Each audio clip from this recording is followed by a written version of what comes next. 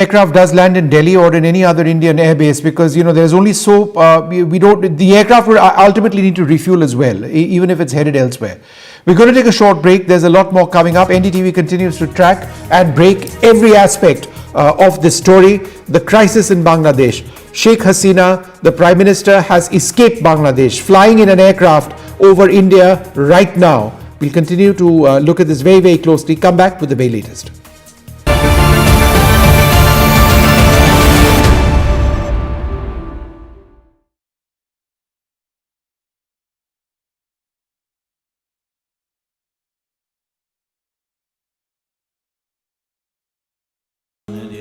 Stay informed and entertained with the new and updated NDTV News app.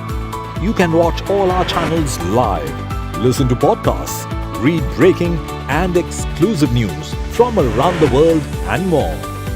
Download the NDTV app today and get access to the best journalism and storytelling on your smartphone or tablet.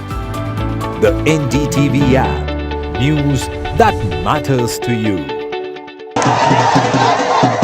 After a great victory by Indian team, and today we are reporting from Mohali International Airport where we are showing these visuals. Arshdeep हमारे साथ हैं. बहुत ही performance आई सारे दी थे बढ़िया results मिले. We are in the city of Kanpur today because they have their champion back home, Kuldeep Yadav. Desperation for each and everyone to go there and win the World Cup, and we did it.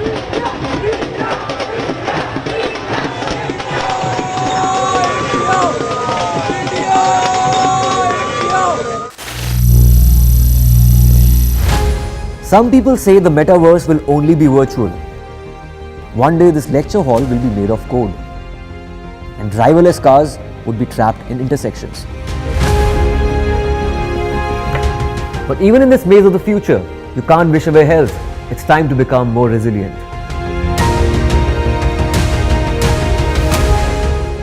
"10 years of Banega Swasth India, we have grown and achieved so many milestones.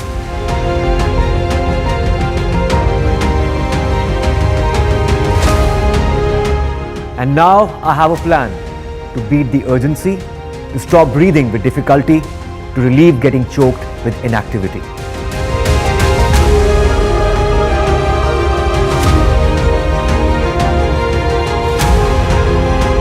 Energize our government, our environment, our society, and ourselves. Everyone, everywhere, every day.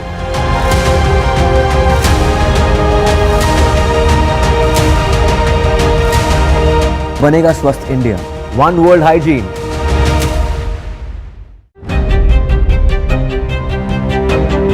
Hello and welcome to India Sense, where I speak with global opinion makers. The United States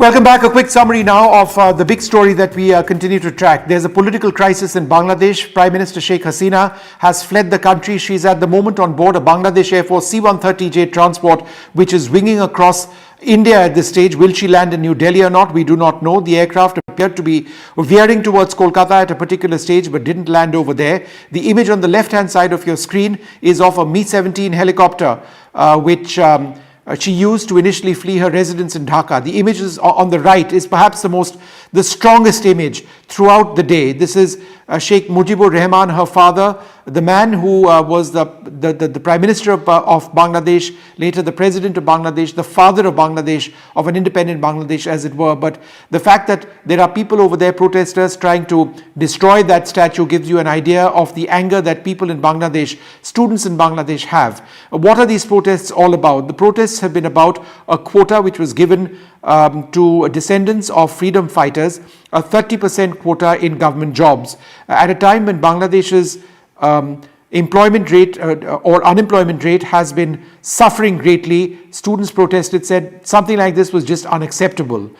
Initially, the Prime Minister Sheikh Hasina seemed to back the decision, but then after the protests became much more vociferous, much more violence, 100 scaled, the court did roll back its verdict, and the government seemed to say that, no, look, this is all going to go away. But by then, the situation got out of hand. 98 people lost their lives yesterday. The death toll now, some suggest upwards of 300. Her house this morning was ransacked. Protesters inside walking away with sofas and chairs and everything else. The commentary on Channel 24, a Bangladeshi network, saying that this is a historic moment for Bangladesh. The doors of this house were always closed. Now they are open. What happens next to Sheikh Hasina, the former Prime Minister of Bangladesh, we do not know. But the Army Chief of Bangladesh very significantly in a press conference has said that there is an interim government in place in Bangladesh at this stage. Opposition leaders and other political leaders have met him. He's reached out to protesters telling them to go home. He's reached out to protesters saying that, look, work with us. We will ensure that all of the demands that you have made are being resolved. All of your demands will be resolved, but let there be no more violence. Let there be peace at this stage.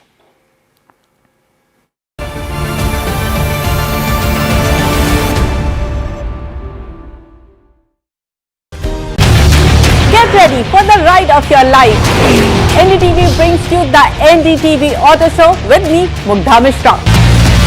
From the fastest supercars to the sleekest new energy vehicles to your trusted daily ride, we cover it all. Every Saturday at 10:30 a.m. and Sunday at 8:30 p.m. only on NDTV 24/7. Your next great escape starts here. The biggest democratic exercise in the world. Team NDTV covers it from ground zero. BJP really had to fight a tough election this time. Unprecedented exercise. Unmatched coverage. There is no dispute. जनता को decide करना है. From polling to counting, NDTV brought you the most trustworthy news and updates.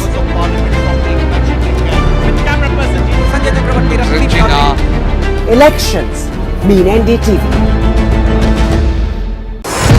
NDTV proudly upholds its legacy of trust and credibility.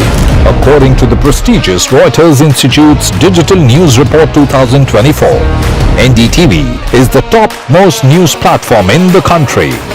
Number one in both online and offline reach in India. Beating all its competition, NDTV stands for trust.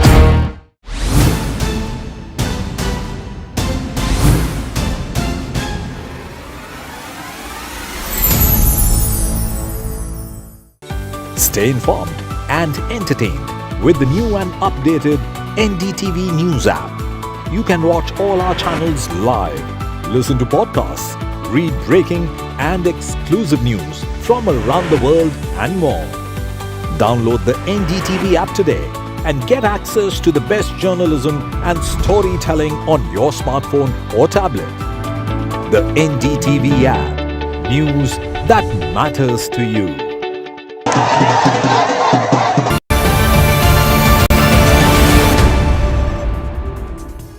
Welcome back. A rail crisis now in Bangladesh. The Prime Minister of Bangladesh, or the ex-Prime Minister of Bangladesh, Sheikh Hasina, has exited the country. She's believed to be either in India or on her way to India. There are two developments which have taken place. There is some initial reports now coming in that Sheikh Hasina may have landed in Agartala. Then there is this flight radar information, which is verifiable information that we've been tracking, of a C-130 Bangladesh Air Force aircraft. Initially tried to land in Bangladesh, in Kolkata I should say, but now presently winging its way across Bihar and Uttar Pradesh. Is she on that aircraft, and if so, is she landing in Delhi? But Sheikh Hasina out of Bangladesh at this stage, it appears.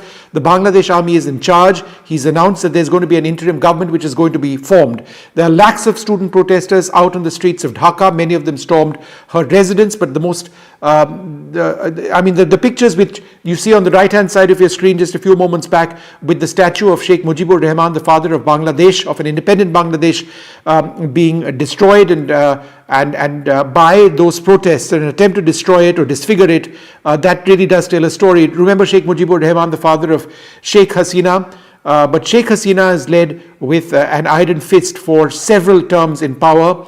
And there appeared to be increasingly a disconnect between her and protesters and people in Bangladesh at a time when there was a lot of unemployment, or there is a lot of unemployment in Bangladesh. there was a court verdict which came in which said that there would be 30% reservation in government jobs for descendants of freedom fighters. Sheikh Hasina initially said, okay, that was fine, but that resulted in massive protests by students who are desperate for jobs, said, this quota just doesn't work for us. Intense violence in Bangladesh. You can see buses were set on fire. The army chief in his press conference said that please go home, do not fight anymore, no more murders, no more violence. But on the streets of Dhaka, it's a condition of absolute anarchy, lakhs of people on the roads. We've heard numbers stretching from anywhere between 3 lakhs to 10 lakhs.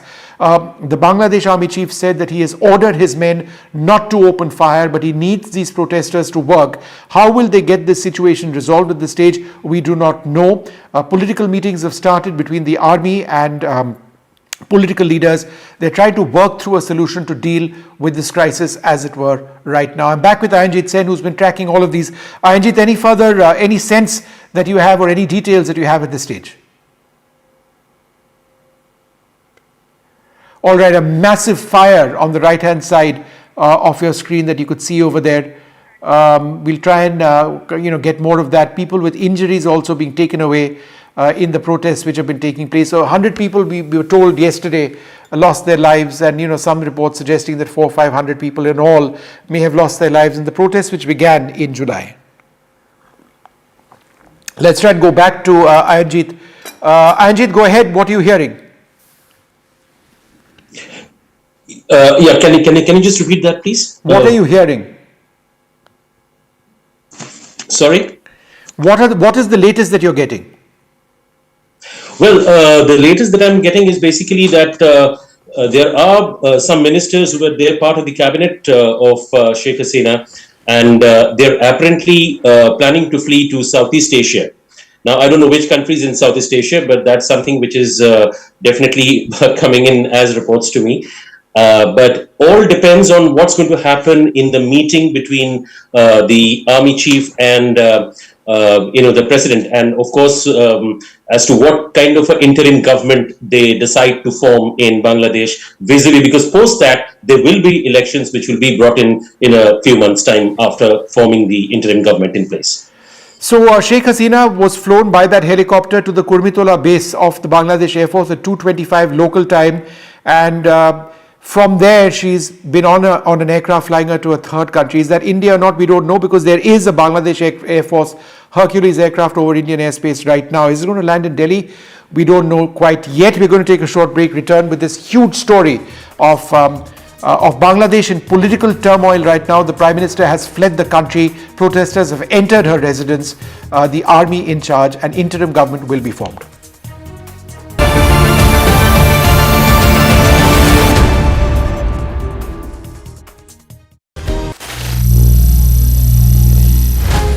Some people say the metaverse will only be virtual.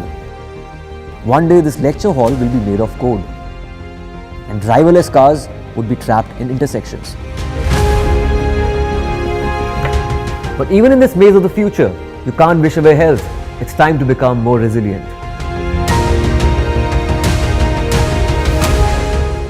"10 years of Banega Swasth India, we have grown and achieved so many milestones.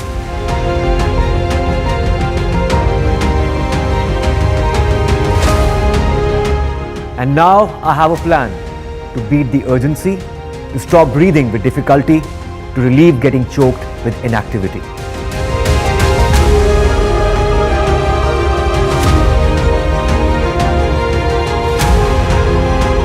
Energize our government, our environment, our society, and ourselves.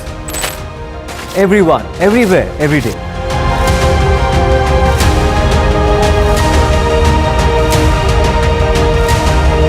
Banega Swasth India, one world hygiene.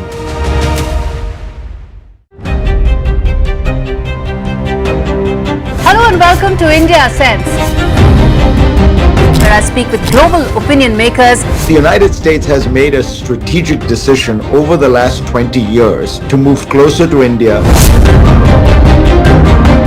Now a $7 trillion economy seems a perfectly conceivable number. If you want to be a national party, it's that you sort of accept the way the world is rather than want to endlessly hark back to how it was. Modi is promoting the digitization of the economy, which is accelerating growth in the country. Get ready for the ride of your life. NDTV brings you the NDTV Auto Show with me, Mugdha Mishra. From the fastest supercars to the sleekest new energy vehicles to your trusted daily ride, we cover it all. Every Saturday at 10:30 a.m. and Sunday at 8:30 p.m. only on NDTV 24/7. Your next great escape starts here. The biggest democratic exercise in the world. Team NDTV covers it from ground zero. BJP really had to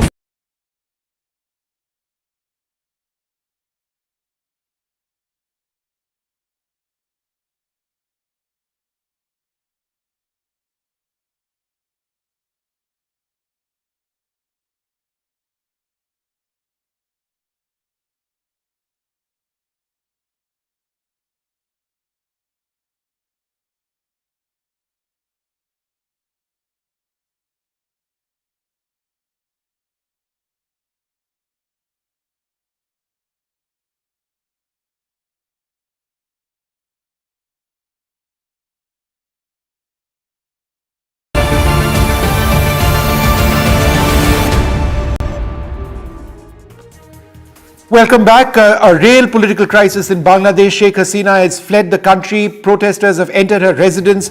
They've been trying to defile the statue of Sheikh Mujibur Rahman, the father of Bangladesh, Sheikh Hasina's father. The army is in charge in Bangladesh right now. An interim government is being formed. The army chief telling protesters to go back home, stop the protests, which have seen hundreds of people lose their lives. Lakhs of people, student protesters and others, have been out on the roads of Bangladesh and the roads of Dhaka primarily today, as this situation got completely out of control. The armed forces chief, the army chief, basically telling protesters, I promise you that we will ensure that whatever it is that you want, that will be met. The protests that were taking place over a quota in government jobs, 30% of which were allotted for descendants of freedom fighters. The students said that at a time when there has been such unemployment in the country, it was unacceptable to have something like that. These are fresh pictures that you're seeing on the right hand side of your screen, and on the left hand side is the helicopter which flew Sheikh Hasina to the Kurmitula air base a short distance away, from where she apparently boarded the C-130J Hercules aircraft and is winging it across North India at this stage, though some other reports suggest that she may actually have fled to Agartala. We don't know, but it is very curious that there is an aircraft, a Bangladesh aircraft, Bangladesh Air Force aircraft, which is over Indian airspace at this stage. It has been for a while. Let's just listen into what the army chief said a little while back. দেশে একটা ক্রান্তিকাল চলছে। আমি সমস্ত রাজনৈতিক দলের নেতৃবৃন্দকে এখানে আমন্ত্রণ করেছিলাম, ওনারা এখানে এসেছেন, আমরা একটা সুন্দর আলোচনা করেছি। We've had excellent conversations with several political leaders who've come over here to discuss the situation and to take things forward. এবং ইন্টারিম গভর্নমেন্টের মাধ্যমে এই দেশের সমস্ত কার্যকলাপ চলবে। Things will work in this government through an interim government being formed. যে এই ইন্টারিম গভর্নমেন্ট ফর্মের ব্যাপারে ওনার সাথে আলোচনা করে আমরা একটা ইন্টারিম গভর্নমেন্ট ফর্ম করে দেশ পরিচালনা করব।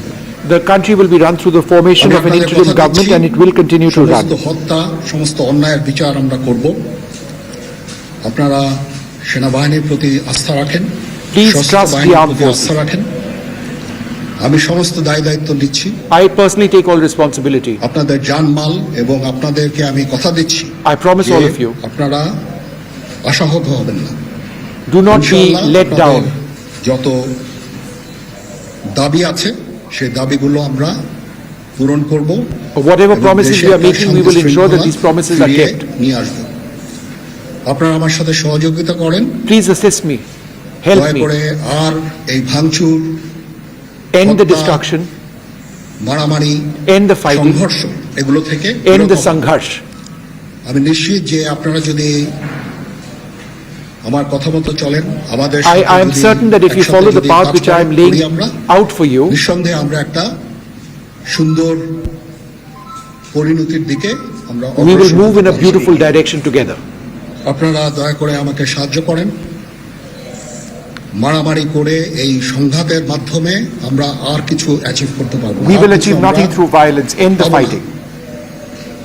সুতরাং দয়া করে আপনারা সমস্ত ধ্বংসযজ্ঞ, সমস্ত অরাজকতা, সমস্ত সংঘর্ষ থেকে বিরত হন এবং ইনশাআল্লাহ আমরা সবাই মিলে একটা সুন্দর ভবিষ্যতের দিকে আমরা অগ্রসর হব। প্রতিটা হত্যার বিচার করা হবে, প্রতিটা অন্যায়ের বিচার হবে। We will look into every concern that has been raised about the injustices which have been committed. নেতারা এখানে উপস্থিত ছিলেন। All of these leaders who I met with, it was very nice of them that they came. We've had conversations with all of these political leaders. ফলপ্রসূ হবে বলে আমি মনে করছি এবং আমরা একটা সুন্দর একটা ইন্টারিম গভর্নমেন্ট ফর্ম করে আমরা We will form a beautiful interim government. মাননীয় প্রধানমন্ত্রী পদত্যাগ করেছেন এবং এখন একটা ইন্টারিম গভর্নমেন্ট ফর্ম করে আমরা আমাদের কার্যক্রম পরিচালনা করব। We will continue with an interim government. We will continue the work of this government through an interim government which has been formed. ইনশাআল্লাহ আমরা সবাই মিলে সমস্ত সমস্যার সমাধান করতে সক্ষম হব। Inshallah, we'll be able to resolve all of the problems which confront us at this stage. যাবেন না এবং শান্তি শৃঙ্খলার পথে ফেরত চলে আসেন। Please return to a path of peace. Let there be normalcy. অর্থ সম্পদের ক্ষতি হচ্ছে, জানের লোকজন মারা যাচ্ছে। People are being killed. There is violence. There is destruction taking place now. আমাদের সাহায্য করেন। আমি Please help us. আপনারা আমাকে সাহায্য করেন। Please help us. Please help us. আল্লাহ হাফেজ। All right, so that was the press conference by the Bangladesh Army Chief. Let's listen into the question and answer which also took place over here. সেই কাঙ্ক্ষিত ভাষণ দেখেছেন, সেনাপ্রধান আরো কিছু বলার চেষ্টা করছেন, আমরা আবারও শুনি। এটা খুব আর্লি স্টেজ, আমরা যাব মহামান্য রাষ্ট্রপতির সাথে যে We're going to be meeting the president. It's still at an early stage. Then we'll figure things আজকে out. এখানে জামাতের আমির ছিলেন, আমাদের বিএনপির naming various political leaders who were present at the meeting. ছিলেন, জাতীয় পার্টির নেতৃস্থানীয় নেতৃবৃন্দ এখানে ছিলেন এবং সুশীল সমাজ এবং এখানে ডক্টর আসিফ নজরুল উনি নিজেও ছিলেন এখানে এবং উনি আমার সামনেই উনি সমস্ত ছাত্রদেরকে একটা সুন্দর বার্তাও দিয়েছেন এবং আমি আশা করি যে ছাত্ররা সেই বার্তা শুনে ওরা কথা ওনাকে সবাই শ্রদ্ধা করে, ছাত্ররা শ্রদ্ধা করে, ওরা এই বার্তা শুনে তারা এই পরিস্থিতি নিয়ন্ত্রণে নিয়ে চলে আসবে এবং আমরা একটা সুন্দর একটা পরিস্থিতির দিকে I hope that the situation improves and that we have a beautiful future. এখানে আওয়ামী লীগের কেউ ছিল না, আওয়ামী লীগের কেউ ছিল না। Nobody from the Awami League was present in this meeting. আমাদের এই সময় নাই, এটা একটা বিশেষ একটা পরিস্থিতি। This is a particular situation that we're dealing with now. সেনাবাহিনী শান্তি শৃঙ্খলা বজায় রাখার কাজ চালিয়ে যাবে। The armed forces will continue to ensure that there is peace. সবার দায়িত্ব, ছাত্রদের দায়িত্ব, রাজনৈতিক নেতৃবৃন্দ এবং রাজনৈতিক কর্মীদের দায়িত্ব হচ্ছে সেনাবাহিনীকে সাহায্য করা। It is the responsibility of students and others to help the armed forces maintain peace. এই যে একটু আমাদের সাহায্য করেন, Please help us. সুতরাং আমরা তাহলে এই পরিস্থিতি নিয়ন্ত্রণ সহজেই নিয়ে আসতে পারব। We will be able to bring the situation under control quite easily if you are willing to help us. জিনিসটা শান্ত হয়ে যায় তাহলে আর কারফিউর কোনো প্রয়োজন নাই। There will be no need for a curfew if things get peaceful. কোনো কারফিউর প্রয়োজন নাই, কোনো গোলাগুলির প্রয়োজন নাই। আমি আদেশ দিয়ে দিয়েছি সেনাবাহিনী কোনো গোলাগুলি করবে না। I have given an order that there will be no firing done by the armed forces. আমি আশা করছি যে আমার এই বক্তব্যের পরে পরিস্থিতি উন্নতি হবে। I am hopeful that after the statements I made today, the situation will improve. That it will improve immediately after these remarks which I am now making. আমরা এটা না, আমি আজকে রাতের মধ্যে একটা আমরা সলিউশনে যাওয়ার চেষ্টা করব। We will find a solution by this evening as a result of our meetings.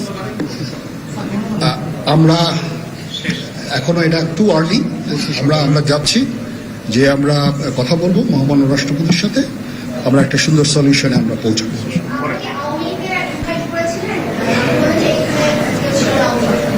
পরিস্থিতি ছিল খুব কম, সময় খুব কম ছিল। আমি যাদেরকে পেয়েছি অনেককেই আমি বলেছি, সবাই হতেন, বাট প্রধান রাজনৈতিক দলের সমস্ত নেতৃস্থানীয় নেতৃবৃন্দরা তাদের সাথে আমি কথা বলেছি এবং ওনারা সবাই আমাদের এই প্রস্তাবে, এই যে আমরা যে আলোচনা করছি, সবাই এটাতে রাজি হয়েছেন। এখানে মমিনুল হক সাহেব ছিলেন, এখানে জামাতের আমির ছিলেন, জুনায়েদ সাকি উনি ছিলেন, তারপরে ডক্টর আসিফ নজরুল ছিলেন। আমরা সবাই মিলে এবং সবাই আমরা এটাতে একমত পোষণ করেছি। এখন ছাত্রদের কাজ হচ্ছে যে the work of students now এবং আমাদেরকে সাহায্য করা is to help us. আমি তো বলছি এতক্ষণ আমার এই বক্তব্যের ছাত্রদের প্রতিনিধি বলতে আমি এখন ওনাদের কাউকে পাইনি। আমি doctor Asif Nazrul I haven't yet found a representative of the students for talks to begin.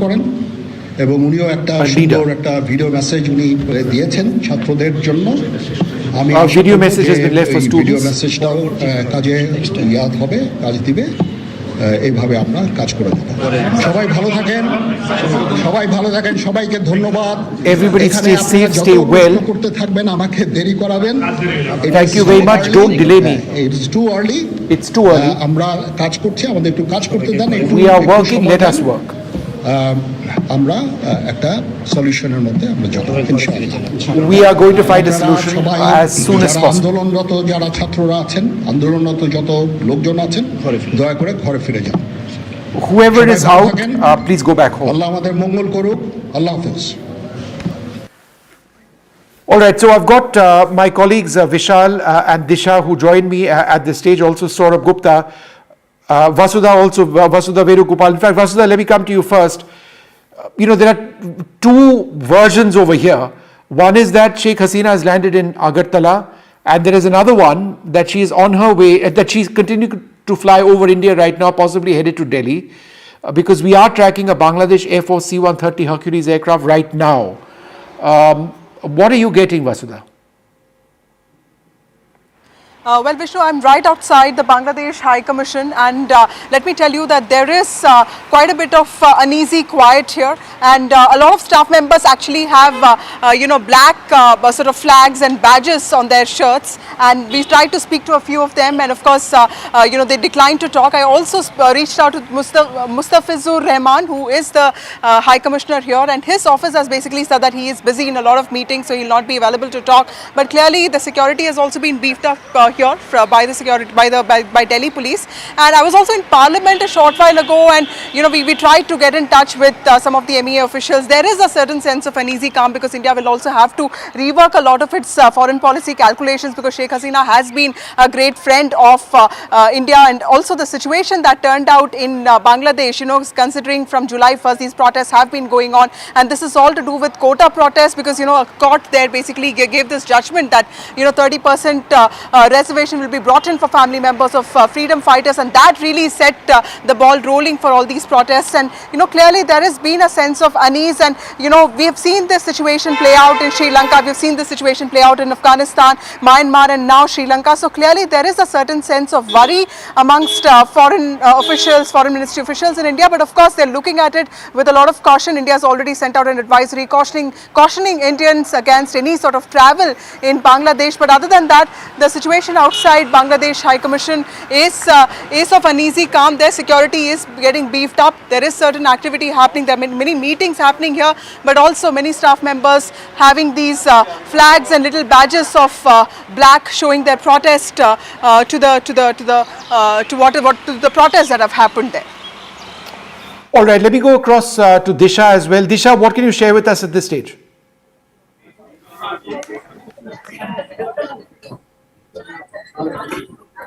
So we don't have the line with Disha. Let me go across to Saurabh Gupta. Saurabh, let me come to you right now. Saurabh, what are the details that you're picking up at this stage?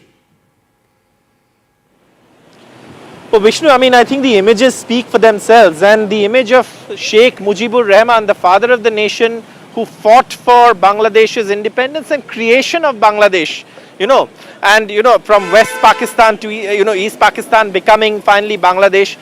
that man's statue being vandalized is something that is there, for history books, because this is something that really many who've studied Bangladesh politics will tell you where it comes from. We all know where it comes from, because that, of course, kind of politics is something that perhaps many believed in Bangladesh that had, was in the past with Prime Minister Sheikh Hasina. Now, like Vasudha was saying, what does this mean for India?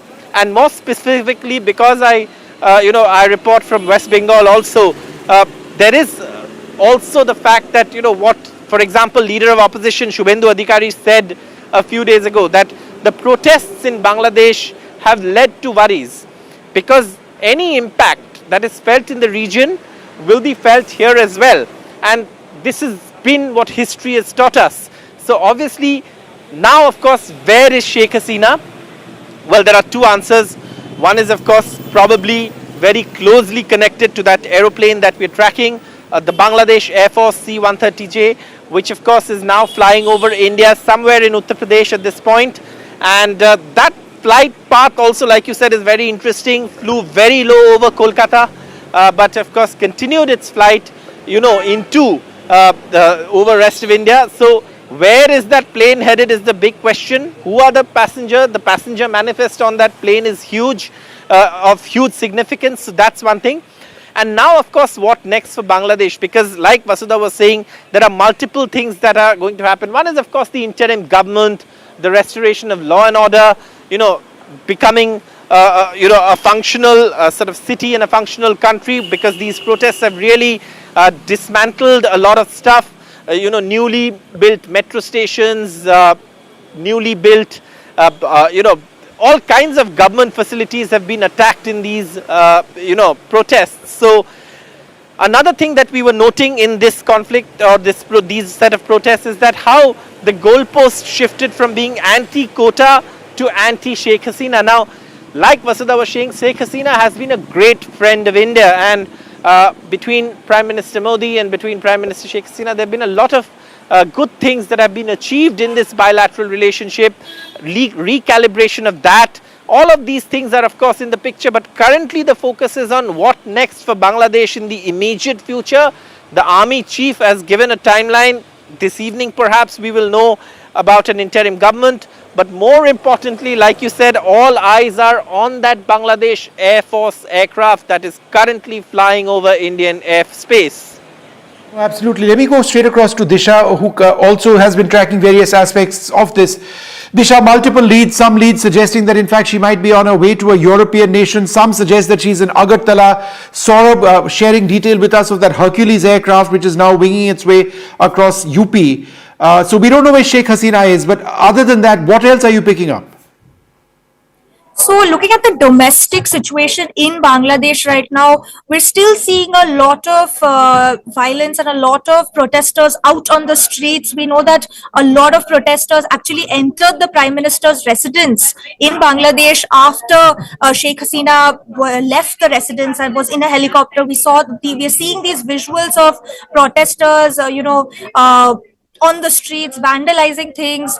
But there's now with the army chief's address, we are expecting that things could, in a sense, calm down, because the army chief did mention that he held a meeting which had positive talks with the student leaders as well as other political leaders. However, Awami League leaders weren't present at this meeting, but in a sense, in the next couple of hours will be crucial to see how the situation in Bangladesh progresses, whether a sense of calm resumes in Bangladesh or not. He did mention that he has instructed the army forces as well as the police forces that not to fire at protesters, but we still have to see how the situation will progress.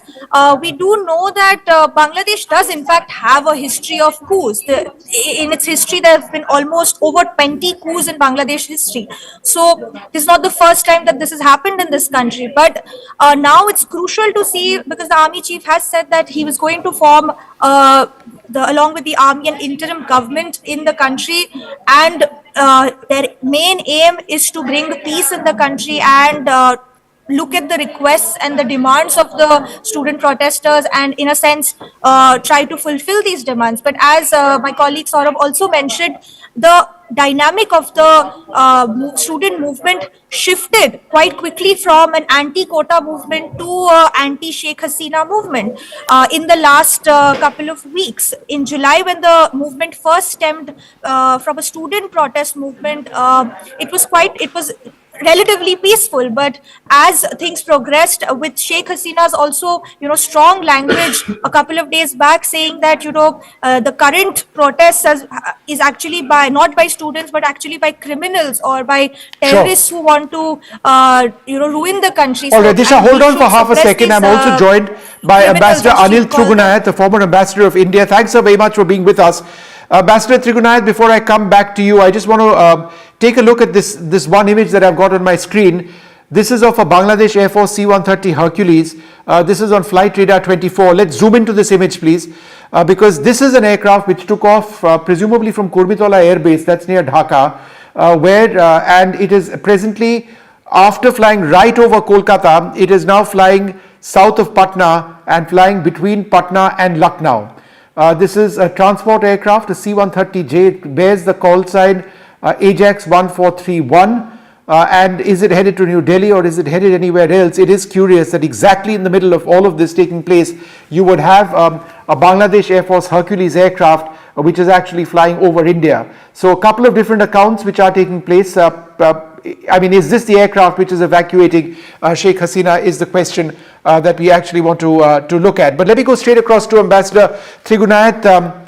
We'll talk about Bangladesh in a moment, but let's talk about Sheikh Hasina as well. She's had a great equation with this government. India, Bangladesh's closest neighbor, physically and otherwise as well. What are the choices for New Delhi right now as we see that aircraft flying overhead, presumably with her on board? Well, I think that if we were to look at it as a friend, then she might be welcome here to come and stay. But it will have its own repercussions as we go forward. Then there could be at the grassroots level there could be some problem, and this could convey some wrong messaging. So at the same time, I think that till she has landed here, we can't really speculate much. Or if she is allowed to stay here, we have done so in several cases, as you know, in Afghanistan and some others who have come and stayed in India. They are friends of India, but more importantly, Bangladesh is a friend of India. So irrespective of the fact that whichever government is in power, whoever is in power, we want the stability and security of Bangladesh to be restored at the earliest. And India has always stood by it. And now if you were to see India's track record in the recent times only, whether it is Sri Lanka, whether it is Nepal, whether it is Maldives, the most of the countries that have started off with little anti-India campaign eventually were salvaged by it, and they have understood the worth of India's assistance and the good intent of within the compass of the neighborhood first policy. So I think that this is what the people of Bangladesh will see. Right now, there is a moment in which there is a lot of turmoil that is taking place, and how do we go through this turbulence, whether there will be interim government and subsequently elections, because even it is not going to be that easy for an army if it wishes to continue longer. All right. Thanks, Ambassador Thrigunayat. We'll come back to you in just a little while from now, but just hang on for one more moment, sir. I want you to talk a little bit about the image which we saw on the right-hand side of our screen, the image of Sheikh Mujibur Rahman, not the image, the statue, being defiled by protesters over there. It's almost unbelievable because he is the father of Sheikh Hasina, but the hero of Bangladesh, the first Prime Minister. What are your thoughts as you see this image? It is very, very sad that what is happening, that some people are doing it. It also shows that how much anger is there at the grassroots against the Awami League and the Sheikh Hasina family. But this is really a very sad moment, I think so. And I think this will divide the country more than address the issues. Yeah. All right, so thanks very much for being with us. Just a quick summary of what exactly it is that we are tracking right now. A political crisis in Bangladesh. Sheikh Hasina, the Prime Minister of Bangladesh, has fled. Protesters have entered her residence. They've been pilfering, looting, moving away. The army has held a press conference, the army chief. An interim government is being formed. The army has appealed to people to go home. The army chief has promised people they will not open fire on the protesters. But there are lakhs of people out there. Will they listen? Because it is chaos, anarchy, mayhem in the streets of the Bangladeshi capital right now. Lakhs of people, some numbers suggest up to 10 lakh people may in fact be out there. The interim government being formed, it's a process. The first round of talks between political leaders has taken place. More talks are now taking place and will throughout the evening. That's the basic information we have as far as Sheikh Hasina. She was fled. She has fled. She was moved away in a helicopter that you see on the left-hand side of your screen. She seems to have boarded a Hercules transport aircraft from Kurmitola Air Base, that's near Dhaka, and that aircraft is now flying over the Indian subcontinent between Patna and Lucknow right now. Is it going to land in Delhi or not? That's something that we need to find out very, very soon.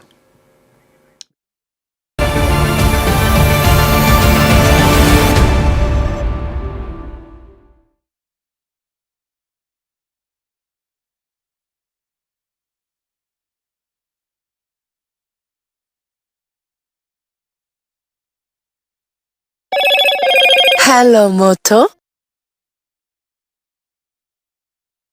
Motorola Razr 50 Ultra comes with Google Gemini.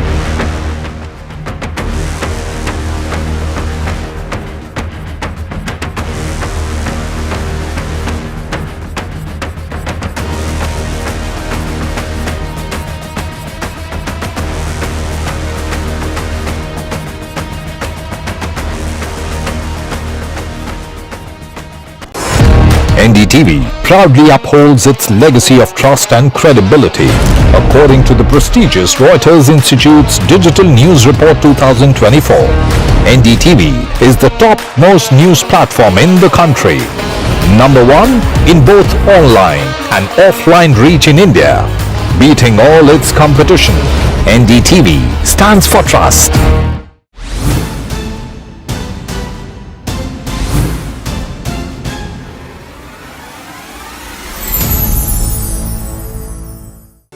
Stay informed and entertained with the new and updated NDTV News app.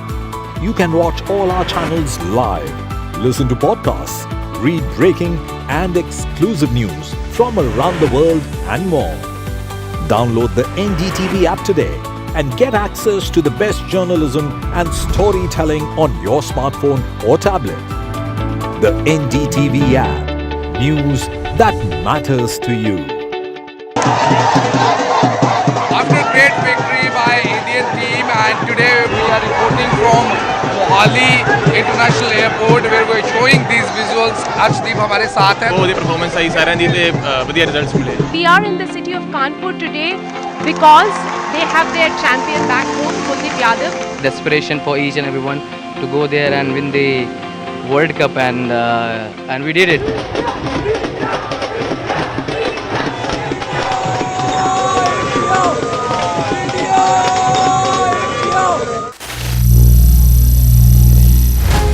Some people say the metaverse will only be virtual. One day this lecture hall will be made of code, and driverless cars would be trapped in intersections. But even in this maze of the future, you can't wish away health. It's time to become more resilient.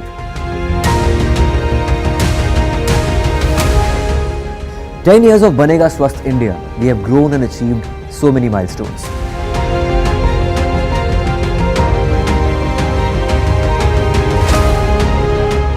And now I have a plan to beat the urgency, to stop breathing with difficulty, to relieve getting choked with inactivity.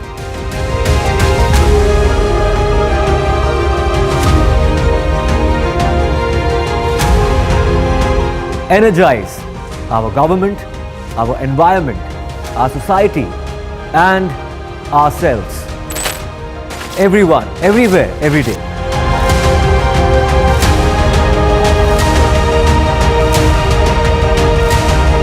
Banega Swasth India.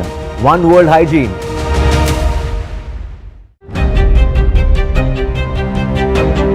Hello and welcome to India Sense, where I speak with global opinion makers. The United States has made a strategic decision over the last 20 years to move closer to India.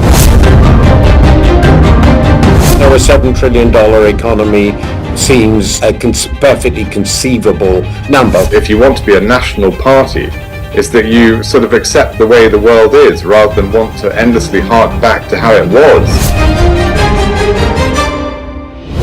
Modi is promoting the digitization of the economy, which is accelerating growth in the country. Get ready for the ride of your life.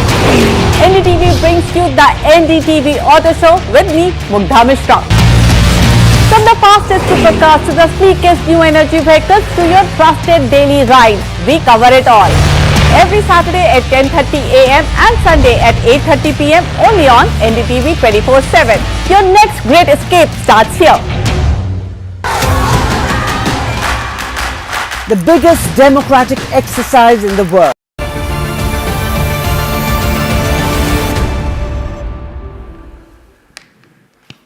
Welcome back. It's all over for Sheikh Hasina as far as being Prime Minister of Bangladesh is concerned. She has now exited Bangladesh. She is fleeing after protesters moved into a house, ransacked that house. There have been lakhs of protesters out in Bangladesh after hundreds of people have lost their lives in the violence that we've seen. Statues of Sheikh Mujibur Rahman, her father, the father of Bangladesh, are being defiled as well. At this stage, Sheikh Hasina is on board this aircraft. You can see that on your screen.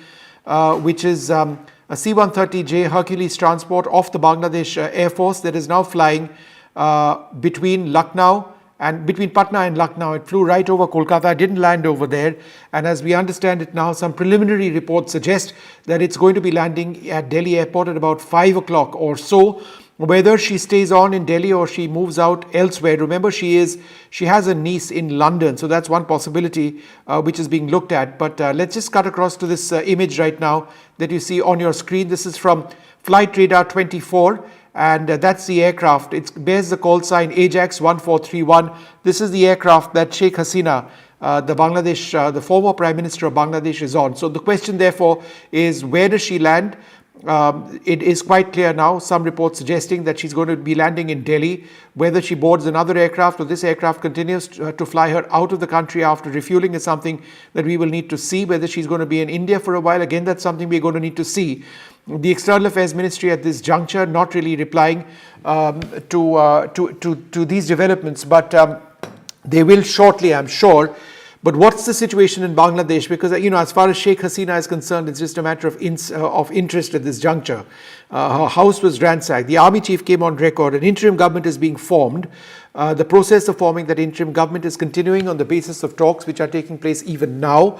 Those talks will continue right through to the evening. The army chief appealing to protesters, of whom lakhs are out on the streets of Dhaka, the Bangladeshi capital, to return home. Please cooperate with the army. The army is ordered not to open fire on them. We've got our correspondents out tracking every aspect of the story. My colleague Vasudha Venugopal, Disha with us as well, and Vishal tracking all of this, and also Mohammad Ghazali with us. Ghazali, let me come across to you first. What are you hearing? Has India's External Affairs Ministry responded at all to Sheikh Hasina, whose aircraft appears to be headed to Delhi? See, as of now, there has been no statement from the External Affairs Ministry, but they're keeping a close watch on it, because we know that when these protests started happening, the External Affairs Ministry was getting inputs that certain anti-India elements were also involved in these protests. But now, since Sheikh Hasina has moved out of Bangladesh, an interim government formation process is still on. The army has taken over, but the negotiations with different political parties are going on. The violence has not stepped down even now in Bangladesh. In the Dhaka, in the capital city, the protesters are still out on the street. They stormed through her official residence. They are still out there. The army is not using any force to quell these protesters. Meanwhile, what we are picking up right now, that there is a very likelihood that after arriving in India, in Delhi, Sheikh Hasina may fly out to UK, where one of her cousins is also a parliamentarian. So this is what we are being told right now, but External Affairs Ministry is keeping a close watch on the developments there, but no official statement so far, or whether she will be received officially there or not, and what time she'll be landing there is still uncertain. All right, let's go across to Vasudha Venugopal. Vasudha, what are your government sources telling you at this stage? Well, Vishnu, I'm right outside the Bangladesh High Commission, and let me tell you that there is a sense of uneasy calm here, and we don't know where Sheikh Hasina would be landing. Some people say that she could be landing in Delhi and then of course proceeding to London, but let me also tell you that there are staff members inside this complex who are also wearing these black badges of protest, so clearly saying that, you know, whatever is happening in Bangladesh of course will have consequences not just in India but the entire neighborhood. Remember, Sheikh Hasina has been a trusted friend of India, and this whole 10 years has been seen as a Shonali Adhyay, you know, the golden period of diplomacy, because both Narendra Modi and Sheikh Hasina have had a very trusted friendship, and Sheikh Hasina has also sort of, you know, dealt with, addressed India's concerns regarding Islamic terror extremism, and you know, but other than that there have also been concerns with regard to how democratic the elections were. Remember, she came to power for the 4th term, and you know, she's been in power in Bangladesh since 2009, and she was in Delhi just a few days ago for her bilateral meeting and also for the swearing in of Narendra Modi for the 3rd time. So clearly, you know, many policy changes will have to be made with regard to the foreign policy strategy of India. But as regard to, you know, now the Bangladesh High Commission is sort of, you know, there are many media people here, and of course, you know, the security has been beefed up. You can see Delhi police on that side as well. And of course, I also reached out to Mustafizur Rahman, who is the High Commissioner there, and his office has said that, you know, he is continuously in a spate of meetings, so he'll not be able to meet media people today. So there is a sense of uneasy calm, and of course we are waiting for some more updates as to where Sheikh Hasina could be actually headed, if she's actually coming to Delhi, and where she could be staying, if that actually is the truth. So, you know, she's got a niece in the United Kingdom, Vasudha, so that's one possibility. Again, we don't know very much at this juncture. Disha, what are you picking up? Domestic situation in Bangladesh, as my colleague Ghazali also mentioned, there is still a lot of turmoil and violence on the streets. We're seeing that the protesters, lakhs and lakhs of protesters are still out on the streets. We're also getting visuals on social media and other local media of the protesters inside Sheikh Hasina, the Prime Minister's official residence, and they are, you know, ransacking the residence in a sense, and they're posing for pictures with the different the interiors of the residence. But we're still seeing a lot of sloganeering and a lot of protesters out on the streets calling for their demands to be fulfilled. Now that the army chief has spoken and said that they're forming an interim government and have spoken to the leaders of the different protesting groups, it's now a time to wait and watch and see how the situation in Bangladesh is going to progress, if we're going to see in a sense things calming down. A curfew is still ongoing in Bangladesh, but the army chief has said that if things calm down, the curfew will be removed. They have also the army chief also mentioned that he has instructed the armed forces as well as the police not to fire at protesters, and he said that if the protesters cooperate with him and the army, things can calm down in Dhaka. But as far as the latest is being seen, the internet is still shut down, but certain regions of Bangladesh internet has been restored, but still a lot of turmoil, and this is now a developing situation. Sheikh Hasina, as you mentioned, has left the country, but it's still unclear as to where she is headed. But in terms of her, tenure in Bangladesh, she has been in power in Bangladesh since 2009. She actually won a 4th term in Bangladesh in January this year.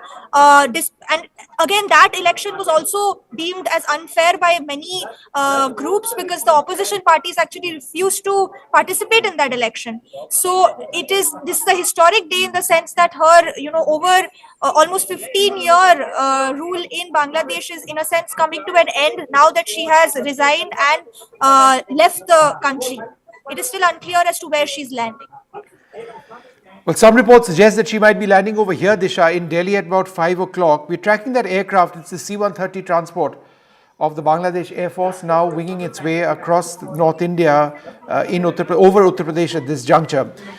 All right, let's go across to Saurabh Gupta, who's been looking at the situation now. Saurabh, Sheikh Hasina at this juncture, frankly, is a matter of interest. The real story is what's happening in Bangladesh, the violence, about 100 people just yesterday losing their lives, upwards of 300, 400 people since the month of July. The army chief has made an appeal to people saying, please go home, stop the violence, we are not going to fire on you. Are we getting any indicators that people are now slowly starting to disperse? Well, the latest images that we've seen are Ganabhavan being breached, the gates of Ganabhavan being breached, and of course, protesters who breached the Ganabhavan, enjoying a meal inside the Prime Minister's official residence. Also, lots of pictures now coming in from Dhaka, but whether we can safely say that the worst is over is something that would be too premature. So obviously at this point, till the time there is some sort of a system, government in place, at least an interim government, it is difficult to say what the situation is going to be.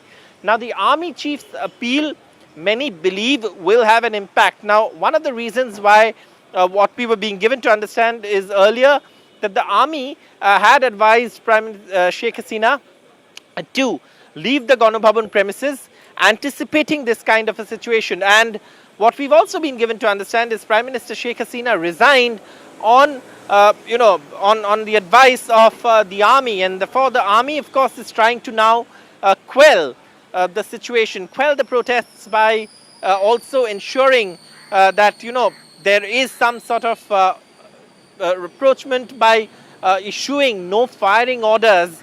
That is something that we've seen, play out in the streets of Dhaka and the rest of the country in Bangladesh over the last few days, and many had believed that there was peace and calm returning slowly, but on Sunday that violence really spiked, and the number of deaths we know are in very well above 100, and places like Sirajganj, places like Rangpur bearing the brunt of that violence. In fact, one of the other concerns that many are raising, and this is whether whether it's the Chief Minister of West Bengal who's commented on it, or whether now it's the leader of opposition in West Bengal, Shubhendu Adhikari, who commented on it today, that the situation unfolding in Bangladesh is a cause of worry, not just for India, but also for West Bengal specifically, given the fact that we share, the largest border perhaps with, Bangladesh as far as the country is concerned.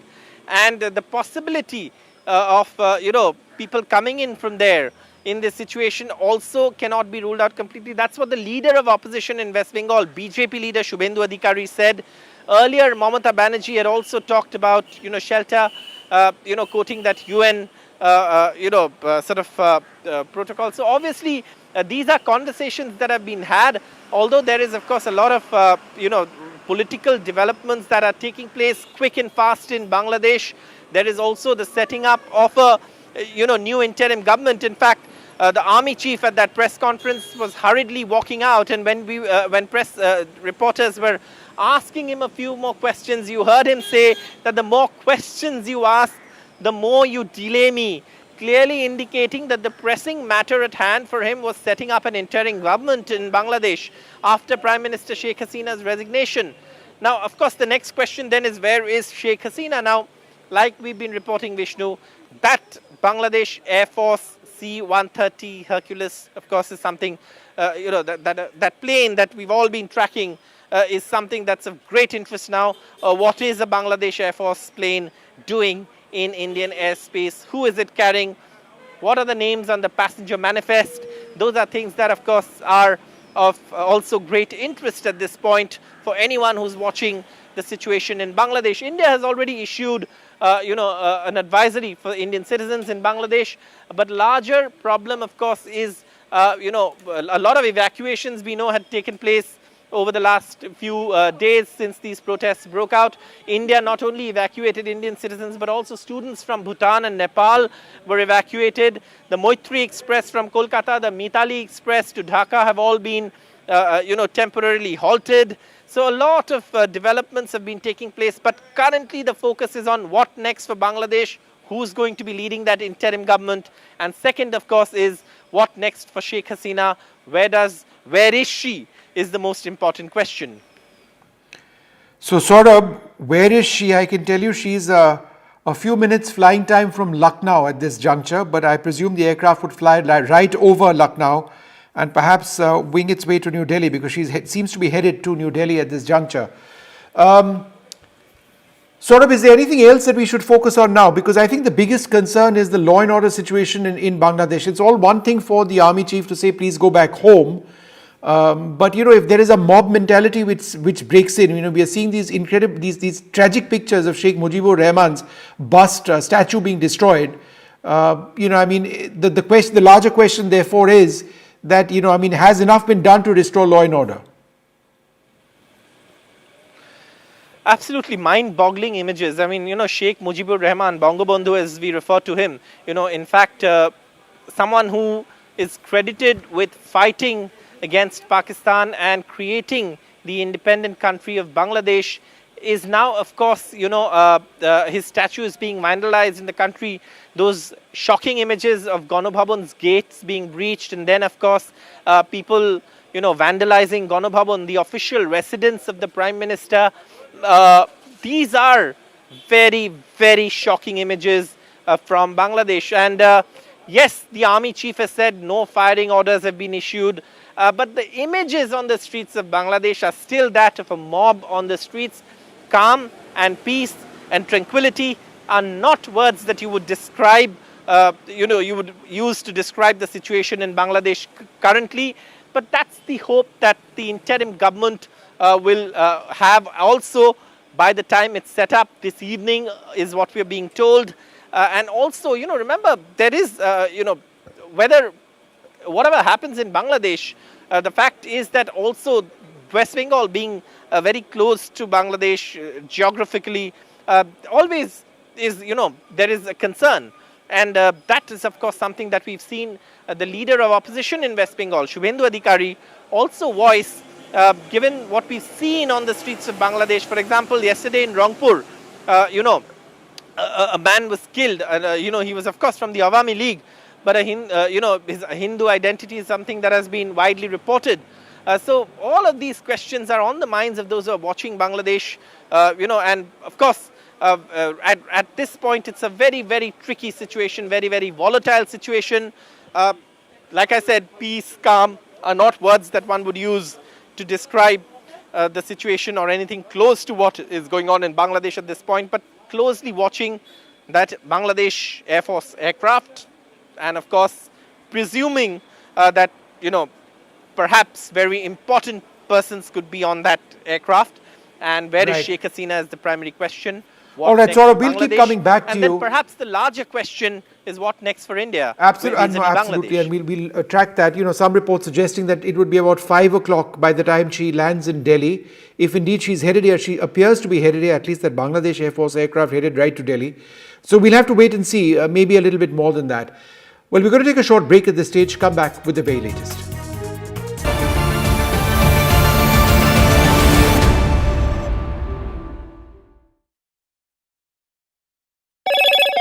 Hello, Moto.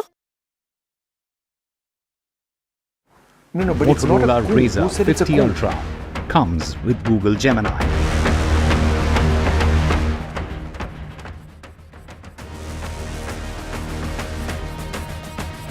Intense violence in Bangladesh. Prime Minister Sheikh Hasina has fled. She's likely to land in Delhi. The army in charge presently, but an interim government is being formed.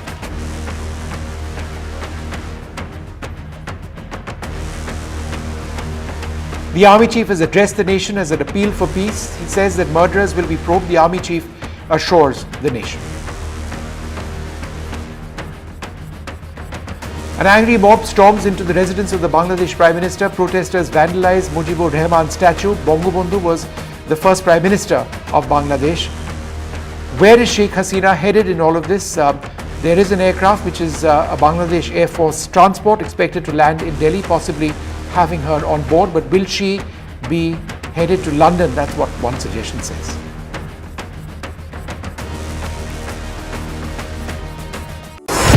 NDTV proudly upholds its legacy of trust and credibility.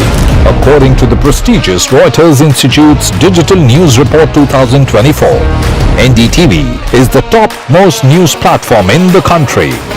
Number 1 in both online and offline reach in India. Beating all its competition, NDTV stands for trust.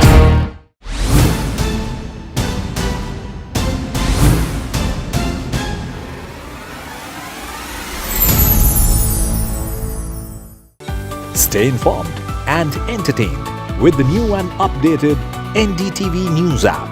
You can watch all our channels live, listen to podcasts, read breaking and exclusive news from around the world and more.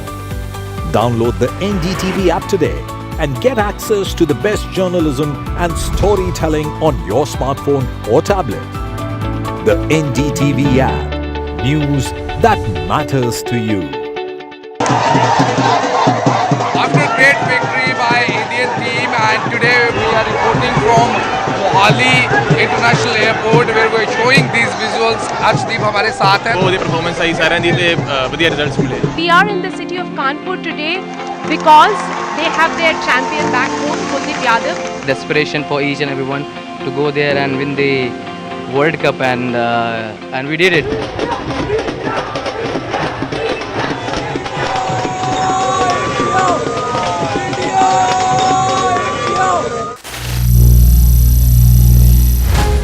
Some people say the metaverse will only be virtual. One day this lecture hall will be made of code, and driverless cars would be trapped in intersections. But even in this maze of the future, you can't wish away health. It's time to become more resilient.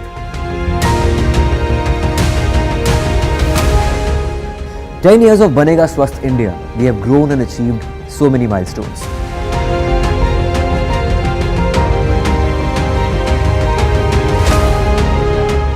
And now I have a plan to beat the urgency, to stop breathing with difficulty, to relieve getting choked with inactivity.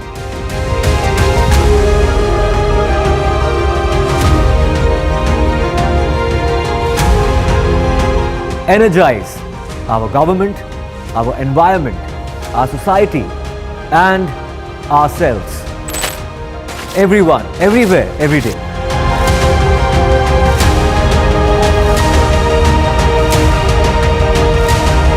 Banega Swasth India. One world hygiene. Welcome back. The big story that we are tracking at this stage, the collapse of the Bangladesh government. Sheikh Hasina has escaped the country, likely to land in Delhi anytime now. Protesters stormed into her residence, broke open the gates, took away furniture. Lakhs of people out on the streets of Dhaka. Student protests completely out of control. The army is in charge. There's an interim government which is being formed. The army chief has asked people to go back home. Will they? That's the big question. What are these protests all about, which prompted Sheikh Hasina to exit her country? They were about a quota for jobs in the government for relatives of those who were freedom fighters at a time when there is a high unemployment, a relatively high unemployment in Bangladesh. Students said absolutely no, that quota completely unexpected. There was a rollback of that quota, but it wasn't enough. The protests continued. Hundreds have lost their lives. Let's go across to Ghazali, who's been tracking all the developments, along with Disha Bakchi. Ghazali, what are you hearing? See, the army is also negotiating with Bangladesh Nationalist Party for an interim government. Probable names are out. Professor Samiullah is one who may be heading the government, but this is still preliminary because the government formation is still in process. And before that, the army chief is negotiating with all the probable parties who were anti-Sheikh Hasina camp, because all this while these protests were being backed by BNP, backed by Jamaat Islami, and very significant from here on. What kind of shape and direction Bangladesh's politics will take will be decided, that which party will be in majority there, which party will be given the charge to run the government by the army. Right now, Bangladesh Nationalist Party is heading there, is sort of running in the lead right now, is in the discussion with the army chief. And in a very short while from now, perhaps after the discussion is over, the army chief may be announcing that who will be taking charge for the interim government in Bangladesh. All right, Disha, what are you getting? What is the latest that you're picking up? So the latest that we are picking up is that internet services are still shut down in Bangladesh. Lakhs of people are still on the streets. Lot of turmoil, lot of vandalizing still on the streets. We're seeing that protesters are continuing to be in the Prime Minister's residence, and they have not yet exited the residence and still kind of in the residence and causing a lot of turmoil and ransacking of the residence in a sense. But otherwise, after it's been almost an hour or more since the army chief's address, but the people are still out on the streets, still sloganeering. And now, as my colleague Ghazali mentioned, there are talks of the government formation, the interim government formation, but we are still seeing a lot of people out on the streets, and there is no sense of calm yet in the country. In Bangladesh, as you can see, the visuals on the screen show the protesters inside the Prime Minister's official residence and sort of posing for pictures and things like that. And we're seeing that the situation in Bangladesh continues to be very dynamic. Within minutes now, reports are saying that, and sources are saying that the Bangladesh Prime Minister Sheikh Hasina, or the former Prime Minister who's now resigned, will land in Delhi. It is yet to be understood where she's headed next from Delhi, or whether she will remain in Delhi. All right, well, we're going to wrap this up before my colleague Gauri comes in, but just a quick reminder of the big story that we've been tracking for the last couple of hours. Prime Minister Sheikh Hasina of Bangladesh is no longer Prime Minister of that country. She has exited Bangladesh. She's fled her country. She's on board a Hercules transport aircraft of the Bangladesh Air Force, expected to land in Delhi at any time. This is after thousands of protesters stormed into her residence. They fled with furniture, with cutlery, with anything and everything that they could find. The images that you see on the right-hand side of your screen, an effort to defile the statue of Sheikh Mujibur Rahman, Sheikh Hasina's father. Sheikh Mujibur Rahman, the father of Bangladesh, one of the most revered figures in that country, but the anger now all pervasive. The army is in charge, an interim government is being formed. The process is starting out right now. There'll be more meetings, perhaps a further announcement this evening, but the message of the army chief in a press conference being telecast across Bangladesh to lakhs of protesters was this: go home, end the violence. We will ensure that if there is any illegality which has been committed, we'll be looking into that. We'll take a short break, more coming up.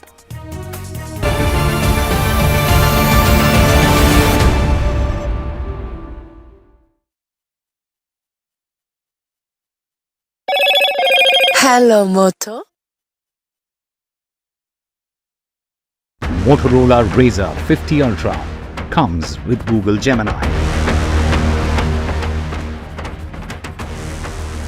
Novak Djokovic wins the Olympic gold.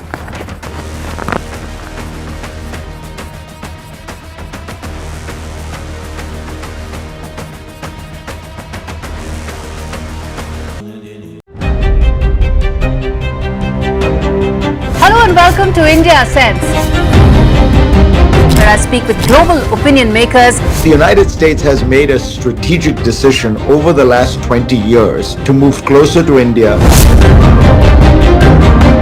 Now, a $7 trillion economy seems a perfectly conceivable number. If you want to be a national party, it's that you sort of accept the way the world is rather than want to endlessly hark back to how it was. Modi is promoting the digitization of the economy, which is accelerating growth in the country. Get ready for the ride of your life. NDTV brings you the NDTV Auto Show with me, Mugdha Mishra. From the fastest supercars to the sleekest new energy vehicles to your trusted daily ride, we cover it all. Every Saturday at 10:30 a.m. and Sunday at 8:30 p.m. only on NDTV 24/7. Your next great escape starts here.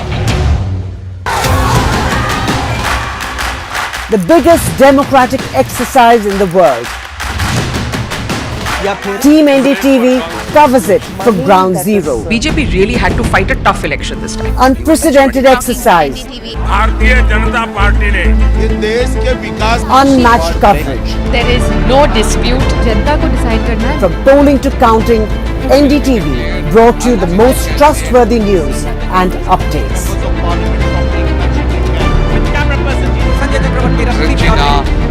Elections mean NDTV. NDTV proudly upholds its legacy of trust and credibility. According to the prestigious Reuters Institute's Digital News Report 2024, NDTV is the top-most news platform in the country. Number one in both online and offline reach in India. Beating all its competition, NDTV stands for trust.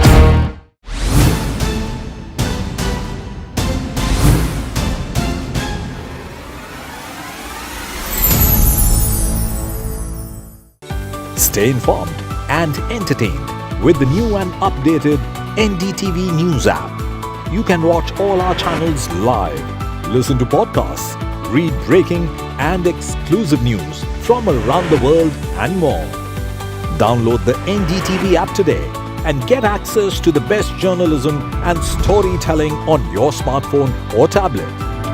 The NDTV app. News that matters to you.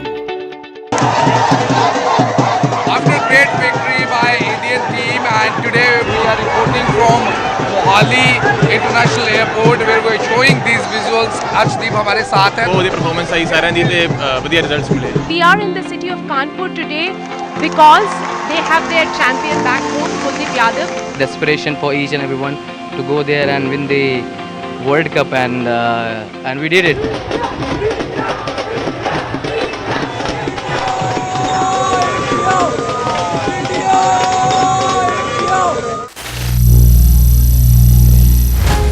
Some people say the metaverse will only be virtual.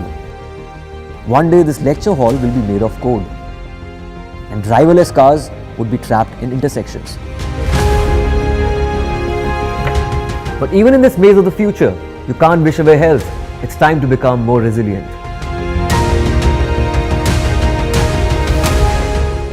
"10 years of Banega Swasth India, we have grown and achieved so many milestones.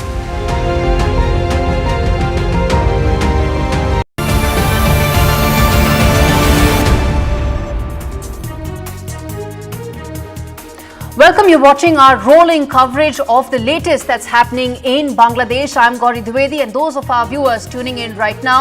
As things stand right now, the Bangladesh Prime Minister Sheikh Hasina has flown out of the country. There is flux right now over the next couple of hours, even as the army chief has asked for all protesters to go back to their houses. Let's take a look at the headlines coming in at this hour. Army coup in Bangladesh. Sheikh Hasina flies out of country. Sheikh Hasina has been ousted. She's flown out of the country amidst unprecedented protests. Army has taken over and announced an interim government to be formed, even as Army chief addressed the nation and called for peace amongst the protesters.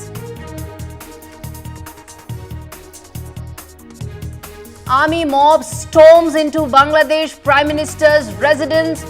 Protesters vandalize Mujibur Rahman's statue, Dhaka Palace, ransacked by protesters.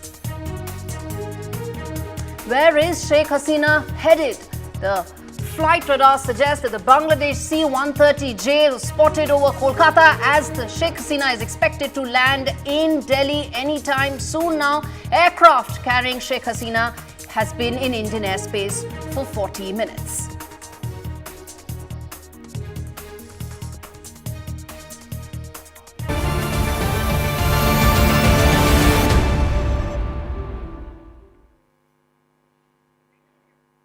Bangladesh is on the boil right now. At least 98 people have been killed. In fact, hundreds have been injured, and that number could just be increasing because there is turmoil on the streets of Dhaka. Across Bangladesh, police used tear gas and rubber bullets to disperse tens of thousands who've been demanding the resignation of Prime Minister Hasina, and they've got it. Prime Minister Sheikh Hasina has resigned. She's now former Prime Minister of Bangladesh. She won a historic mandate earlier this year, in a mandate that was marred by a lot of opposition and in fact boycott by the main opposition party. But what happens next in Bangladesh? It's had a history of civil unrest. 100 people, as I said, have already been killed. Since 16th of July, Bangladesh has been on the boil over quota, and quota protests took over the entire country. The clashes broke out even as Supreme Court last week came in favor of the quota protesters, slashed the amount from 30% to just 5%, but that did little to address the nationwide protests that were spiraling out of hand. There's been an indefinite countrywide curfew that has been slashed, and mobile internet continues to be under very tight restrictions. But first up, listen in to what the army chief had to say when he asked and appealed for calm and asked all lakhs of protesters to go back to their houses, and said that there will be an interim government, even as the next few weeks could mean flux for Bangladesh. Listen in. ক্রান্তিকাল চলছে। আমি সমস্ত রাজনৈতিক দলের নেতৃবৃন্দকে এখানে আমন্ত্রণ করেছিলাম, ওনারা এখানে এসেছেন। আমরা একটা সুন্দর আলোচনা করেছি। সেখানে আমরা সিদ্ধান্ত নিয়েছি যে একটা ইন্টারিম গভর্নমেন্ট আমরা ফর্ম করব এবং ইন্টারিম গভর্নমেন্টের মাধ্যমে এদেশের সমস্ত কার্যকলাপ চলবে। আমরা এখন মহামান্য রাষ্ট্রপতির কাছে যাব, যে এই ইন্টারিম গভর্নমেন্ট ফর্মের ব্যাপারে ওনার সাথে আলোচনা করে আমরা একটা ইন্টারিম গভর্নমেন্ট ফর্ম করে দেশ পরিচালনা করব। আমি আপনাদের কথা দিচ্ছি, সমস্ত হত্যা, সমস্ত অন্যায়ের বিচার আমরা করব। আপনারা সেনাবাহিনীর প্রতি আস্থা রাখেন, সশস্ত্র বাহিনীর প্রতি আস্থা রাখেন। আমি সমস্ত দায়িত্ব নিচ্ছি, আপনাদের জানমাল, এবং আপনাদেরকে আমি কথা দিচ্ছি যে আপনারা আশাহত হবেন না। ইনশাল্লাহ আপনাদের যত দাবি আছে সেই দাবিগুলো আমরা পূরণ করব এবং দেশে একটা শান্তি শৃঙ্খলা ফিরিয়ে নিয়ে আসব। আপনারা আমার সাথে সহযোগিতা করেন। দয়া করে আর এই ভাঙচুর, হত্যা, মারামারি, সংঘর্ষ এগুলো থেকে বিরত হন। আমি নিশ্চিত যে আপনারা যদি আমার কথা মতো চলেন, আমাদের সাথে যদি একসাথে যদি কাজ করি আমরা, নিঃসন্দেহে আমরা একটা সুন্দর পরিণতির দিকে আমরা অগ্রসর হতে পারব। আপনারা দয়া করে আমাকে সাহায্য করেন। মারামারি করে এই সংঘাতের মাধ্যমে আমরা আর কিছু অ্যাচিভ করতে পারবো না, আর কিছু আমরা পাবো না। সুতরাং দয়া করে আপনারা সমস্ত ধ্বংসযজ্ঞ, সমস্ত অরাজকতা, সমস্ত সংঘর্ষ থেকে বিরত হন এবং ইনশাআল্লাহ আমরা সবাই মিলে একটা সুন্দর ভবিষ্যতের দিকে আমরা অগ্রসর হব। প্রতিটা হত্যার বিচার করা হবে, প্রতিটা অন্যায়ের বিচার হবে। আমরা আজকে সুন্দরভাবে কথা বলেছি। সমস্ত দলের প্রধান দলের নেতারা এখানে উপস্থিত ছিলেন। আমি ওনাদের ইনভাইট করেছিলাম এখানে। ওনারা ভেরি নাইস অফ দেম যে ওনারা এসেছেন, অ্যান্ড আমরা একটা সুন্দর আলোচনা করেছি এবং এই আলোচনাটা ফলপ্রসূ হবে বলে আমি মনে করছি এবং আমরা একটা সুন্দর একটা ইন্টারিম গভর্নমেন্ট ফর্ম করে আমরা দেশ পরিচালনা করব। মাননীয় প্রধানমন্ত্রী পদত্যাগ করেছেন এবং এখন একটা ইন্টারিম গভর্নমেন্ট ফর্ম করে আমরা আমাদের কার্যক্রম পরিচালনা করব। আপনারা একটু ধৈর্য ধরেন, আমাদের কিছু সময় দেন। ইনশাআল্লাহ আমরা সবাই মিলে সমস্ত সমস্যার সমাধান করতে সক্ষম হব। আপনারা আর এই সংঘাতের পথে যাবেন না এবং শান্তি শৃঙ্খলার পথে ফেরত চলে আসেন।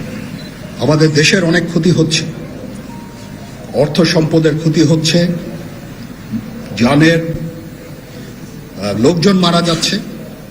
তো এগুলো থেকে আপনারা বিরত হন এবং আমাদের সাহায্য করেন। আমি সমস্ত দায়িত্ব নিচ্ছি, আপনারা আমাকে সাহায্য করেন। সবাইকে ধন্যবাদ। আল্লাহ হাফেজ।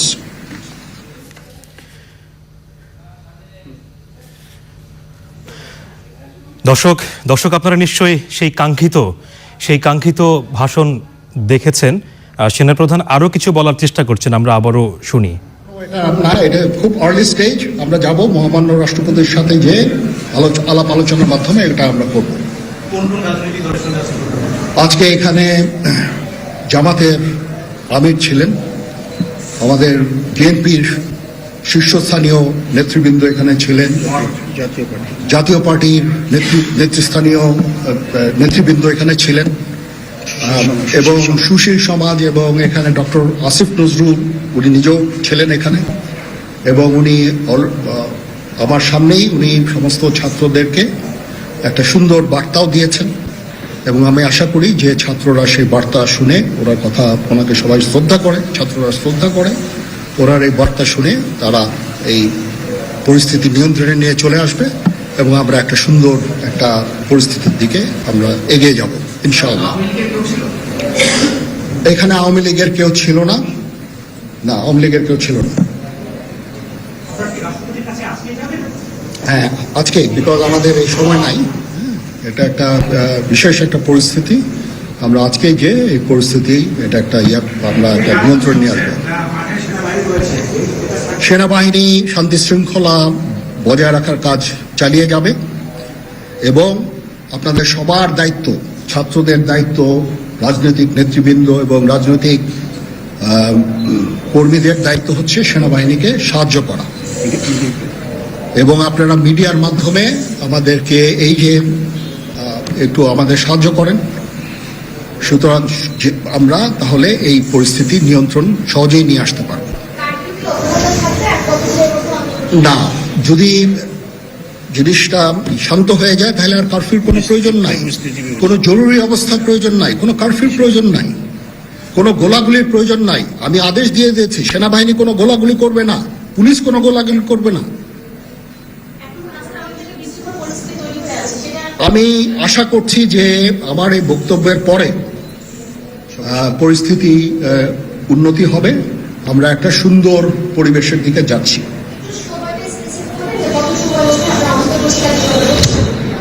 আমরা এটা না, আমি আজকে রাতের মধ্যে একটা আমরা সলিউশনে যাওয়ার চেষ্টা করবো, বাট আমাদের হয়তো 2-1 দিন সময় দিতে হবে।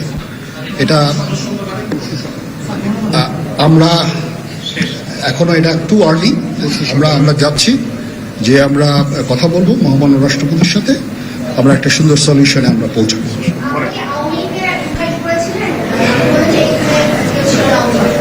পরিস্থিতি ছিল খুব কম, সময় খুব কম ছিল, আমি যাদেরকে পেয়েছি অনেককেই আমি বলেছি, সবাই হতেন, বাট প্রধান রাজনৈতিক দলের সমস্ত নেতৃস্থানীয় নেতৃবৃন্দ তাদের সাথে আমি কথা বলেছি এবং ওনারা সবাই আমাদের এই প্রস্তাবে, এই যে আমরা যে আলোচনা করছি, সবাই এটাতে রাজি হয়েছেন। এখানে মমিনুল হক সাহেব ছিলেন, এখানে জামাতের আমির ছিলেন, জুনায়েদ সাকি উনি ছিলেন, তারপরে ডক্টর আসিফ নজরুল ছিলেন। আমরা সবাই মিলে এবং সবাই আমরা এটাতে একমত পোষণ করেছি। এখন ছাত্রদের কাজ হচ্ছে যে শান্ত হওয়া এবং আমাদেরকে সাহায্য করা। আমি তো বলছি এতক্ষণ আমার এই বক্তব্যের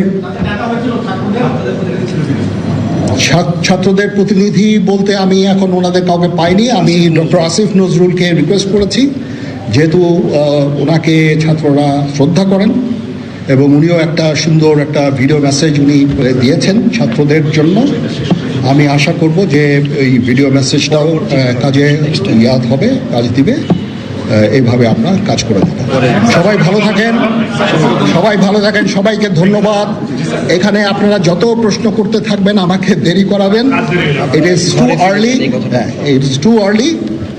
আমরা কাজ করছি, আমাদের একটু কাজ করতে দেন, একটু সময় দেন, আমরা একটা সলিউশনের মধ্যে আমরা যাব ইনশাআল্লাহ। হ্যাঁ, আপনারা সবাই যারা আন্দোলনরত, যারা ছাত্ররা আছেন, আন্দোলনরত যত লোকজন আছেন, দয়া করে ঘরে ফিরে যান। সবাই ভালো থাকেন, আল্লাহ আমাদের মঙ্গল করুক। আল্লাহ হাফেজ। Okay, that was Bangladesh Army Chief making a pitch, making an appeal for calm and for protesters to stop the violence, stop the vandalism. On your screen, some of them are the visuals that you see, some of them are deferred visuals, but you can see that on your screen, that vandalism and violence is what protesters have been resorting to, and we'll keep getting fresh visuals of that story. Even as Sheikh Hasina has fled, she is no more in the country, she is no more in Bangladesh, the army has taken over, there's an interim government that will be put in place, but when that happens remains to be seen. As of now, there is a constitutional crisis in Bangladesh because the president is expected to take over. There's no army coup. Let me just tell this to our viewers. There's no army coup. There's no effort by the army to take power forcibly, but it is now in charge till an interim government comes in. Okay, let's get in my colleagues to get all the angles to this developing story, which has huge implications for India. Even as, let's first get in Mohammad Ghazali, Vishal Vivek, as well as Vasudha Venugopal to tell us the different angles to this big story that we are tracking. But first up, Ghazali, let me ask you this. The immediate, before we come to the big picture in terms of the impact this has for India, the big picture, Sheikh Hasina's fighter jet is supposed to land in India very shortly. What are the next steps? What are the kind of diplomatic protocol that she will be extended to? Whom could she meet? Most important, refueling stop before she goes further. What's it? Talk to us about the next immediate steps, given that she is going to be in Indian territory very shortly. See, as far as the diplomatic processes is concerned, India is walking a very tight rope here because they don't want to be seen as somebody who is helping Sheikh Hasina while the situation is on the boil in Bangladesh. The BSF DG has rushed to Kolkata to ensure that the borders remain quite calm. And that is why what is expected when Sheikh Hasina lands here in Delhi, that perhaps for a short while she will stay for refueling. And what we are picking up is that she will be flying to London because she has got her niece who is a parliamentarian there. So it is very likely that her stay in India will not be longer than usual because many diplomatic experts or the old Bangladesh watchers are saying that India will have to trade very cautiously in a situation like this where an interim government is still not in place. The army chief has hinted of interim government formation, and they're also in touch with the academicians in Bangladesh. And one name which has come up in Bangladesh is Professor Salimullah, who is a professor of fine arts there, and he may be heading the government. But just to tell our viewers, the government is not in place right now. It's still under the army control. The interim government formation has not happened, and the army is still discussing with different political parties. So as far as her stay in India is concerned, even if it is going to be there, it will be very short, for very short duration. And as you mentioned, it may be just for the refueling before she departs for London. Absolutely, it could be a quick refueling stop. But again, what is the kind of diplomatic protocol that India will extend to former Bangladesh Prime Minister Sheikh Hasina? Who could she be meeting at the airport? How long could this stay be? Could really give an indication of how India is viewing this entire crisis in Bangladesh. Stay with me, Ghazali. I'm also getting Vasudha, but before that, Vishal, let me ask you this, that in terms of the turmoil that is happening in Bangladesh right now, Army Chief's appeal for ensuring calm, for protesters to stop the vandalism is having absolutely no impact. The latest visuals that I was seeing, which we'll get for our viewers also in a short bit, is that the museum has also been set on fire by protesters. That is correct. So this has been going on for at least 2 weeks now. Lakhs of protesters have been on the streets for more than 15 days now. So it would take some time to contain these emotions. They had been on a rampage for about 2 weeks. There had been repeated clashes between police and the protesters, which had resulted in deaths of at least 300 people over the last 15 to 20 days. It will take some time. It's been a couple of hours since the army chief addressed the media and asked the protesters to calm down, and extended a hand that they will form a government, an interim government that they will probably make with the BNP, which is the main opposition party in Bangladesh right now. So what this means for India is also one of the main questions, because in the past when BNP had been in the power, it had been a tough ride for India as far as the anti-terror operations are concerned on the border of India and Bangladesh. India had faced a lot of troubles on the border due to BNP being in the power. And ever since BNP's ouster, Sheikh Hasina had stepped in and extended a friend's hand to India and said that the government will support India in any ways possible to contain the terror operations across the border, and they had been successful in many ways. So that is the main key point for India, and how this new government, how it adapts, that remains to be seen. Whether the Islamic fundamentalism will come back, absolutely, that remains to be seen. That's a concern, that's a fear, but I'm going to come to that in just a bit because I want to first address the immediate. Vasudha, I'm going to come to you, but I want to address the latest visuals. Let's take them full frame. There you can see that's the latest visuals coming in of the museum being set on fire by the protesters. As I said, the appeal for calm having zero impact on the protesters. Some reports suggested that over 4 lakh protesters were on the streets today in Dhaka, despite the fact that their number one demand, Sheikh Hasina has left Bangladesh. The country, though, remains on the boil because protesters refuse to go back, refuse to withdraw, even though their biggest demand has been met. Those are the latest visuals coming in of the museum being vandalized, in fact being burnt by protesters, even as the army continues to ask for the calm to prevail, for protesters to go back. In fact, earlier we had visuals of Sheikh Mujibur Rahman, the father of Bangladesh. His statue was also vandalized. Okay, I'm going to come to Vasudha in just a bit, but I want to now get in the India angle. Ghazali, now this is very important and very significant for India from two aspects. One is the fact that who comes next, as to who will now take over, whose government could be formed, and who would be the interim prime minister, because remember, you can only be the prime minister if you're there in parliament. The primary opposition party, that was BNP, boycotted the elections completely, so there cannot be any representative from Khalida Zia's party. So who could take over in the interim before the elections are announced? Because this turmoil cannot go on for any time longer than absolutely necessary.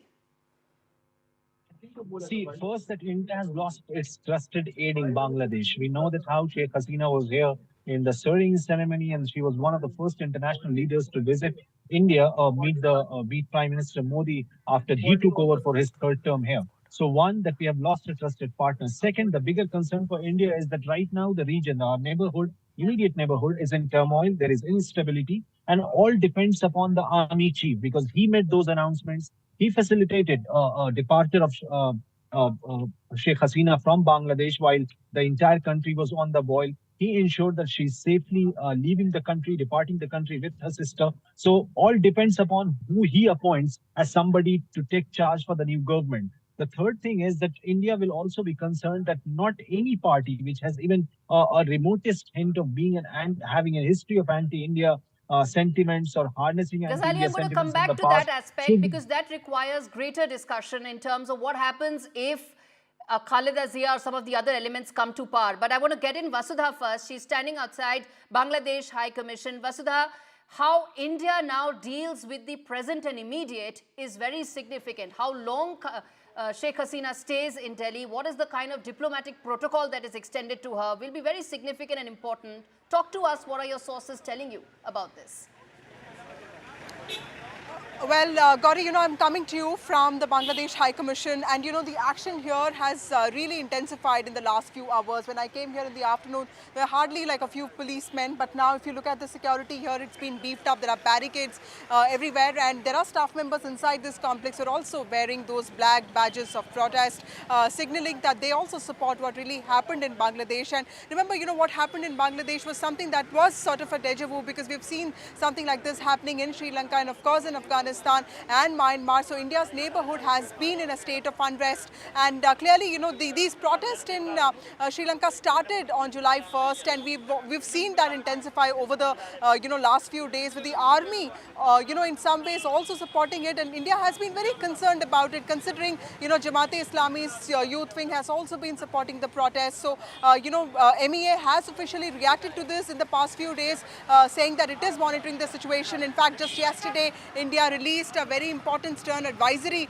to citizens, signaling them, cautioning them, against any travel in Bangladesh, and making it very clear that they also need to be in touch with the Bangladesh High Commission there. So for India, Bangladesh is very critical, because, it is also important, a pivotal country for its Look East policy, considering that India also wants to stall China's advance and influence in this particular region. And when it comes to Narendra Modi and Sheikh Hasina's relationship, Gauri, you know this better than anybody else. It has been like a Sonali Adhyay, like it's been a golden era of diplomacy for both countries, because, be it bilateral relations, or for that matter trade, infrastructure, port connectivity, or for that matter even cultural relations, we've seen that grow in the last 10 years. But apart from that, there have also been concerns raised with the allegedly anti-democratic nature of the elections that took place in January, which also put Sheikh Hasina back in power for the fourth term. She's been at the helm of Bangladesh since 2009, but she's been a trusted ally of India. Khalida Zia, the opponent opponent has been extremely critical of Sheikh Hasina and Narendra Modi friendship. So clearly a lot of reworking of foreign ties will have to be done, which is what our MEA officials are sort of involved in. But as of now, we know that she has sort of left from Bangladesh, and she is somewhere, she's expected to go to an undisclosed location. It could be London, she could be actually coming to Delhi and going off to London, but there is no clarity, there is no official statement on what kind of diplomatic treatment that she could get from India, because this is one area where India would be extremely careful, and there would be a lot of thought put into this, and that is one thing that India would be very careful about. And remember that she has been to India for at least 10 times in the last 10 years, and she was here just on the 24th of June, and also for the swearing in of the Prime Minister for the third time. So there are many friendly ties at stake. At the same time, for India to put on that objective, neutral face to ensure that its own interest is at the helm of it will be very critical. Absolutely. In fact, Vasudha, I was coming to just that. The personal camaraderie, the personal equation that Prime Minister Modi shares with Sheikh Hasina, it's only grown in the last decade or so. And in fact, India was one of the few countries that was rock solidly behind Sheikh Hasina's re-election earlier this year. Talk to us about how the dynamics now gets changed, and what is it that is now the thinking in the security establishment given these developments that are coming in. Well, Gauri, as we know that Sheikh Hasina has been a trusted ally of, of India, and also particularly of Narendra Modi, when it came to addressing India's concerns about, Islamic terrorism, Islamic extremism. She has been somebody who has addressed those concerns, and that has also been a point of contention between Sheikh Hasina and Khalida Zia. So clearly Sheikh Hasina and Narendra Modi have also started many projects between Bangladesh and India, strengthening the bilateral ties, and when it comes to port connectivity, infrastructure, this whole railway station in Agartala, and also Indo-Bangla movie making, the kind of shared heritage that we have with respect to Rabindranath Tagore, or celebrating the legacy of Mujibur Rahman. All these things did happen in the last 10 years, which is why this friendship was considered, this whole age was considered Shali Adhyay, or the golden era of diplomacy between India and Bangladesh, because it did reach the peak of, diplomacy. But other than that, there have been concerns with regard to Sheikh Hasina's high-handedness, these whole allegations against her rigging these elections, and also most importantly the alleged high-handedness and also the anti-democratic nature of these polls that also saw her becoming the Prime Minister of Bangladesh for the fourth time, and the way she dealt with opponents. So India has been very careful about this. She was also one of the leaders who was invited for Narendra Modi's swearing in, and she was, amongst the first foreign dignitaries to visit Prime Minister Narendra Modi when he took over for the third time. So clearly many, friendly ties up there. But at the same time, India has, under Jaishankar and under Dr. Jaishankar and under Narendra Modi, has always put its own interests first. It has actually devised a new Look East policy where it looks at its own interest, and also in some ways stalling the influence of China in this region, which is why I think it will be very mindful about the changing dynamics in the country, and it will look for a strategy which will put the national interest at the helm of it. Absolutely. Stay with us, Vasudha. I want to also now bring in Major General G.G. Dwivedi joining us live on the broadcast for the security implications of what's happening in Bangladesh. General Dwivedi, now this has huge security implications for India. The long border that we have with Bangladesh, it's been porous, it is porous. The fact that in the northeast in the past, especially when it was not Sheikh Hasina's tenure, there have been very heightened security risks. How do you see the present security challenges that emanate from the situation right now? Well, Gauri, first and foremost, at the outset, it's very unfortunate as to what has taken place in Bangladesh from the political perspective. And I fought the Bangladesh war, and therefore I hold the interest of Bangladesh very dear. So coming to the specific point of Indian security, Bangladesh is very important for India from the security perspective, both from the external and internal security dimension. First, let's take the internal security, because when the government in Bangladesh, which was non-Awami League government, especially the Bangladesh and National Party, the territory of Bangladesh was being used by those elements which are inimical to India's interest, and especially Jamaati elements. And ISI had actually made deep inroads into Bangladesh, And therefore, we found that our security interests were jeopardized, and a lot of anti-India elements were operating there, which was absolutely injurious to our interest. Secondly, if you take the external dimension, Chinese had made very deep inroads into Bangladesh, especially, Madam Zia's government was very pro-Chinese, and that again is a very serious concern because, as you know, the Chinese have adversarial, attitude toward India, aggressive attitude, and what is happening in eastern Ladakh and on the line of actual control. So, taking both these things in perspective, I think the development now is not in India's interest, and India will have to be very, very careful and very conscious of how our security interests can be jeopardized both from the internal and the external dimension. Gauri. Absolutely. In fact, I'm just going to read out some of the latest infrastructure projects that China has had in Bangladesh. There are 7 railway projects, 12 highways, 21 bridges and 31 power stations. So China is a big concern because it's now a big influence in Bangladesh. Now, the other aspect I want to ask you, General Dwivedi, is the fact that the Northeast corridor, there are serious security implications. How do you now view those? Do they get heightened in the immediate? Absolutely, Gauri, because Siliguri corridor is very, very sensitive to us because it's a very narrow neck which connects mainland India with the Northeast. And that has come into focus because Doklam happened there, and Chinese have been very active after Doklam in 2017. They have upgraded the infrastructure, and they are also pushing Bhutan to have an agreement which will give them actually tactical and strategic advantage here. Second point is, you see, Bangladesh, if we have favorable relations, and that's exactly what was during the Sheikh Hasina government, we had made number of connecting corridors, like Dhaka corridor was there, connecting Agartala. Then from Chittagong, we also were connecting to sit with the projects were there. So the point is that Bangladesh is very critical for us, both from the connectivity point of view and also to keep the China's influence on the foreign. And Chinese have made deep inroads in Myanmar.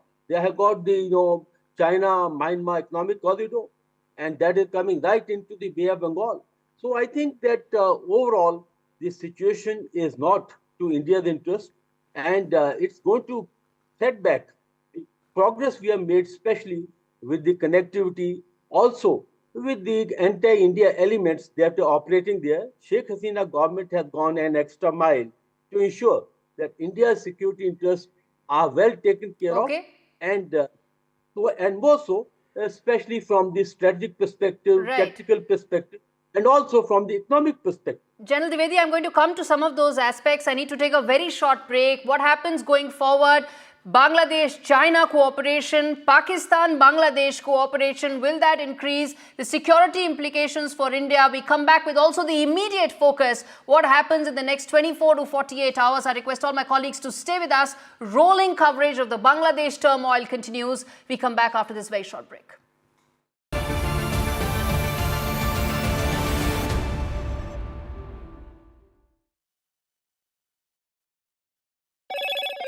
Hello, Moto. Motorola Razr 50 Ultra comes with Google Gemini.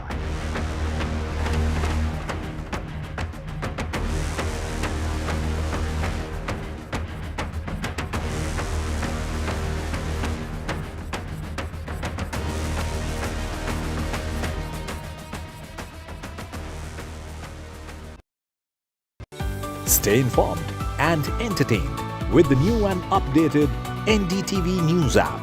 You can watch all our channels live, listen to podcasts, read breaking and exclusive news from around the world and more. Download the NDTV app today and get access to the best journalism and storytelling on your smartphone or tablet. The NDTV app. News that matters to you. Some people say the metaverse will only be virtual. One day this lecture hall will be made of code, and driverless cars would be trapped in intersections. But even in this maze of the future, you can't wish away health. It's time to become more resilient.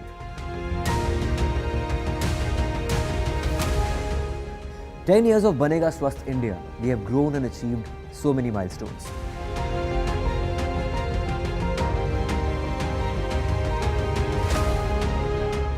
And now I have a plan to beat the urgency, to stop breathing with difficulty, to relieve getting choked with inactivity.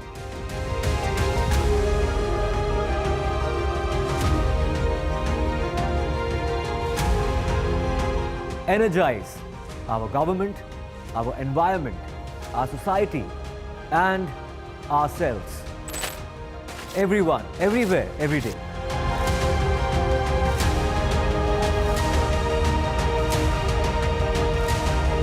Banega Swasth India.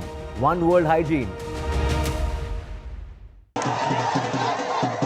After great victory by Indian team, and today we are reporting from Mohali International Airport where we are showing these visuals. Arshdeep हमारे साथ हैं. बहुत performance आई सारे दी ते बढ़िया results मिले. We are in the city of Kanpur today because they have their champion back home, Kuldeep Yadav. Desperation for each and everyone to go there and win the World Cup, and we did it.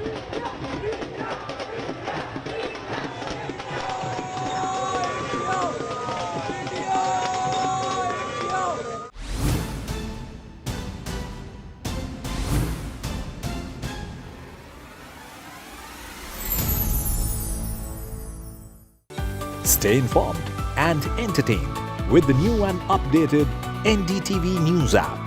You can watch all our channels live, listen to podcasts, read breaking and exclusive news from around the world and more. Download the NDTV app today and get access.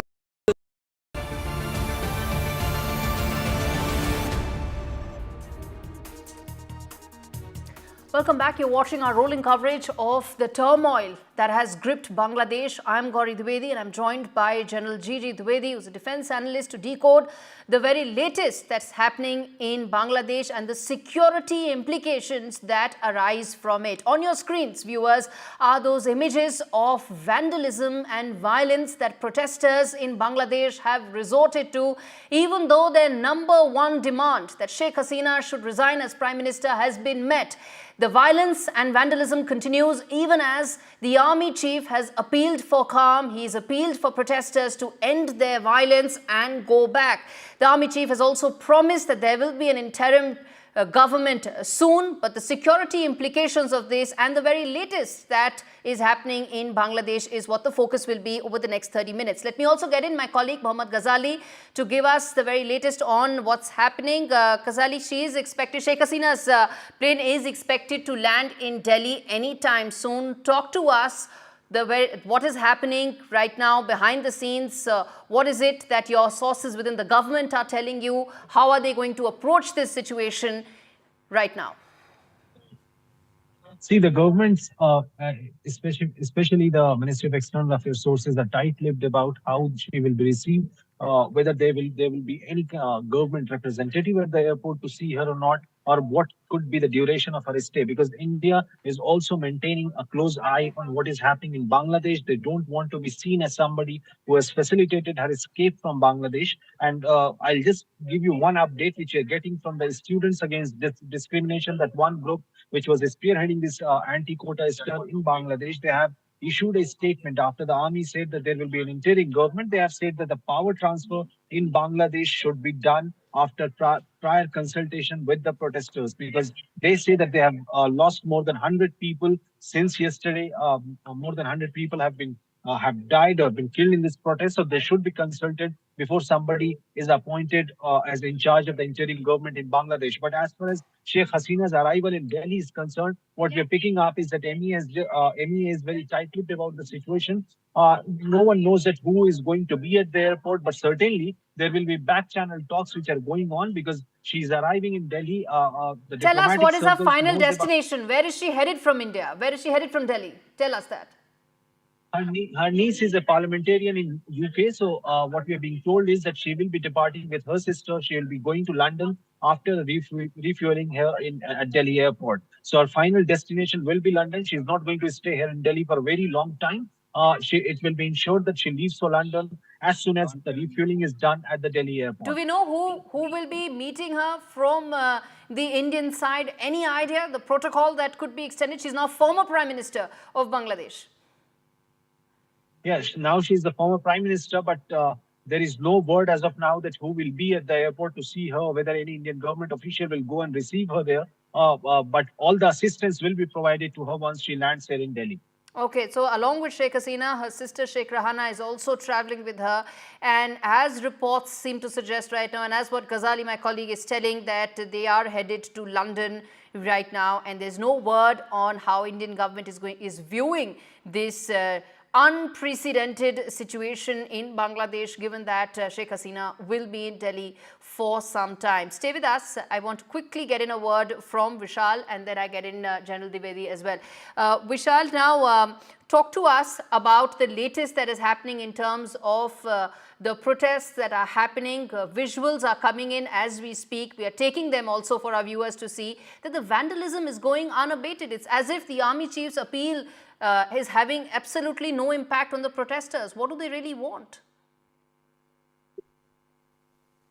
So when the protest began about 2 weeks ago, they demanded that the quota that had been extended to relatives of the freedom fighters who had fought in the 1971 war, so that quota should be scaled back. So that demand, that was the main demand of the protesters, and that actually happened, and that was scaled back after the Supreme Court of Bangladesh stepped in and took away that order. But that calm sustained for only a few days. That was just a few days of calm, and then the protesters started their protest again. That was yesterday when the new non-cooperation movement started, and the protest spread across the country, especially in Dhaka. At least 14 police personnel were killed, and some children and women were also murdered. Some were, lynched. Some were killed brutally. So there were reports all across the country that people were getting killed. Police were firing indiscriminately on the people, on the protesters. So there were some other videos on social media showing that the Bangladesh army had actually stepped in and supported the people in some areas. So all of that is happening, and then we heard the reports that Sheikh Hasina has finally stepped down. That was after weeks of protest, after at least 300 people had been killed. And these protests, as you rightly mentioned, have not really stopped after this major decision by the former Prime Minister Sheikh Hasina. They still continue to ransack properties. They continue to take down statues across the country. So that remains to be seen how the army, which has promised that it will bring calm to the country, how the army will actually do that. It has promised that an interim government will be formed soon with the remaining parties. But how that will happen, that remains to be seen, because as you mentioned earlier, the BNP did not fight the elections last time. So how they will work around that, that remains to be seen. Yes, indeed, Vishal, it remains to be seen how this situation will be brought back to normal. Army chief did also say that there will not be any unprecedented shooting incident or any of that against the protesters. The army chief assured that the protesters will not be shot at, but he's also appealed for calm, but you're not seeing that. Let's get in some of those visuals as we get in General Dwivedi as well. And but first up, viewers tuning in right now, Sheikh Hasina, the 5-time Prime Minister of Bangladesh, has fled the country in an unprecedented security situation. She first came to power in 1996, was there till 2001, and since 2009, she has been in power. The longest serving Prime Minister of Bangladesh. This was her 4th term. The 4th term started on a note which led to many questions being asked about the elections itself, which was boycotted by the opposition.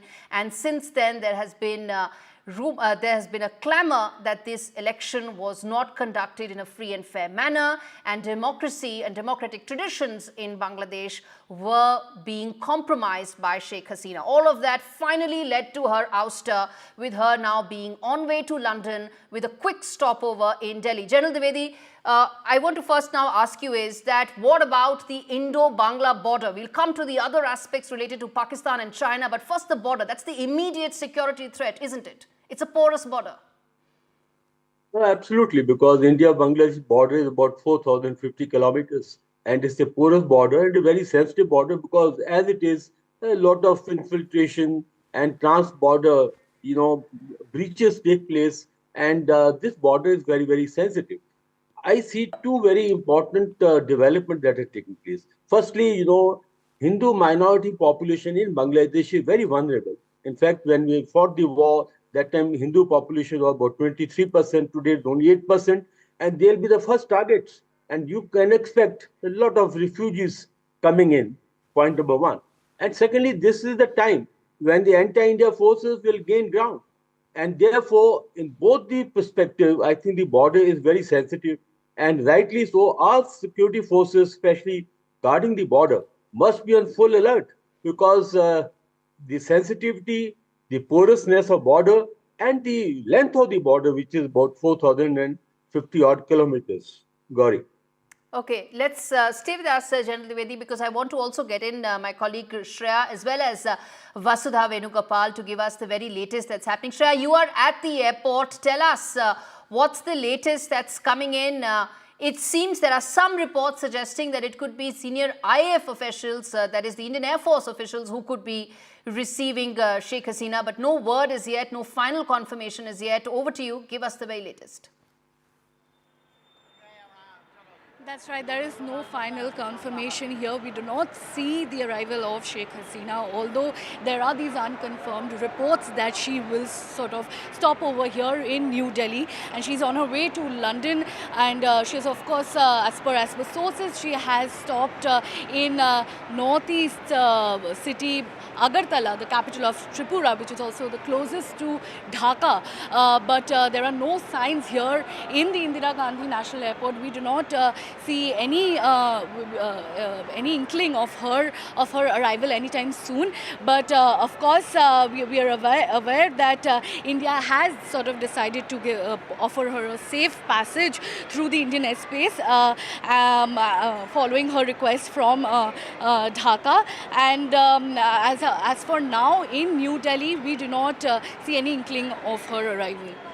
So, this is in fact one of the questions that I'm sure we'll have an answer to during the broadcast itself. Shreya is standing at the IGI airport, but it's a military aircraft in which Sheikh Hasina and her sister Sheikh Rahana are traveling. So there's a fair chance that it may not be the IGI airport, but probably the Hindon Air Base. No clarity, no confirmation as yet, but possibility. Okay, Vasudha, you are at the Bangladesh High Commission. Tell us, how is it that the Indian government is monitoring this situation right now? Unprecedented, a lot of flux right now in our neighbor. Every challenge that could be anticipated is very much on the anvil right now. Absolutely, Gauri, and we know we have seen this before in our neighborhood. We have seen things going really bad in Sri Lanka. We have seen what happened in Afghanistan and also in Myanmar. So this is a repeat of what we have seen. But Bangladesh is extremely pivotal when it comes to India's own Look East policy, and specifically with regard to India's efforts to stall China's predominance and influence in this region. I'm coming to you live from the Bangladesh High Commission, and like you rightly pointed out, Sheikh Hasina is expected to land in Delhi very shortly. But there is some sort of understanding that she would not be landing in the Palam airport, and there could be one of the other airstrips that she could be using. It could be either Hindon airstrip or anything else, but there is a likelihood that she will not follow the conventional airport route, and we are not very sure as to what the diplomatic parameters would be. In the past also, India has given refuge to leaders who have faced protests in their country, but this is a very specific thing because there are allegations allegations of high-handedness and also rigging of polls that Sheikh Hasina faces. Other than that, there is a lot of anger against her.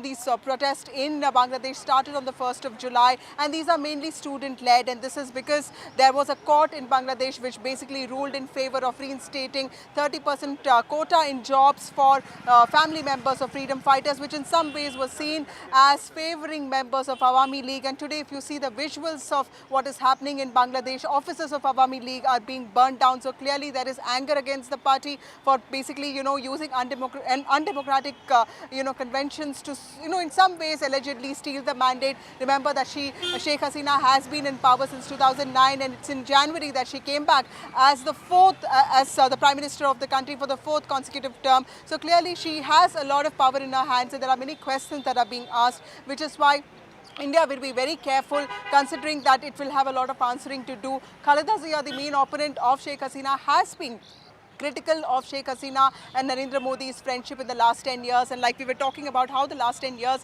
for bilateral ties between these two countries has been seen as a golden age of diplomacy. In Bengali, they say it's a Shunali Adhyay. So that basically saw a lot of projects take place in port connectivity, infrastructure, energy, movies, and also enhancing cultural relations. But then that seems to be a thing of the past, because clearly Sheikh Hasina is, her house has been seized, Gana Bhavan has been seized. She had had to flee from Bangladesh along with her sister in extremely surreptitious circumstances, and now she could be landing in Delhi anytime soon. This is in some ways a very diplomatic dilemma for India, but of course, our foreign ministry officials are very adept at this, and we have somebody like Dr. S. Jaishankar, who actually met her on the 24th of June. So she was here just a few weeks ago for the swearing in and also for the bilateral meeting, and she's been a regular visitor to India. She's been a trusted ally, but clearly when it comes to foreign policy, India will put its own interests first, and that will possibly reflect in its understanding and approach to this issue as well. Absolutely. Stay with us, Vasudha. General Dwivedi, now as we talk about the security implications, there's also a bit of a diplomatic area that India needs to now find sort of the best possible solution to, which is that this was an election, Sheikh Hasina's election in January was supported by India. India was one of the few allies that Bangladesh had, that Sheikh Hasina had at the time this election was being questioned in several quarters. The election result eventually led to Sheikh Hasina's ouster as well, because there was a fair bit of anger around the election itself because it was boycotted by the opposition party. How do we go from here diplomatically as we wade through these uncertain diplomatic waters from here on? Can you hear me? I can hear you, sir. Yes, loud and clear, sir. Go ahead. Yeah, absolutely. You are right that as diplomatically, it's a very sensitive issue. India has to do some tightrope walking, because let's face the fact that relationship between India and Bangladesh during Sheikh Hasina's time were, I think, very harmonious and very favorable to India. In fact, she was seen as someone who is pro-India, and that was not being liked, because on the ground, India doesn't have a very favorable, kind of image or sentiments as far as Bangladesh general public is concerned. Now, there are two issues. One is that what we achieved over the last 10, 12 years is going to be nullified. Secondly, how we are going to build a new relationship with the new dispensation which comes in. For next couple of months is the army which will be running the interim government. And fortunately, between Indian army and the army of Bangladesh, there's a good harmonious relationship. I want to address some breaking news coming in on the broadcast. Sheikh Hasina has landed. Let's get that. Okay, Sheikh Hasina has landed at the Hindon airport. She's former Prime Minister of Bangladesh, Sheikh Hasina, who's landed at the Hindon airport. She also has her sister, Sheikh Rahana, with her.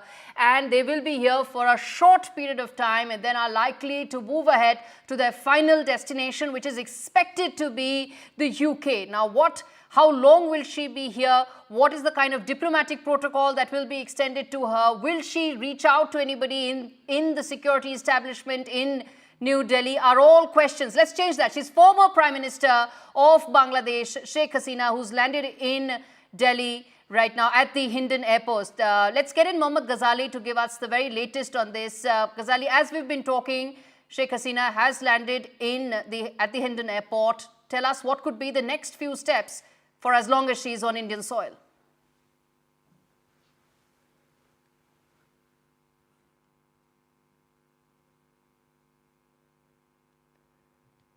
This is particularly done, Gauri, to ensure that she was not landing there at the IGI airport and the Palam airport or any such airstrip and at the Hindon Air Base. So Air Force officials will be receiving her there, and it was also to ensure her safety and privacy. Right now, we are not in the know of the things that how she will proceed from there or where she will be proceeding from there. But we know that her stay is going to be of a very brief duration, after which she will be moving to London. Now, whether some Indian government's whether Indian government has sent out some message to her or not, with the involvement of Indian Air Force officials being there, certainly Indian government is involved there.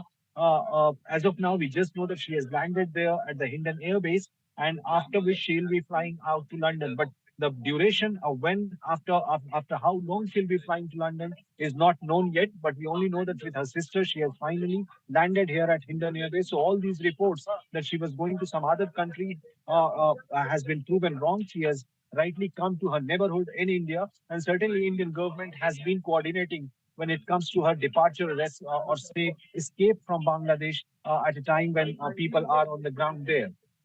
Okay, so Sheikh Hasina has landed at the Hindon Air Base. Remember, that's not a civilian air base. It's a military air base. She was in a military jet because Sheikh Hasina had cut some sort of a deal with the army, which is why she got the exit that she did, even though there were 4 lakh protesters on the streets of Dhaka today, and she did manage to leave Bangladesh safely. She's landed here. In the next couple of minutes, we'll have an idea as to how long she will be here, whether or not there'll be any communication with anybody from the Indian security establishment. Could it be just a refueling break? Remember, it's a long flight from here on to UK. I want to tell our viewers that Sheikh Hasina's father, Mujibur Rahman, had also come to India during former Prime Minister Indira Gandhi's tenure. That time he had sought refuge, and India was at the forefront of helping Bangladesh get freedom. So it's 50 years later, it's Sheikh Hasina who's here. Circumstances are different.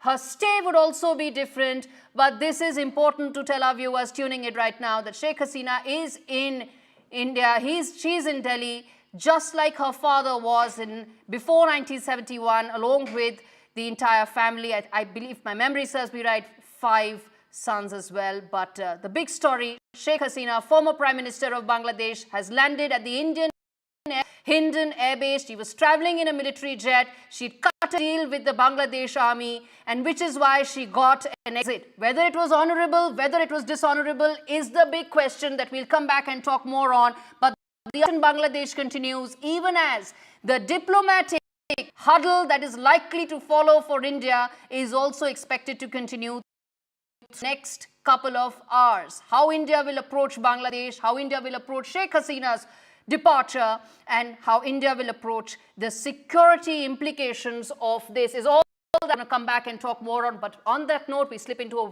very, very short break as we come back with lots more.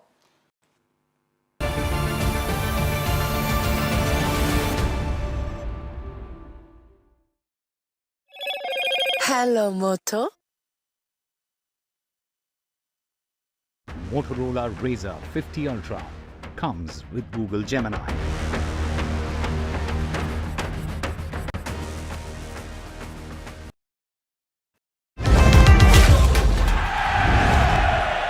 Get the magic of the best working for you now. Link your payment cards once, collect rewards forever.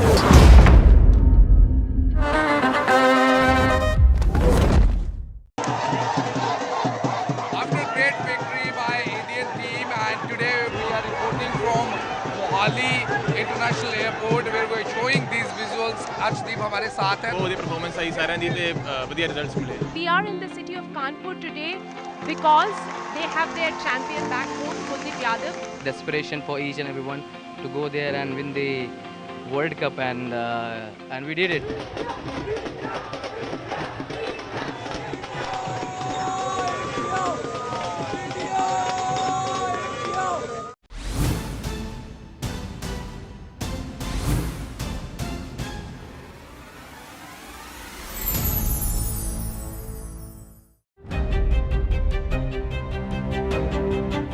and welcome to India Sense, where I speak with global opinion makers. The United States has made a strategic decision over the last 20 years to move closer to India.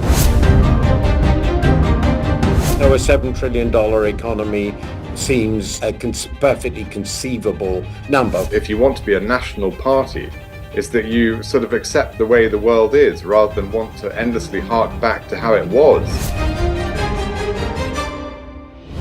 Modi is promoting the digitization of the economy, which is accelerating growth in the country.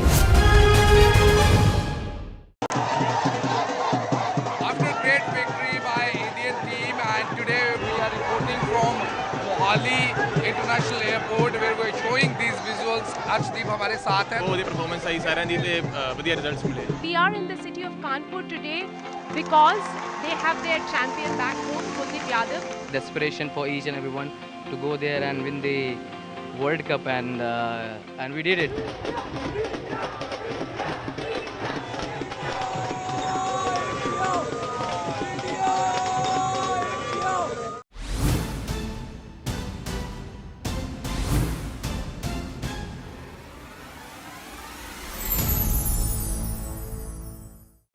Stay informed and entertained with the new and updated NDTV News app.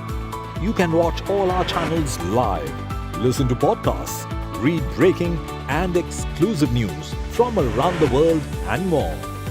Download the NDTV app today and get access to the best journalism and storytelling on your smartphone or tablet.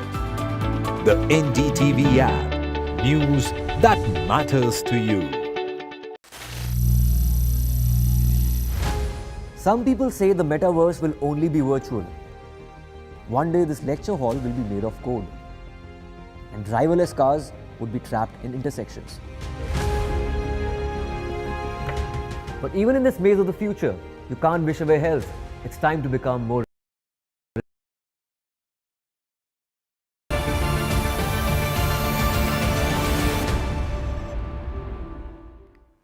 Hello and welcome to NDTV's rolling coverage of the turmoil in Bangladesh. On your screens are the latest updates coming in. Breaking news. Former Prime Minister of Bangladesh, Sheikh Hasina, has landed at the Indian Air Force Air Base at Hindon. She was travelling in a military jet along with her sister, Sheikh Rahana. Both of them have landed at the Hindon Air Base in Delhi, near Delhi, and are en route, likely to be en route to London from here on. How long will they stay? The diplomatic protocol that will be extended to her.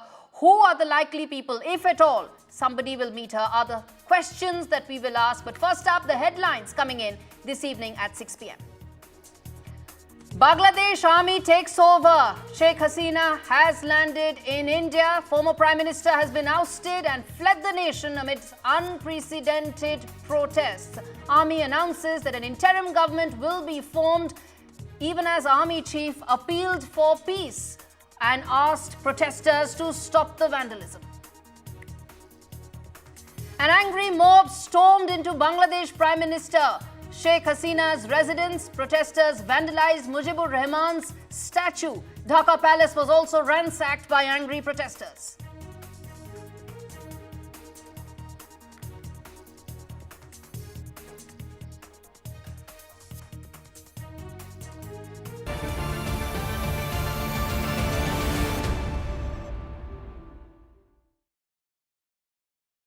Bangladeshi journalist joining us live on the broadcast to give us the very latest of the flux that's unfolding in the state. Tell us, sir, what's the... Masoom Khan joins us on the broadcast. Sir, can you hear me?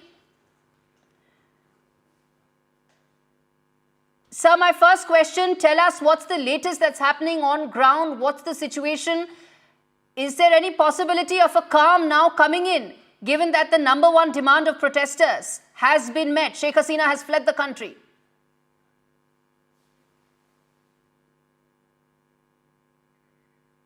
Unmute yourself, sir. Mr. Khan, please unmute yourself. Thank you so much, NDTV, India. Bangladesh, this situation is very critical situation. So long week. the Bangladeshi student and Bangladeshi people, many demand our honorable Prime Minister Sheikh Hasina. But 2 days ago, student and people asked one demand: resign Prime Minister Sheikh Hasina. This situation is a very dangerous situation. Our country, Bangladesh, this situation country leave Sheikh Hasina and Sheikh Hasina's sister Sheikh Rehana landing our friend country India. So this time our army chief and others Air Force chiefs, others law enforcement person meeting honorable President at Bongo Bhavan. This situation so long time disaster. I'll take two so more, our country, yes. This situation is a very critical situation. Our Bangladesh decision destroyed Bongo Bhavan, destroyed our parliament Bhavan, and so another Awami League party office. This situation has destroyed any Mahanagar, Jela, Awami League party office, and this time our army chief at press conference 4 p.m. at Bangladesh, he asks any situation under control, and he all others general this night meeting at president, and so this time all our Bangladeshi people wish a peaceful meeting at our Army General. This is what I want to ask you, sir, that if everybody wants peace, the army chief has said that there will not be any hostile action that will be taken against protesters. He's asked for calm. Sheikh Hasina has fled the country. So why is it that protesters are not ending their protests now? How long will this continue? And the scale at which the vandalism is happening is unprecedented. Thank you. This situation, army chiefs press conference, all are our TV and print and electronic media journalists, and he says peaceful, all students, all people, this time peace and peacefully the systemic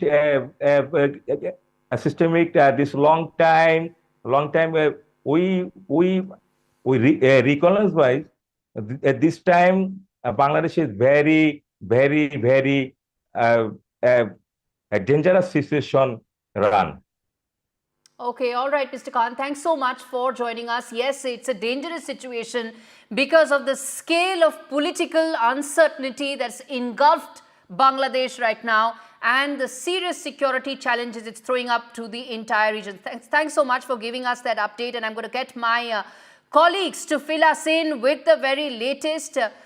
Vasudha Venugopal joins us live from Bangladesh High Commission. So does Saurabh, who's joining us from Kolkata to fill us in on the very latest that's happening in Bangladesh. Saurabh, to you first. You've been working the phones to get us the latest on what's happening on ground. Talk to us. How long will this political uncertainty continue? Who could be the interim Prime Minister? How soon could the elections take place? Is the army now keen to have a longish stay in terms of having a hold over the country right now? Tell us, what is it that you're picking up on any or all of this? Well, you know, the first is that return to normalcy. That's still some time away, and I can tell you that because the Dhaka airport has been shut till 10:30 in the evening due to the unrest. An Indigo flight from Chennai, which was heading to Dhaka, is headed back to Kolkata to refuel and go back to Chennai. Meanwhile, the special Bangladesh Air Force aircraft that is presumed to have been carrying Bangladesh Prime Minister Sheikh Hasina is in India now. It has flown over Indian airspace for the last couple of hours or so, having taken off from Kurmitola and then flown in a direction towards Kolkata, and have then, of course, having flown onwards through Indian airspace. And we believe that it would have been in India now. And what we've been given to understand is Hindon Air Base is where that aircraft is. That's one thing that we've been given to understand from authorities, and also, several social media handles that have been tracking the progress of that Bangladesh Air Force flight, which also we had been tracking on NDTV right from the start. Now, apart from that, what next? Well, a semblance of normalcy will return, perhaps once an interim government is formed. Right now, the situation is fluid, it's volatile. We have pictures of people, barging into Ganabhabon, the official residence of Prime Minister Sheikh Hasina, till just about a few hours ago. And now you have absolutely random people, right in the bedroom, moving around the official residence, walking off with whatever they can. Some people, putting pictures on social media of enjoying a feast inside the Prime Minister's, residence. So these are pictures that are still emerging from Bangladesh and Dhaka, which means that law and order and peace is still far from returning.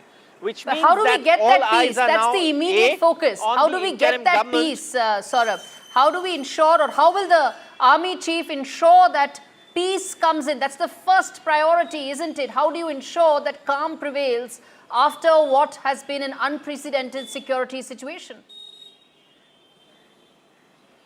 Absolutely, and that's why it's so important to have that interim government in place, because then you can take decisions, then you can set things in order. But what has also happened is that, we were asking a question, reporters in Dhaka were asking a question about the interim government, when the army chief said, look, the longer you are, the more questions you ask me, the more you delay me. Obviously, hinting at forming that interim government. And that is something that we are still not clear about. Who forms this interim government? Because remember, the Awami League, which had been elected in an election that was held in Bangladesh in January this year, was not represented at that meeting before.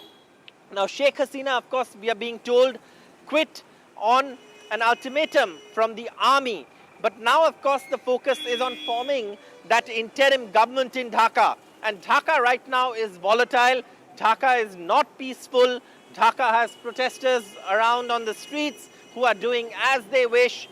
We've seen pictures, mind-boggling pictures actually, to see a statue of Sheikh Mujibur Rahman, Bangabandhu Sheikh Mujibur Rahman, who really is the founder, the founding father of the country, his statue being vandalized. So these are, absolutely mind-boggling visuals that we've seen over the day in the dramatic evacuation of Sheikh Hasina from the official residence, just perhaps, maybe not even an hour before it was stormed.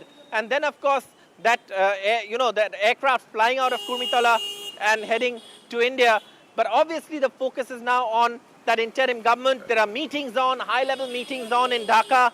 The army chief is expecting to put an interim government in place. Of course, the army is going to play a major role in all of this.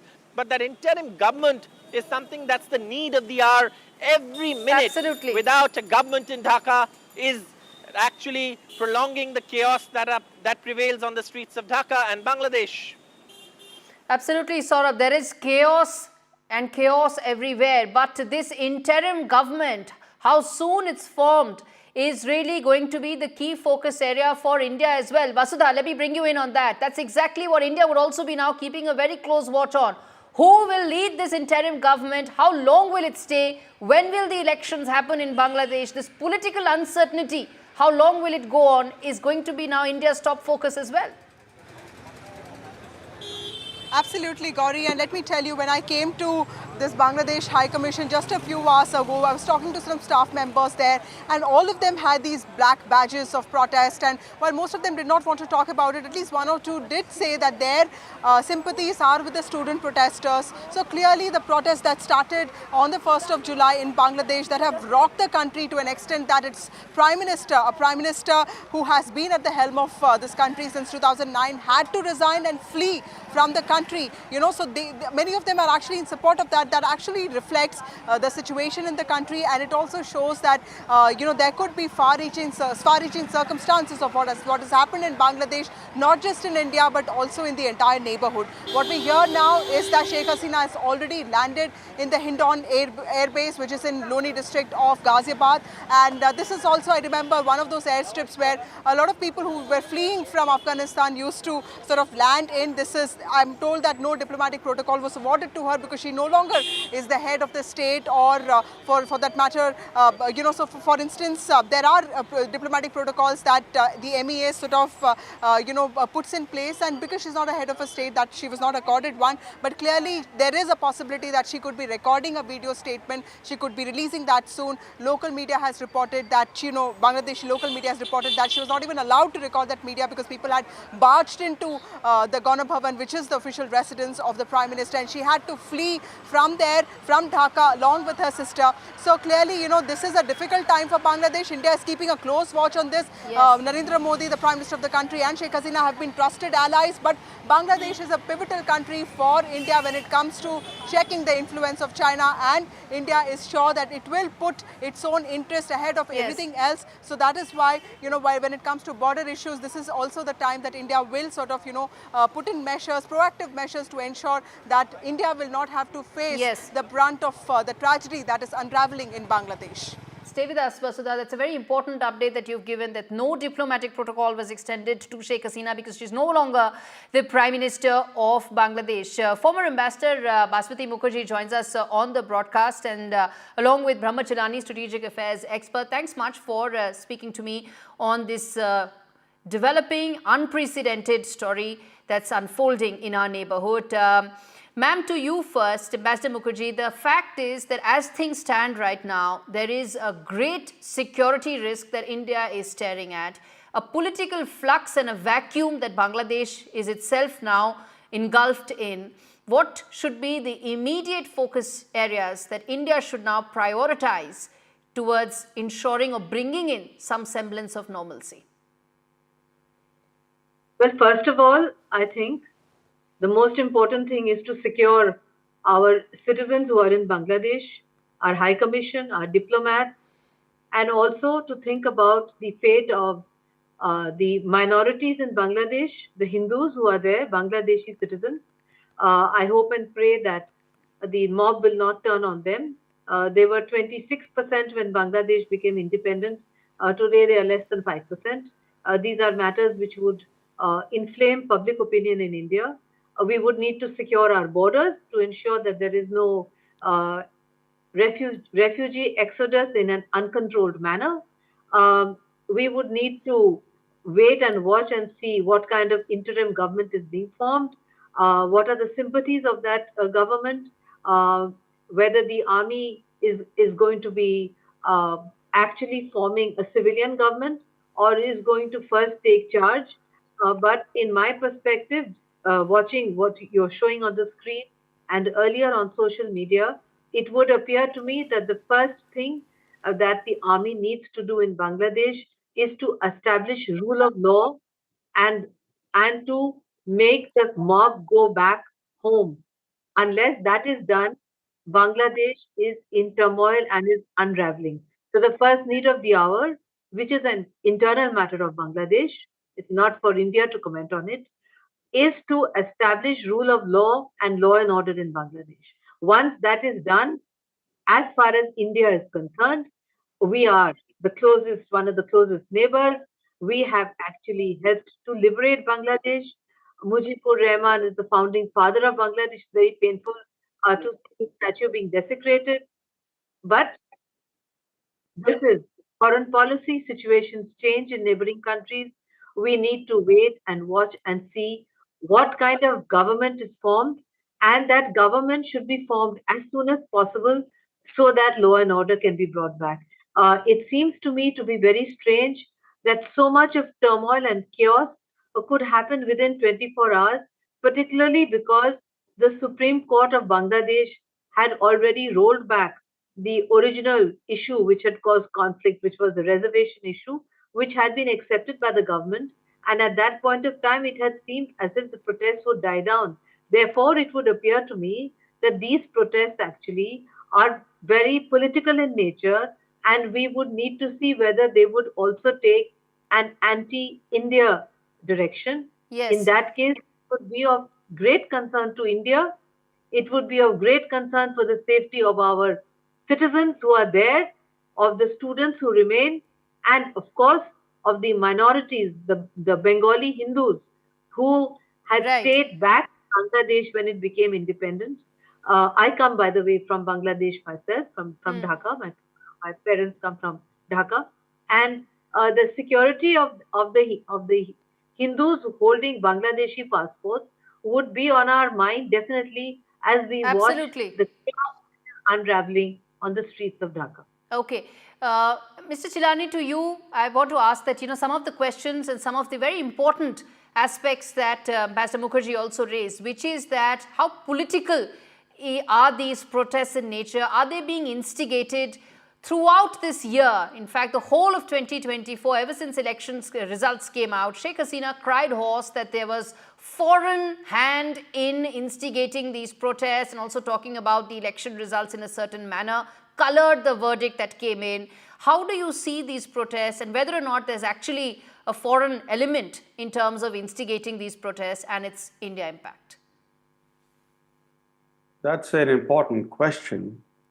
What we know is that the Biden administration began targeting Hasina's government last year in the run-up to the national elections in Bangladesh. And the Biden administration even threatened to impose sanctions on key officials of the Hasina government. And when Hasina went to Washington last year to attend World Bank meetings, not a single official of the Biden administration met with her. And then more recently, we have seen signs of China being angered by Hasina's decision to award the multi-billion-dollar Teesta project to India. China had been ready to execute that project, but Prime Minister Modi persuaded Sheikh Hasina to award that project to India because that project is coming up near India's chicken neck, and India did not want the presence of Chinese technicians and other workers in that sensitive area. So we know that powerful external forces were aligned against Sheikh Hasina, that it would take just 48 hours for a government to fall, and fall so dramatically, with the army chief, not Sheikh Hasina, making the announcement of a departure, is very striking. It has, shocked many people, including me, that her government would fall so suddenly, so abruptly. And yet, I think for India, the developments in Bangladesh are of direct concern, because whatever happens in Bangladesh directly impinges on India. India surrounds Bangladesh on three sides, and on one side is the Bay of Bengal.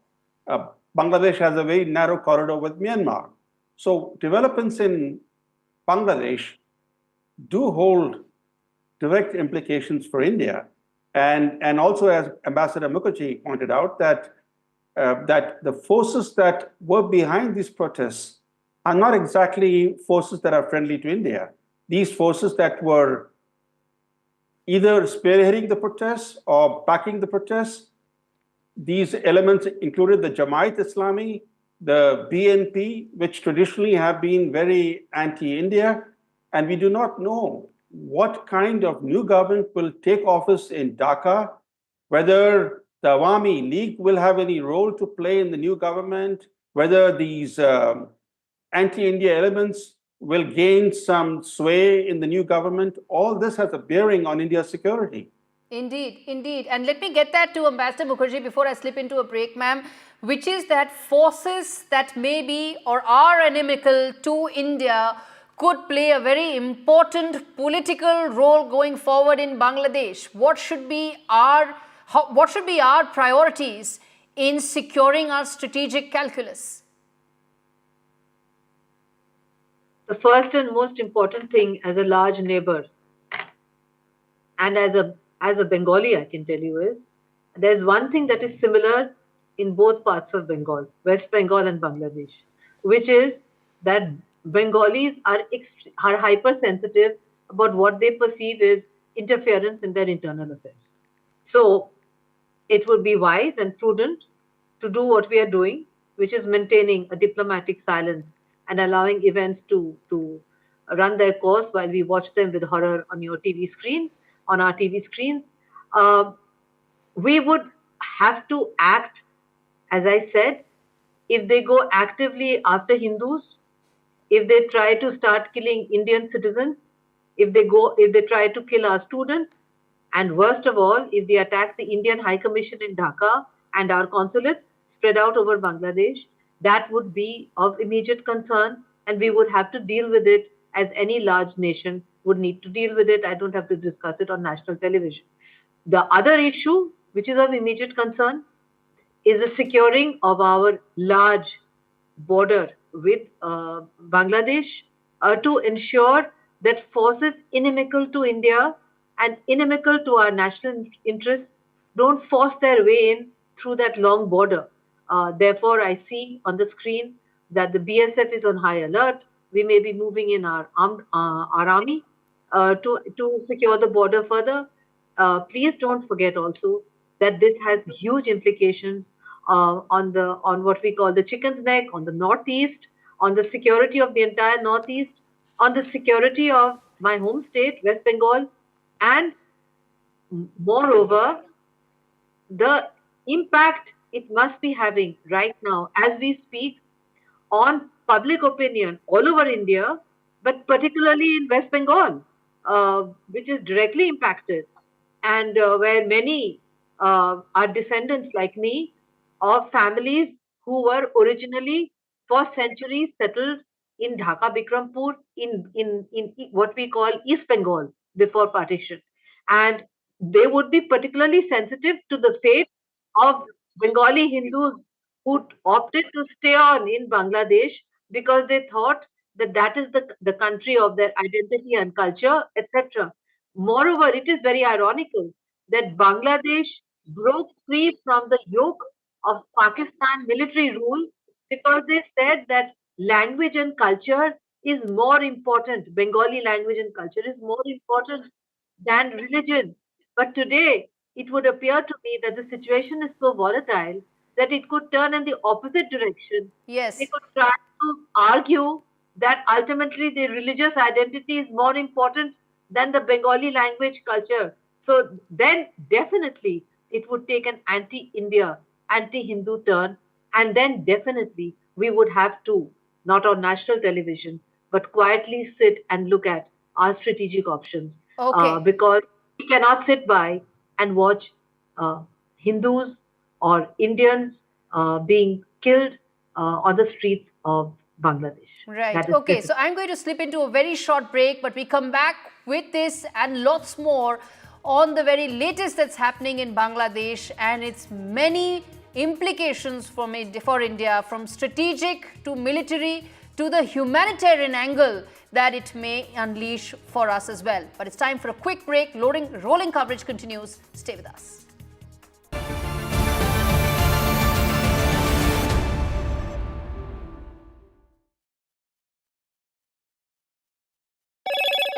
Hello, Moto. Motorola Razr 50 Ultra comes with Google Gemini.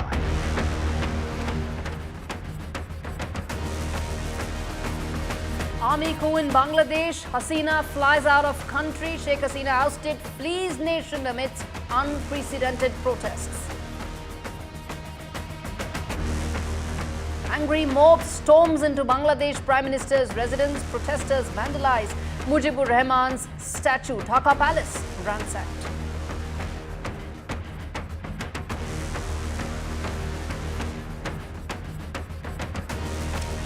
Where is Sheikh Hasina finally headed? Flight radar says that she was spotted over Kolkata. Aircraft carrying Sheikh Hasina entered Indian airspace, landed at the Hindon Air Base. But what's her final destination?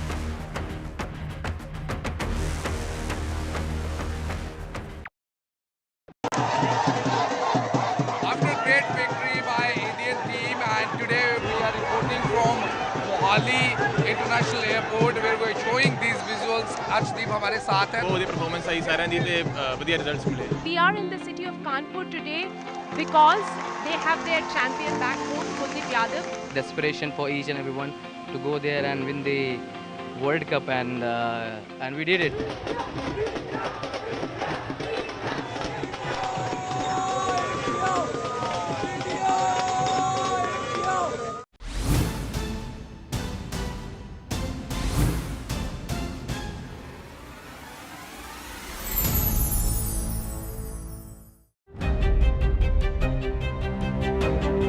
Hello and welcome to India Sense, where I speak with global opinion makers. The United States has made a strategic decision over the last 20 years to move closer to India. So a $7 trillion economy seems a perfectly conceivable number. If you want to be a national party, is that you sort of accept the way the world is rather than want to endlessly hark back to how it was. Modi is promoting the digitization of the economy, which is accelerating growth in the country. After great victory by Indian team, and today we are reporting from Mohali International Airport where we are showing these visuals. Arshdeep हमारे साथ हैं. वो दी performance आई सारे दी ते बढ़िया results मिले. We are in the city of Kanpur today because they have their champion back home, Kuldeep Yadav. Desperation for each and everyone to go there and win the World Cup, and we did it.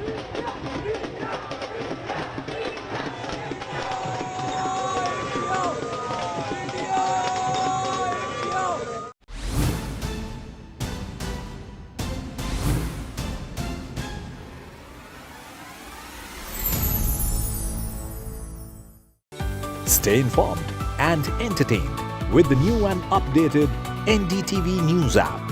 You can watch all our channels live, listen to podcasts, read breaking and exclusive news from around the world and more. Download the NDTV app today and get access to the best journalism and storytelling on your smartphone or tablet. The NDTV app. News that matters.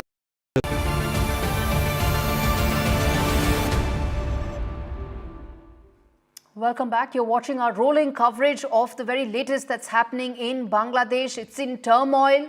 There is political flux. There is uncertainty that is of unprecedented levels. So on your screen are some of those visuals of when the protesters took to streets, vandalized the most historic areas and places of Bangladesh. Mujibur Rahman's statue was vandalized. The father of Bangladesh, his statue was vandalized. The Bongo Bhavan, where Sheikh Hasina used to be, has been vandalized. Then the museum has been as well. Even as the army chief has called for calm, asked protesters to go back, their number one demand has been met. Sheikh Hasina, the former Prime Minister of Bangladesh, has fled the country. She didn't even have enough time to actually deliver a video message. It was done by the army chief when he told Bangladesh and the world that the Prime Minister has fled due to a serious security issue. 4 lakh protesters, according to some reports, were on the streets of Dhaka protesting against Sheikh Hasina. What happens next in Bangladesh? The security implications it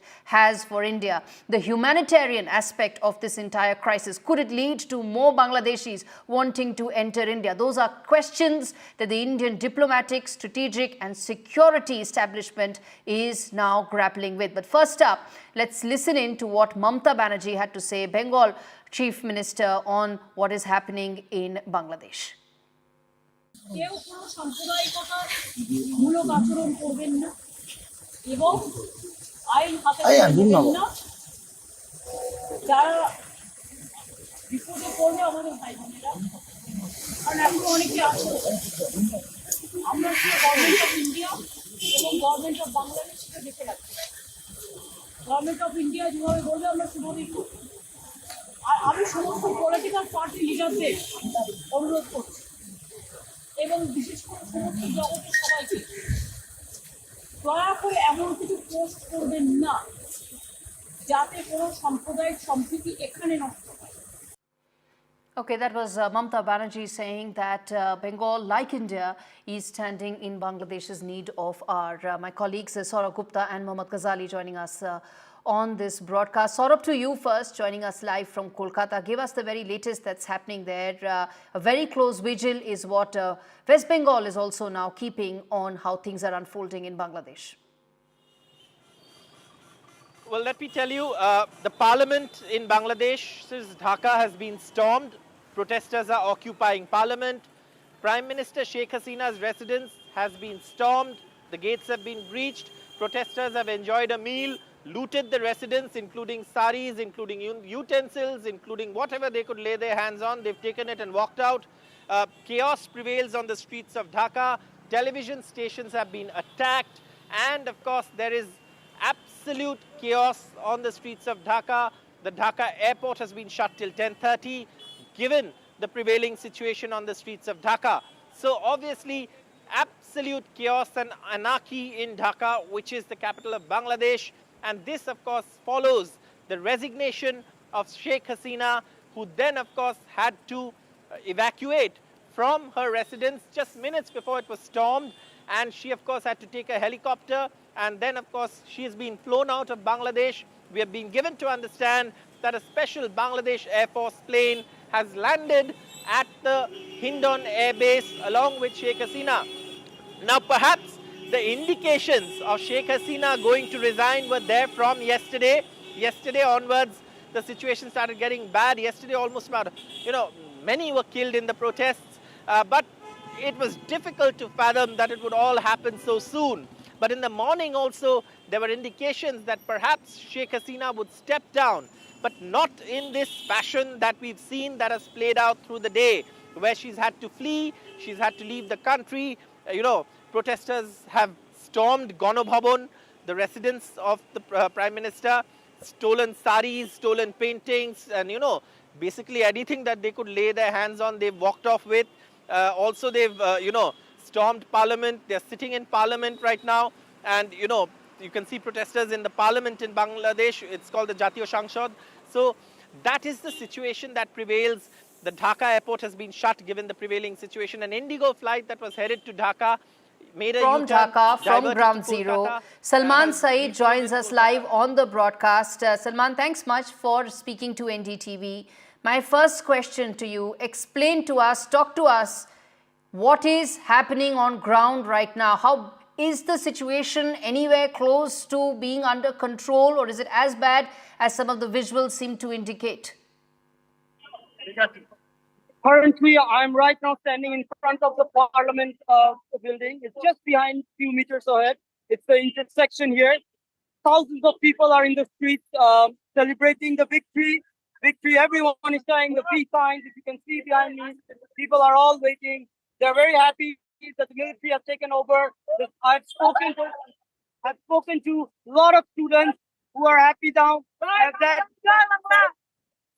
that a lot of people have expressed their concern that the military has taken over. That there's still some places that have violence have taken place. Happy right now. There's still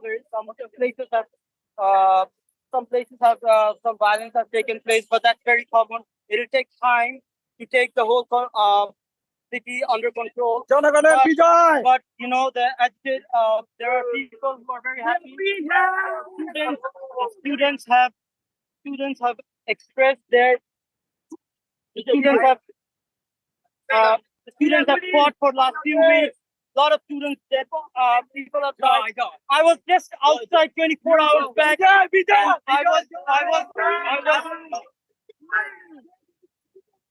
Okay, I'll let some people talk and then. No, Salman, I want you to ask a question to them.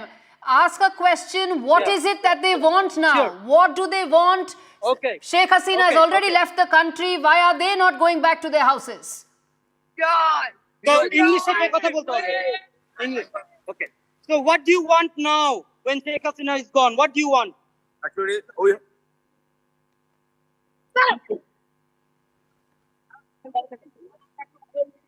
Yeah.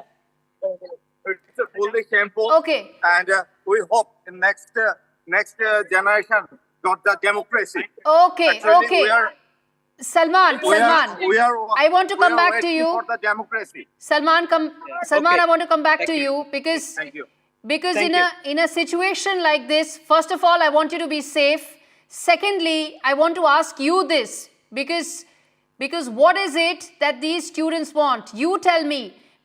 Don't ask those questions. You tell me what is it that you feel that these students or these protesters actually want. Everybody wants them to go back. The student want initially it was on their quota. All of their demands were they were there at initially it was only the quota, but then they wanted the government done, and they wanted democracy and no more corruption in this country. I've spoken to hundreds of students. And they have expressed that they want a non-corruption country. Okay, I see lots of people behind you. It just tells that everybody is still on the streets and nobody is going back despite appeals for calm, despite appeals for normalcy. Final question, Salman. Final question I want to ask you this is there a word that's coming in from the army after the army chief's message? What is happening on ground? Do you see enough police? Do you see enough security? Because this could spiral into a bigger crisis. Exactly, a security crisis. Exactly.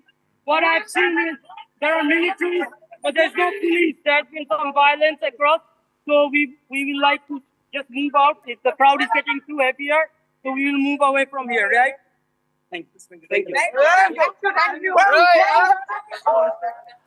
Okay, all right. All right, that was Salman Saeed. We are trying to reach out to him to get us a sense of how things are right now on ground. You heard and you saw how he was actually completely taken over with the number of people on the streets, giving you an indication how volatile things are on ground and how inadequate the present security infrastructure is, given that lakhs of people still on the streets. Mohammad Ghazali, let me bring you in now. As things on the screens right now are flashes coming in that the External Affairs Minister has met Prime Minister Modi to apprise him of the crisis that's taking place in Bangladesh. Tell us, what is it that's happening in this meeting, a crucial meeting where Prime Minister Modi is getting an update from the External Affairs Minister?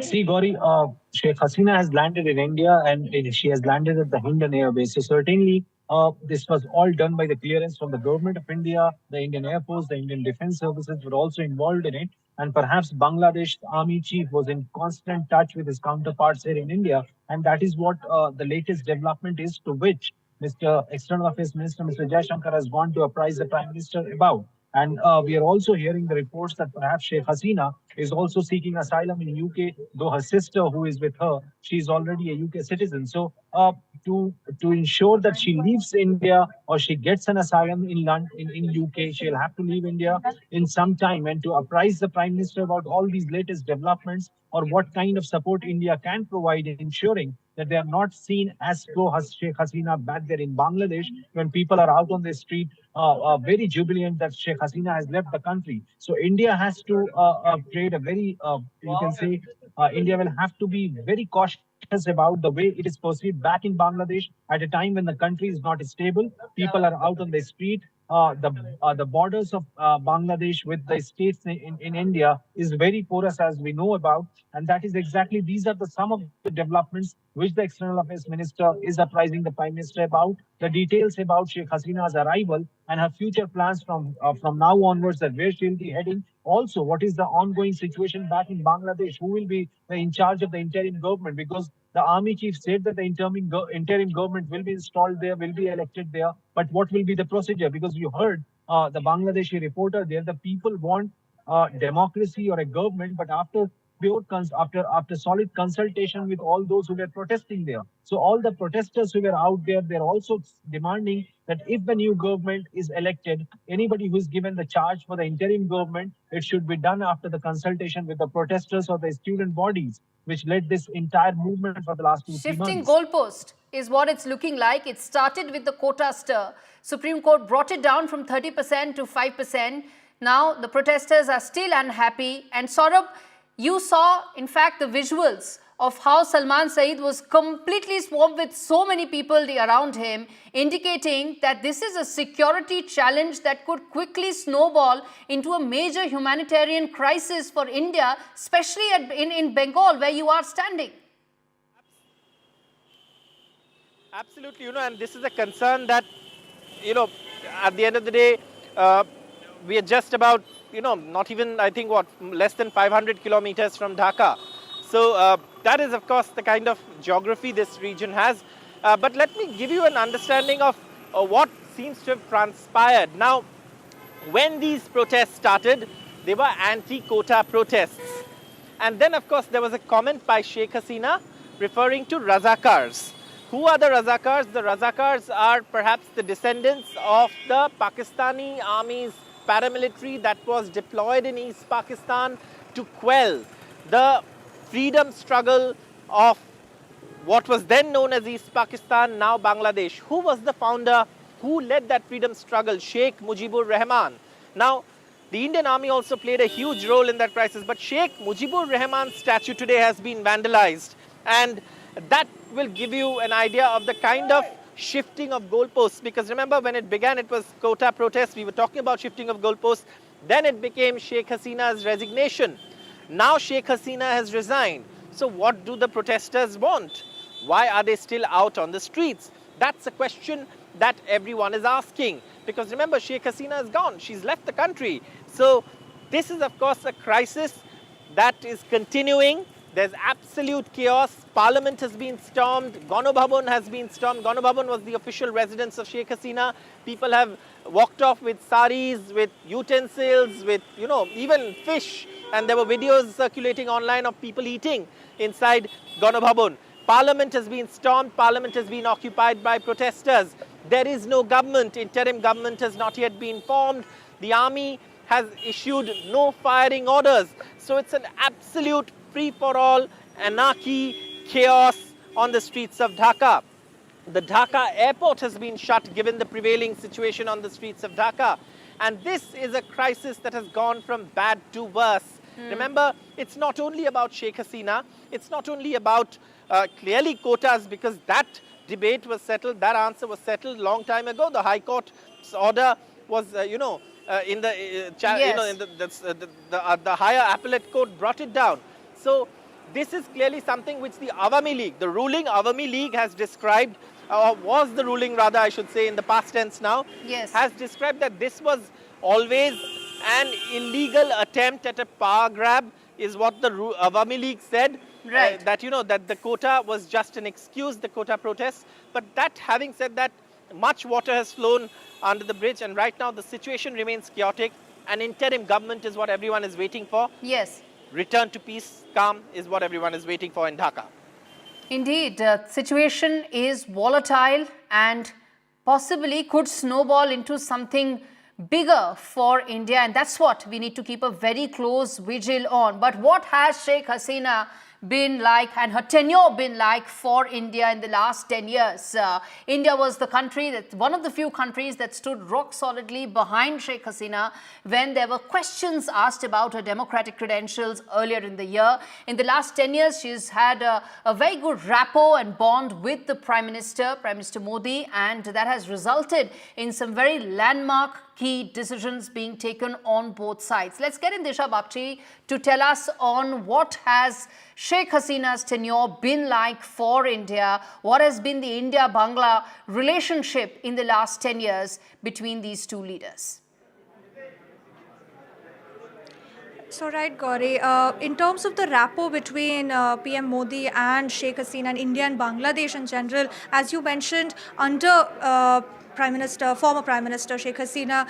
We've seen very excellent, very strong ties between India and Bangladesh, and most recently under Modi 3.0. In fact, Sheikh Hasina was the first foreign leader to visit India in the government's new term. So, and even this visit was crucial for ties between India and Bangladesh, since both countries actually agreed to they had a discussion about the Teesta River Treaty, which has been an important issue between India and Bangladesh, and they agreed to send teams to assess the dam project, and Bangladesh and India had decided to work together to restore this dam project.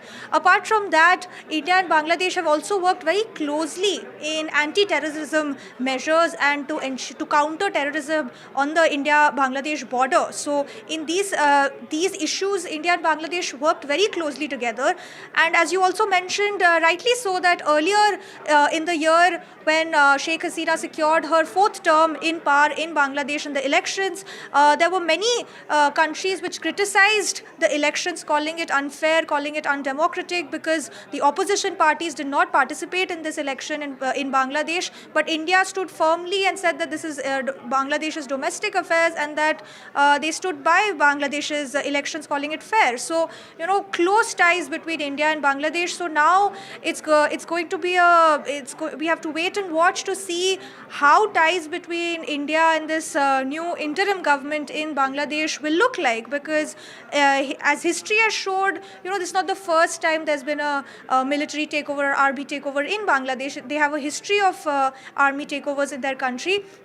But when it comes to ties between India and these military governments, they've not necessarily always been good. But under former Prime Minister Sheikh Hasina, ties between India and Bangladesh were quite strong. And even recently, Sheikh Hasina visited China, and the visit actually ended abruptly and quite early, which indicated that, in a sense, ties between Bangladesh and China weren't necessarily doing so well, which also is, in a sense, highlighting that Bangladesh was shifting closer to India.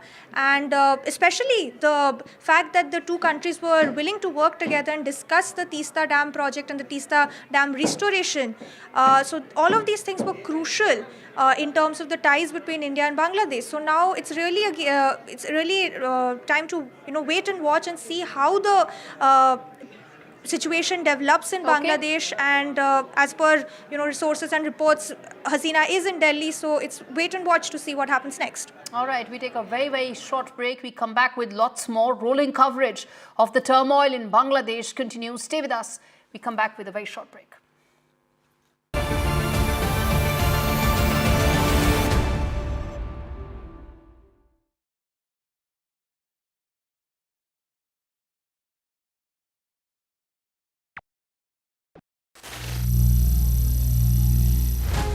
Some people say the metaverse will only be virtual. One day this lecture hall will be made of code, and driverless cars would be trapped in intersections. But even in this maze of the future, you can't wish away health. It's time to become more resilient.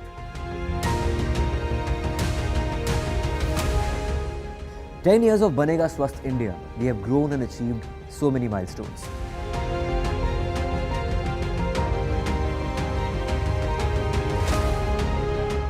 And now I have a plan to beat the urgency, to stop breathing with difficulty, to relieve getting choked with inactivity.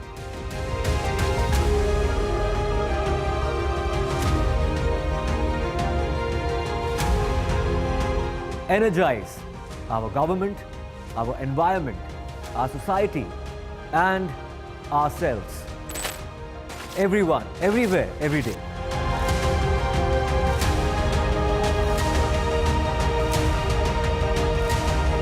Banega Swasth India. One world hygiene. After great victory by Indian team, and today we are reporting from Mohali International Airport where we are showing these visuals. Arshdeep हमारे साथ हैं. बहुत performance आई सारे दी थे बढ़िया results मिले. We are in the city of Kanpur today because they have their champion back home, Kuldeep Yadav. Desperation for each and everyone to go there and win the World Cup, and we did it.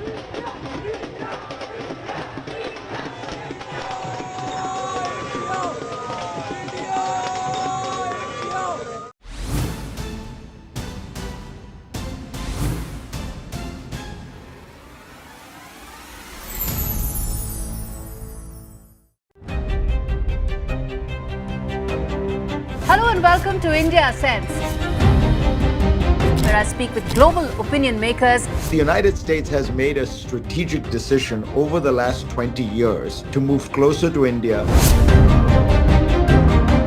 So a $7 trillion economy seems a perfectly conceivable number. If you want to be a national party, it's that you sort of accept the way the world is rather than want to endlessly hark back to how it was.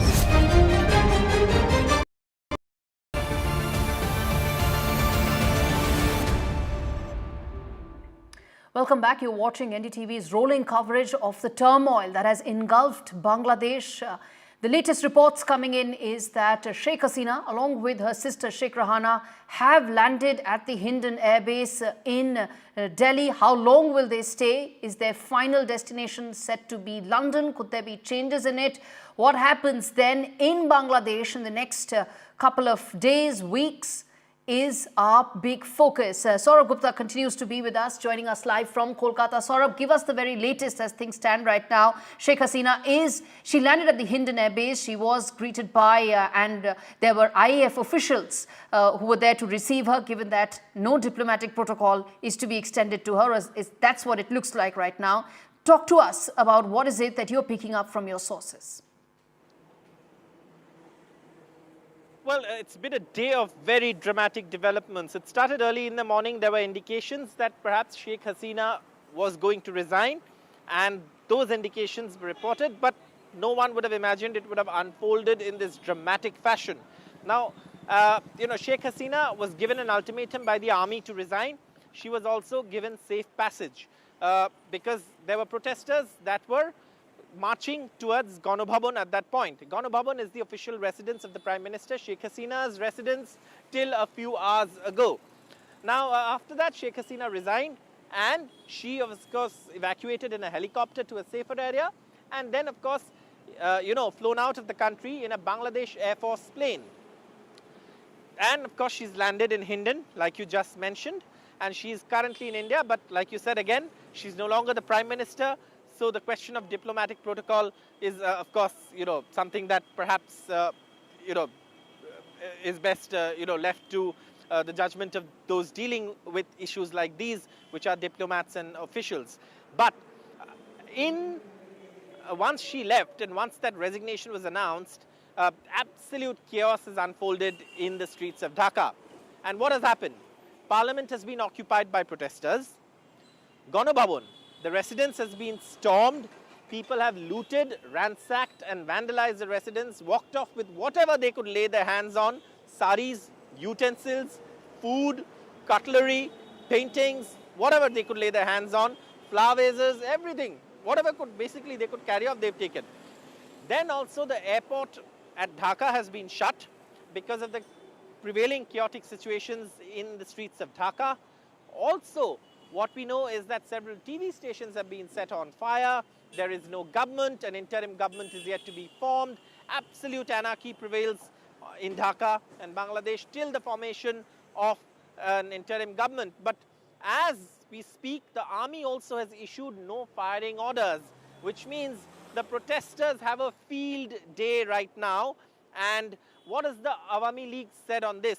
Now, remember, we were talking earlier of where this all began, the genesis of this, and that is, of course, the anti-quota protests. But the Awami League said that the anti-quota protests were basically a ruse for, what they blamed then was the BNP and Jamaat at an illegal, unconstitutional power grab.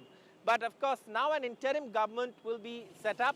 The army will be largely responsible for maintaining law and order, even though the army chiefs clear directions and orders that was made in televised press conferences that no firing on the protesters. But that has also resulted, as you can see, in absolute chaos on the streets of Dhaka. There's anarchy on the streets of Dhaka in Bangladesh.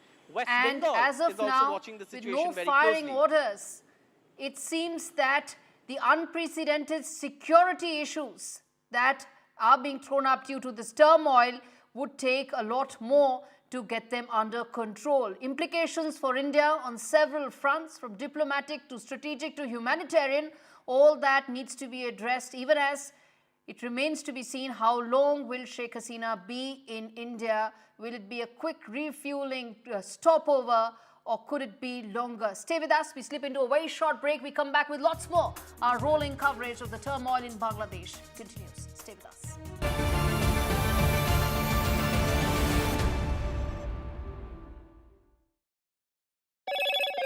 Hello, Moto. Motorola Razr 50 Ultra comes with Google Gemini.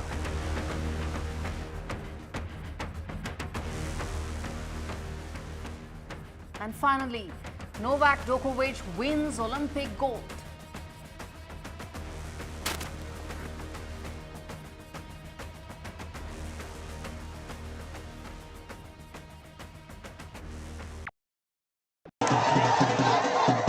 After great victory by Indian team, and today we are reporting from Mohali International Airport where we are showing these visuals. Arshdeep हमारे साथ हैं. बहुत ही performance सही सारे दी थे बढ़िया results मिले. We are in the city of Kanpur today because they have their champion back home, Kuldeep Yadav. Desperation for each and everyone to go there and win the World Cup, and we did it.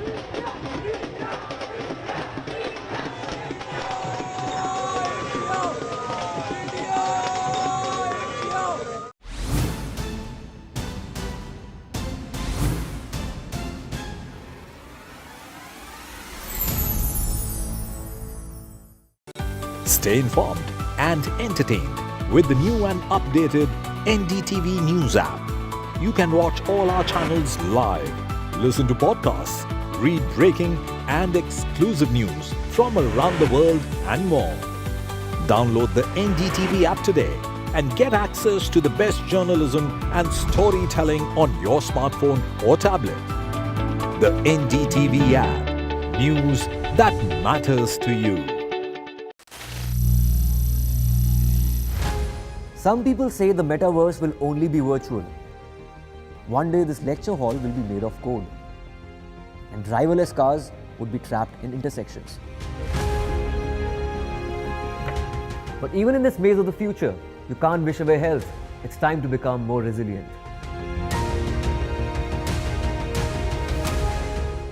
"10 years of Banega Swasth India, we have grown and achieved so many milestones.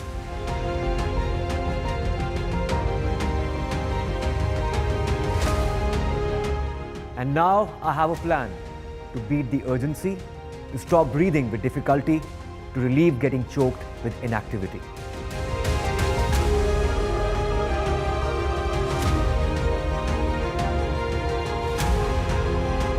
Energize our government, our environment, our society, and ourselves. Everyone, everywhere, every day.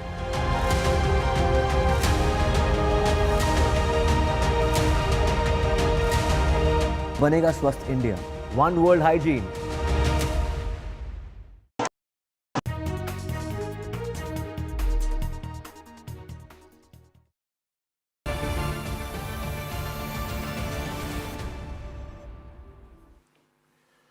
Good evening and welcome to our continuous coverage of the situation in Bangladesh, where there has been the Prime Minister of Bangladesh, Sheikh Hasina, exiting her country, fleeing from Bangladesh, landing in New Delhi, perhaps for a refueling halt. The status of that we're just going to try and find out. As a result of lakhs of protesters out on the streets, not just in Dhaka, but across the country. Many of these protesters stormed into her residence today. They vandalized her house. They vandalized the statue of Sheikh Mujibur Rahman, the father of modern-day Bangladesh, and the father of Sheikh Hasina herself. What about Sheikh Hasina? Where does she go now? Reports suggest that after landing at the Hindon Air Force Base in a Bangladesh Air Force aircraft, she may be on her way to London, where she has relatives. The Bangladesh Army is in control of the situation in that country. The Army chief did a press conference. In that press conference, he said that there is an interim government which is going to be formed, and he's appealed to protesters to stop the killings, to stop the violence, and to ensure that they go home as soon as possible. He's also promised them that all of their demands will be met, and he said that the Bangladesh armed forces will not open fire on any of the protesters. But the big question mark at this juncture, what is the ground situation in Bangladesh? Because it's been absolute, complete anarchy on the streets of Dhaka.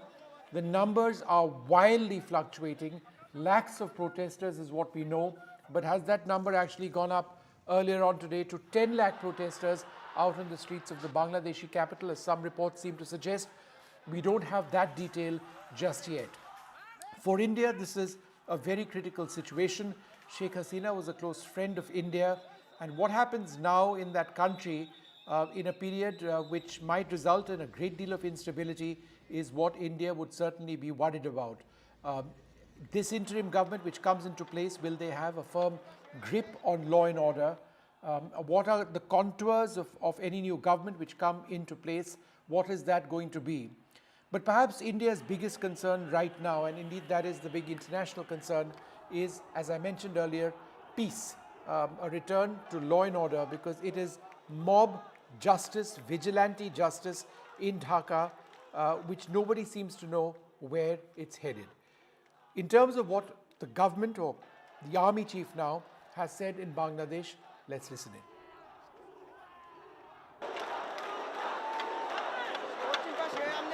শান্ত হয়ে যায় তাহলে আর কারফিউর কোনো প্রয়োজন নাই, কোনো জরুরি অবস্থার প্রয়োজন নাই, কোনো কারফিউর প্রয়োজন নাই, কোনো গোলাগুলির প্রয়োজন নাই। আমি আদেশ দিয়ে দিয়েছি সেনাবাহিনী কোনো গোলাগুলি করবে না, পুলিশ কোনো গোলাগুলি করবে না। All right, so that's a brief excerpt of what the Bangladesh Army chief said. He said that, look, the police are not going to be attacking anybody. Please listen to us, work with us, and please go back home. Now, for India, obviously, the border states, whether it's Tripura or it is Bengal, they'll be watching that situation very closely indeed. While parts of the border are fenced, there has always been a problem of illegal migration from Bangladesh into India. Any problem or trouble over there, and if there is a situation which develops with minorities being targeted in Bangladesh, this is a larger concern. It doesn't seem to be the case right now. Then obviously that's something that impacts our border states as well, Bengal for sure. Here's what Mamata Banerjee had to say. কেউ কোনো সাম্প্রদায়িকতার মূলক আচরণ করবেন না এবং আইন হাতে নেবেন না।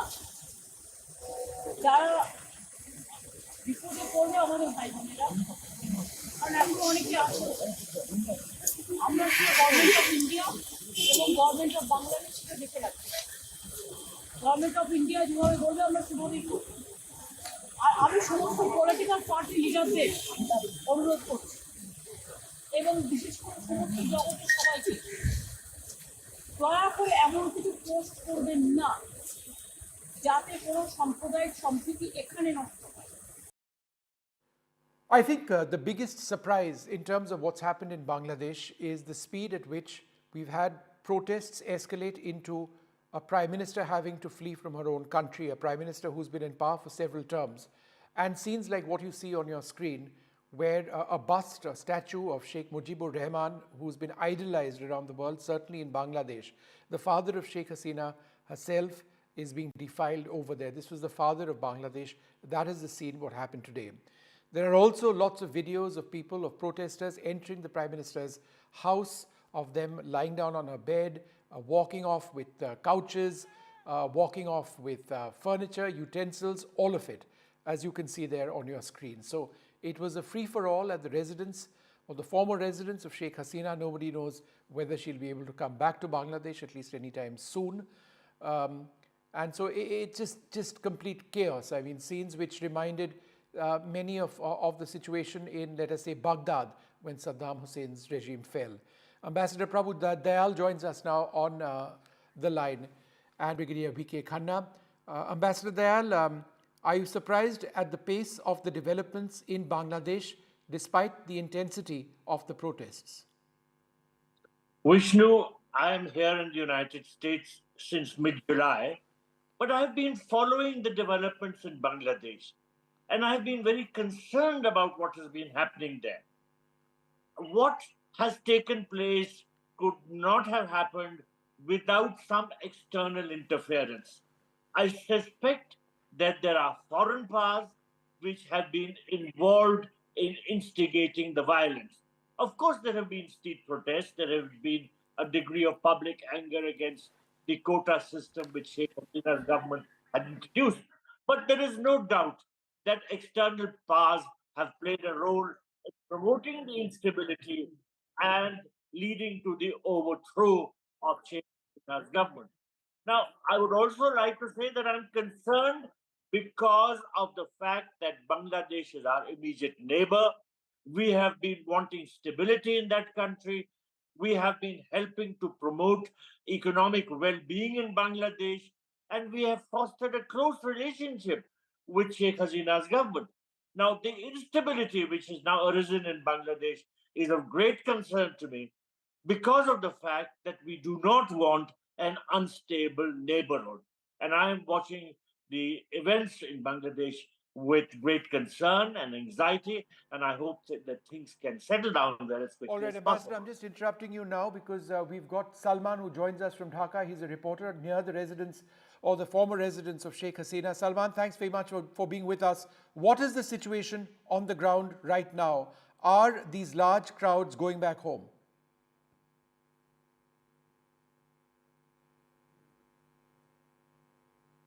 Salman, can you hear me?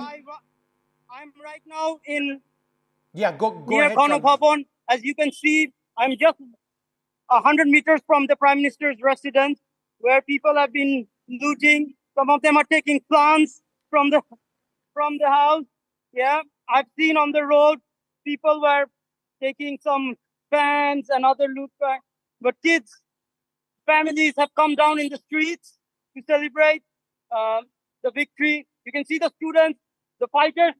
They are the fighters. They are the real fighters who have got this democracy today. Salman, is there peace now? Has the violence ended? And it's the crowded people standing here in front of a bank. Salman, is that bank being Oh, looted? people are very angry because they can see the Sheikh Hasina's father's name on this building. It's written Bangabandhu Digital University. So they don't like people are angry. They don't want to see the father of the nation's name on anything. They're very angry, so they're telling to bring it down, bring the signboard down. All right. Is the army deployed in large numbers? Is the police deployed in large numbers? Is there still violence that you see? Where they see the Prime Minister's father's name. I will just move forward and show you on the ground how it looks. We are just walking towards Prime Minister's home. It's another few hundred meters from here. As you can see, everyone is rushing freely. They're moving freely. They're celebrating. How are you feeling? Feeling.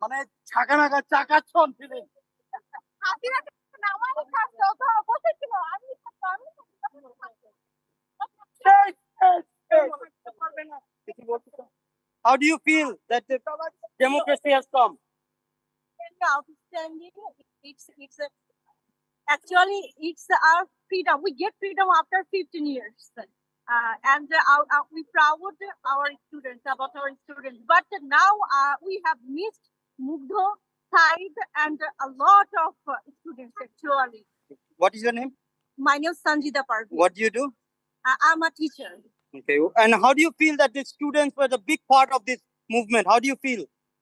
Yeah, actually, it is, of course, it's a big part our national and international reputation. Actually, we get honor, we get respect, everything, and finally we won. Actually, thank you, thank you, thank you, thank you, thank you, thank you, thank you.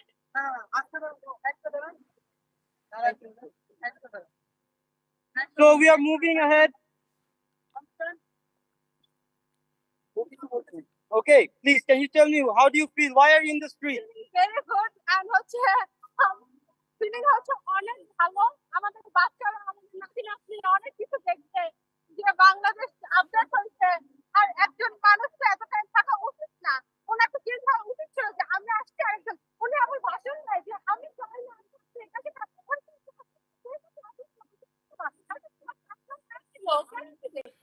All right, Salman, we'll come back to you in a moment. That audio is slightly unclear. If you can just get to near the Prime Minister's house and tell us what the situation there is. Just in terms of the sequence of events for the benefit of our viewer, in the first week of July, these students who were protesting against a quota which had been established for the descendants of freedom fighters of the 1971 war, a 30% quota in government jobs, they started protesting, saying that at a time when there is so much economic uncertainty and unemployment, a quota for those who are the next of kin or the descendants of freedom fighters is unacceptable. And so in the first week of July, they started obstructing railways and roads. University students were part of the protests. They led blockades and protests demanding reforms to the public sector quota system. Prime Minister Hasina dismissed these protests as, and I quote, students wasting their time unnecessarily in the name of the movement. In the third week of July, the protests intensified in Dhaka as reports of 6 people being killed during altercations between protesters and government supporters came to light. The Hasina government shut down schools and universities across the country, imposing a curfew. There were fresh clashes which resulted in at least 32 more deaths and numerous injuries. In the fourth week of July, the Supreme Court of Bangladesh ruled against reinstating job quota. So this was the rollback. However, the ruling of the court did not address the demands of protesters who sought the elimination, the complete elimination of job reservations for descendants of freedom fighters from the 1971 war. This decision did not satisfy the protesters, and in the first week of August, fresh protests resulted in new fatalities, including 14 police officers. Hundreds of thousands clashed with government supporters, and protesters called for a final protest march on Dhaka, with reports on the 5th of, on Monday or today, indicating major violence and arson as mobs marched towards the Prime Minister's residence, which they later on entered and vandalized and stole things from. Let's go straight across to NDTV's Disha, who's been tracking all the developments on the ground. Disha, it appears to be still a free-for-all on the streets of Dhaka. What else are you getting in terms of what the situation on the ground is? We'll come back to Disha in a moment. Brigadier Khanna, thanks very much for being with us. How closely would Delhi be looking at this situation? Is there, a reason for our armed forces to be particularly alert? In fact, we have to go and wait and watch as to whatever is happening there.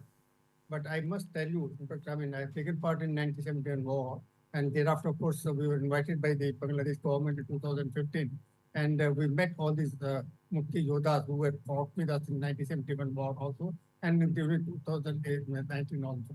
At that particular time, also, there was nothing of the sort, whatever is happening out there only. And they, in fact, Mukti Yodhas were like, in fact, our own freedom fighters, like they were also being considered. But I think what has happened, this thing also, as the ambassador was very rightly saying it, that's, in fact, the reservation became only just an excuse. There are certain, of course, the foreign elements, of course, who, in fact, helped, in fact, making it a big, in fact, it's like they gave it chingari ke andar thoda sa aag बढ़ा दिया. That is what has happened, and then the whole thing has gone up, and then it became out of the control of the government or something. The army, there's a lot of breaking news happening, and I just need to update our viewers on a lot of these details. Sheikh Hasina fled her country. What we did know and what we did report and broadcast were images of a helicopter, a Mi-17 helicopter, taking her probably from her residence to the Kurmitola Air Base of the Bangladesh Air Force, where she was put on a C-130J transport of the Bangladesh Air Force. It's a flight that we tracked. It flew over Kolkata, in fact, dipping south, perhaps to try and land in Kolkata. Wasn't allowed, or didn't land, or chose not to land, and then proceeded to New Delhi. It has landed at, we are told, the Indian Air Force base. Both the Indian Air Force mum about the situation, the External Affairs Ministry mum about that situation, though we do expect a statement sometime this evening. At the air base, Hindon Air Base, we now believe that the National Security Advisor Ajit Doval met Sheikh Hasina received Sheikh Hasina at the Hindon Air Force Base. Now, how long she's going to be in India, we don't know. The earlier information that we had was that she is on her way or would be on her way to London. My colleague Aishwarya Jain joins us for more on this. Aishwarya, what are you hearing? Well, the National Security Advisor Ajit Doval received Bangladesh Prime Minister Sheikh Hasina at the Hindon Air Base, and he met Bangladesh PM Sheikh Hasina for an hour. We've been told by our sources that by late night, Sheikh Hasina will be proceeding from Delhi to London, which is certainly as of now unconfirmed, but that's what the sources clearly had been stating to us. But it is NSA, Ajit Doval, and the senior officers from the Indian Air Force as well who received Bangladesh Prime Minister Sheikh Hasina, and the meeting between the NSA and Bangladesh Prime Minister Sheikh Hasina went for almost an hour after she landed at the Delhi at Hindon Air Base over there, and certainly there had been the situation that the NSA was apprised by the officials of the Bangladesh Prime Minister as well, who was accompanying her. And later, we have been told that the NSA will be apprising the entire situation to the Prime Minister as well later in the evening. Do we have any idea, Aishwarya, how she's going to get to London? Is it that same Bangladesh Air Force aircraft which is going to take her? Because it doesn't have the range to reach London. So it would necessitate flights or halts elsewhere, which seems difficult. So is India giving Sheikh Hasina a plane to fly to London, or is she being put on a commercial flight to London? Well, there has been a separate meeting which is also going on at the Ministry of External Affairs. As Jaishankar just left the Parliament after briefing Prime Minister Narendra Modi for almost 15 minutes, and it was, the senior officials from the MEA also conducting a meeting as to how the Indian government can assist Bangladesh Prime Minister as she has to leave to London, and whether the Indian officials will be also accompanying Bangladesh Prime Minister is something that is being sorted out by the Indian government over there. But all assistance is something that the government had confirmed that will be given to Bangladesh Prime Minister, and therefore the reason NSA Ajit Doval had been rushed earlier to Hindon Air Base, where he had given all assurances to the Bangladesh Prime Minister Sheikh Hasina over there, and certainly the logistics are being sorted out. We have no confirmation as to she will be going through a commercial flight from India, or there would be a transit that will be given to Bangladesh Prime Minister. Certainly, this is this is an ongoing development which is going on. A high-profile meeting, we've been told, is also underway at the External Affairs Ministry, whereas Jaishankar, after leaving the Parliament, directly had reached to the Ministry of External Affairs, where he is also conducting a separate meeting and will be apprising the officers who are present over there at the Indian Air Base to communicate to the Bangladesh officials who is accompanying Bangladesh Prime Minister Sheikh Hasina. All right, Aishwarya, just be with us for a moment. Both Air India and Indigo have now suspended their flights to Bangladesh in view of the situation. So Dhaka airport was shut till 10:30 p.m. local time, and indefinitely flights from India to Bangladesh, of which there are many. Air India, Indigo, possibly other airlines off the top of my head, I don't remember. They are not flying in or out of Bangladesh at this juncture. So the big story that Aishwarya breaking for us, Aishwarya Jain, our correspondent, is that the National Security Advisor Sheikh Hasina has met for more than an hour the former Bangladesh Prime Minister Sheikh Hasina in the Hindon Air Force Base, and it's now really up to how the government allows her to leave this country, whether it's a civil flight or there's an aircraft which is provided to her. We don't have those details. Anything else, Aishwarya, that you can share with us on that meeting? Well, certainly, as soon as the Parliament just concluded, it was Prime Minister Narendra Modi along with the senior cabinet ministers who were there. It was as soon as the session ended, it was S. Jaishankar who apprised the current situation with the Prime Minister. The meeting lasted for almost 15 minutes, and soon after that, S. Jaishankar left the Parliament and reached the External Affairs Ministry, where he is currently meeting the senior officials from the External Affairs Ministry, and the communication is through to the Indian Air Base as well from the External Affairs Ministry, and Ajit Doval, who is present over there, and senior officials from the Indian Air Force, as well as the Defense Ministry, also apprising the current situation. Now, logistics are being sorted out is something that we have been told by our sources as to how former Prime Minister Sheikh Hasina will be leaving India, as the details have been emerging that by late night Sheikh Hasina can leave the country to London. Probably the location has still not been disclosed, but this is something that had been told to us by the top officials from the External Affairs Ministry as well. Remember, there's been a 1 hour long meeting that was held by NSA Ajit Doval at the Indian Air Base with former Prime Minister of Bangladesh Sheikh Hasina.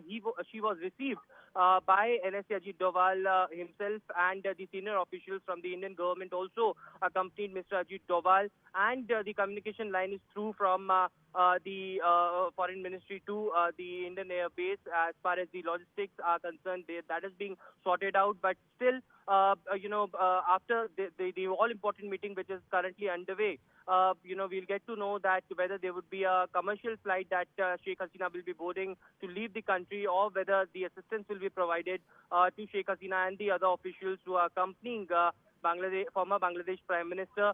So it is also, Prime Minister Narendra Modi, who was supposed to leave the parliament a bit early, but he is, we've been told he is still in the parliament after having all of those meetings. So, what translates in another few hours is something that we will be keep updating on to our viewers.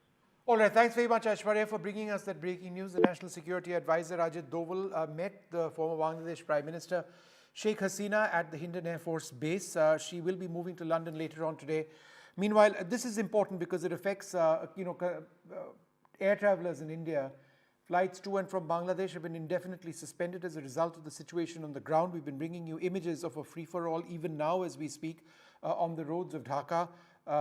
People out protesting, calling this a day of liberation, delighted at Sheikh Hasina having left. She's been very much a very strong leader in that country. She's been, re-elected several times, but there have been lots of reports of her being dictatorial and evidently very unpopular. But the pace at which things moved in Bangladesh, from students' protests to people storming into her house, fleeing from Bangladesh, the pace of this is absolutely unexpected and remarkable. With the scenes of joy, the fact that people are choosing quite happily to break down statues of Mujibur Rahman, the father of Bangladesh, reflects the kind of anger on the ground, because Sheikh Hasina, remember, the daughter of Sheikh Mujibur Rahman, and the fact that, any association with Sheikh Hasina appears to be something which is unacceptable to these protesters. What have they been protesting? They've been protesting quotas in government jobs as well. I'm sorry, I've got some breaking news coming in. What was that? All right, this is the breaking news that I can share with you now. The National Security Advisor Ajit Doval, who was at the Indian Air Force Base, where he greeted the former Prime Minister Sheikh Hasina, who landed over there a couple of hours back. That meeting is now over. Ajit Doval has now left. We do expect a statement from the External Affairs Ministry at some stage today, but perhaps there could be a statement as well in Parliament by the Foreign Minister tomorrow. Let's go across to my colleague Disha, who joins us now, also Shreya. Disha, what exactly are you hearing in terms of the situation on the ground in Bangladesh? In terms of the situation on the ground in Bangladesh right now, lakhs of people continue to be out on the streets, and there's a sense of anger as well as jubilee. Anger at the government, at former Prime Minister Sheikh Hasina and her administration for various reasons. Firstly, for the quota bill, which is what the protest was against, the anti-quota protests were against, but otherwise also because many people in her country, in Bangladesh, considered her rule to be undemocratic, and hence today is in a sense a day of freedom for many of the people in Bangladesh. But in terms of, there's a lot of jubilee in the streets of Bangladesh, because as you mentioned, today is being considered as a day of liberation by the people from the 15 years of under former Prime Minister Sheikh Hasina. So in terms of what's going on in Bangladesh right now, protesters earlier in the day ransacked the Prime Minister's official residence and, took away furniture, cutlery, saris, and completely ransacked and looted the residence. But apart from that, media houses were attacked, the residences and offices of the government offices, as well as the residences of various ministers in the Hasina administration were also attacked. So, the situation on the ground remains quite fluid and quite dynamic, and there's a sense of violence and turmoil continuing to be in Dhaka and across Bangladesh. Sure. While the Okay, hang on a Army chief second, earlier Disha. today Let's just did go say across that, to Shreya, who's been he's tracking all the instructed the developments army as well on the ground. Shreya, outside the Bangladesh High Commission, as I understand it, have there been any reactions from there? No, there has not been any reaction so far, but then as Bangladesh rages with celebration, here there is the status quo in front of the Bangladesh High Commission office. There has been increased police personnel, and the security has been beefed up since the morning because of the political unrest that has been going on in the neighboring country in Bangladesh. And of course, we know that the former Prime Minister Sheikh Hasina has stopped over here in Delhi, and she's expected to fly back to United Kingdom, London later in the day, but it is not confirmed. She's here with her sister, and she of course used the military chopper from Bangladesh, and she left her residence in Dhaka amidst the deadly protests.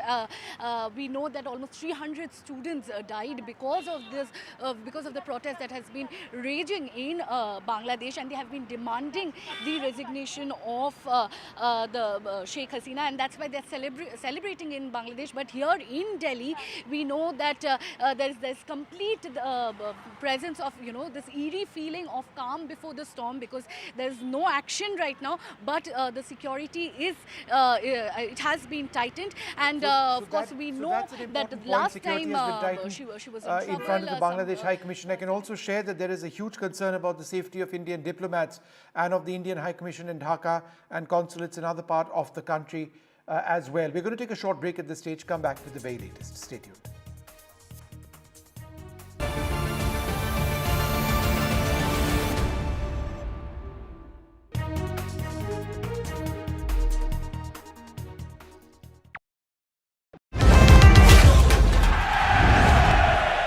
Get the magic of the best working for you now. Link your payment cards once, collect rewards forever.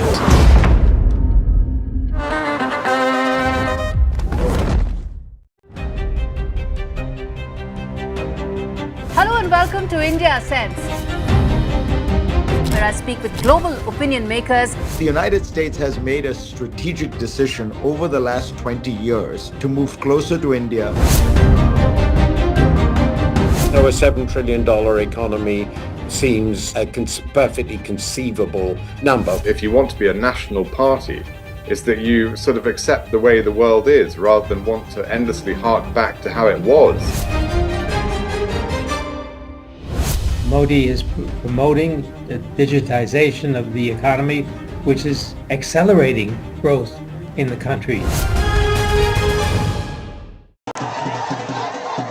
After great victory by Indian team, and today we are reporting from Mohali International Airport, where we are showing these visuals. Arshdeep हमारे साथ हैं. बहुत ही performance सही सारे दी थे बढ़िया results मिले. We are in the city of Kanpur today because they have their champion back home, Kuldeep Yadav. Desperation for each and everyone to go there and win the World Cup, and we did it.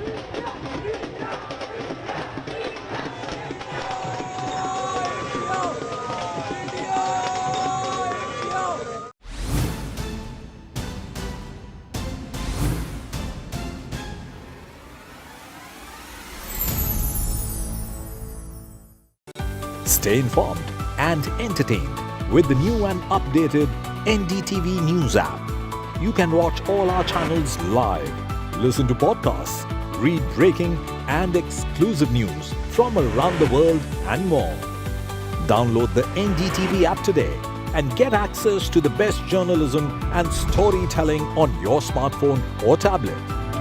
The NDTV app. News that matters to you. Some people say the metaverse will only be virtual. One day this lecture hall will be made of code, and driverless cars would be trapped in intersections. But even in this maze of the future, you can't wish away health. It's time to become more resilient.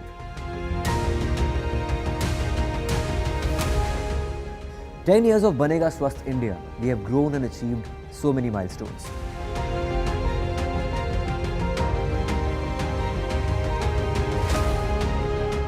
And now I have a plan to beat the urgency, to stop breathing with difficulty, to relieve getting choked with inactivity.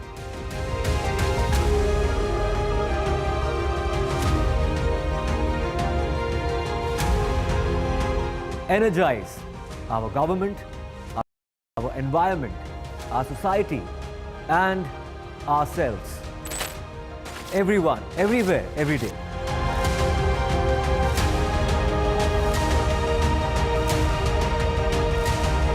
Banega Swasth India. One world hygiene.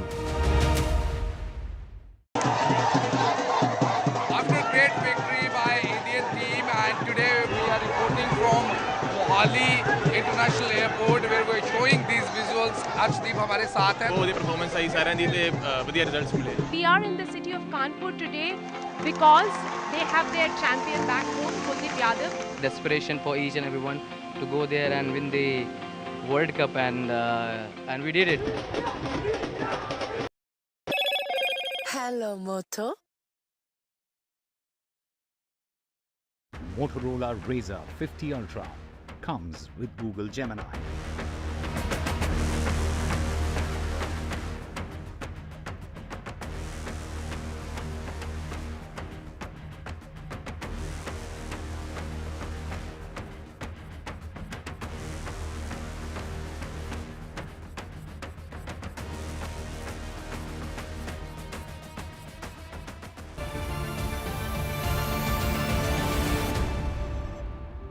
Well, we continue to track all the developments in Bangladesh very closely. I'm now joined by Shri Harshvardhan Shringla, the former Foreign Secretary of India. Thanks, sir, very much for being with us.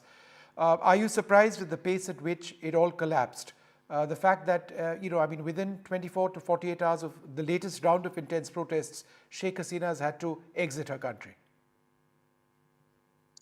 I think, the signs were all there. And in some earlier interviews that I had done, I'd also mentioned that what you see in the form of, quota protests were only the tip of the iceberg. There were many underlying factors that were behind this. And clearly those agitating, the students, etc., had grievances that went beyond opportunities for jobs. It was also to protest against, the difficult economic situation, high inflation, I think lack of opportunities for the youth, a combination of several factors that went into it. And of course, needless to say, I think there was some sentiment that, democracy hadn't really, been followed in a manner that was expected by many of the people, especially the youth, and that there were many governance issues that was also hanging in the balance. Mr. Shringla, what does this mean for India? Well, it is a serious development happening in a close neighbor. We share the longest land border with Bangladesh. We have strong people-to-people ties. Of course, trade, investment, and other linkages.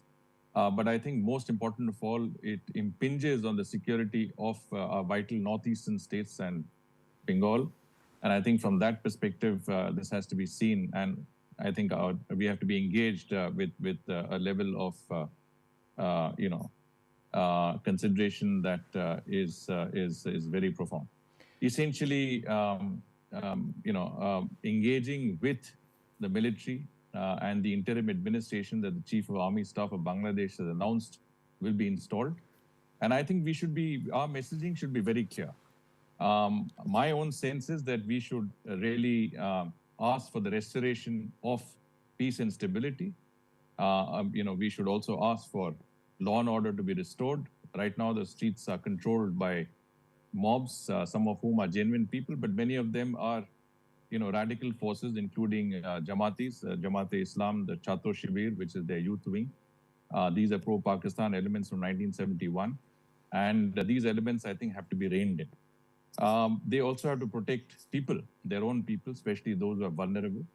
And finally, of course, from our perspective, what is very important is that we cannot have in place any administration or government that is inimical to our core interests. I think that is absolutely clear, and we cannot compromise on that aspect. Sheikh Hasina has been a close friend of India. Do you believe that her request to fly into India was something that New Delhi would have immediately accepted, or do you believe there would have been a back and forth at the highest level of government on whether India would want to accept her even for a refueling halt in this country? So I'm not aware of the circumstances behind her interim halt, but I would say that India has had very close relations with the government of Prime Minister Sheikh Hasina. She has had good relations with our leadership. This is not the first time that we have given her asylum of sorts. She had come in when her father Sheikh Mujibur Rahman was assassinated in 1975 and stayed here for several years. So, I mean, from our perspective, I don't think there would have been much, sort of consideration or examination of the request to have her here and receive her here. As you can see, she, flew down to Agartala and then came to Delhi, where reports say that the NSA has also met her. Yeah. And I think this is definitely something that we would not hesitate from doing. Having said that, our relationship with Bangladesh is deeper than governments. We have a strong people-to-people connect based on linguistic, cultural, and other affinities. We have very, very close connectivity, which has been strengthened over the last 10 to 15 years. We have strong trade and investment connect today. And I think all of this is basically a reflection of a multifaceted relationship that we enjoy with Bangladesh. And I think that relationship is what could see us continue the closeness and continue the ties that we should have with a neighbor, a close neighbor like Bangladesh, irrespective of developments of the nature that we are seeing. Ambassador Shingla, is it not awful to see pictures of the father of Bangladesh, Sheikh Mujibur Rahman, the father, of course, also of Sheikh Hasina, his statues being, defiled in the manner in which we are seeing? The hatred seems to extend even for the father of Bangladesh. Well, I mean, you have to look at it in perspective. In 71, Bangladesh was liberated under the leadership of Sheikh Mujibur Rahman. He was revered throughout the country. In 75, he was assassinated. There was a coup d'etat, and those who took power actually, removed him, or rather expunged his name and his contribution from that country's history. When Sheikh Hasina came back to power, she did the right thing by bringing back that contribution, which is an undeniable part of Bangladesh's history. And perhaps history might again see the same, up and down. And also, I think, these are basically symbolic in nature. I think the profound respect that people have for what they call as Bangabandhu, Sheikh Mujibur Rahman will continue, in their hearts and minds. And I have no doubt that, history might, again, sort of see a different phase as you go along and as you see it in retrospect. All right, Mr. Shingla, thanks very much, sir, for being with us.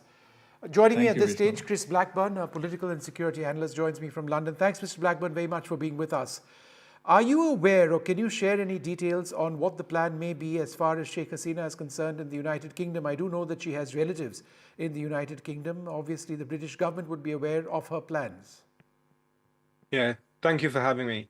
Yeah, you're right. I think it has come as a shock that Sheikh Hasina has left. She does have quite a lot of family in the United Kingdom, so I think she could possibly ask for political asylum here. But I think we've heard reports, I don't know how true they are, that the UK government has rejected that appeal. I think that's just speculation. But I think it will be quite difficult for Sheikh Hasina to come to the UK because we already have Tariq Rahman, the acting chairman of the opposition in Bangladesh. He's in exile in the United Kingdom for his involvement in corruption and political violence. So it's going to be a very interesting time to see how the United Kingdom actually deals with this. But I think what I think will happen is I think Sheikh Hasina will stay in India for a week or so, and she will try to work out her next steps. Obviously, this is a very fresh, developing situation. I don't have any real facts on the ground from a team because obviously they're in a state of they've been in a state of transit, but I think things will become clearer over the next sort of days and weeks. That's interesting. What you are suggesting is that the United Kingdom hasn't accepted her at the moment. Well, I don't know. I don't know what the official status of the British sort of Foreign and Commonwealth Office is, but I think it will be quite difficult for Sheikh Hasina to be given political asylum in the UK. But who knows? The UK has been a place where others have sought refuge in the past, so perhaps she will ultimately end up in the United Kingdom. I just don't know, but I think it's probably one of the most likeliest locations for her to seek political asylum. There is a mob out of the streets of Dhaka right now. Irrespective of what the army chief may have said, there is no immediate indicator of people having left. It's just been a couple of hours. One would hope that they do leave. But is that the real concern now, that going forward, there is anarchy on the roads of Dhaka and there is no clear sign of how that ends? And this is quite separate and apart from the Sheikh Hasina story. Yeah, I completely agree. It's absolute anarchy. What we've seen, there's been attacks on Hindus, and we've seen that yesterday, and we've seen evidence of that today.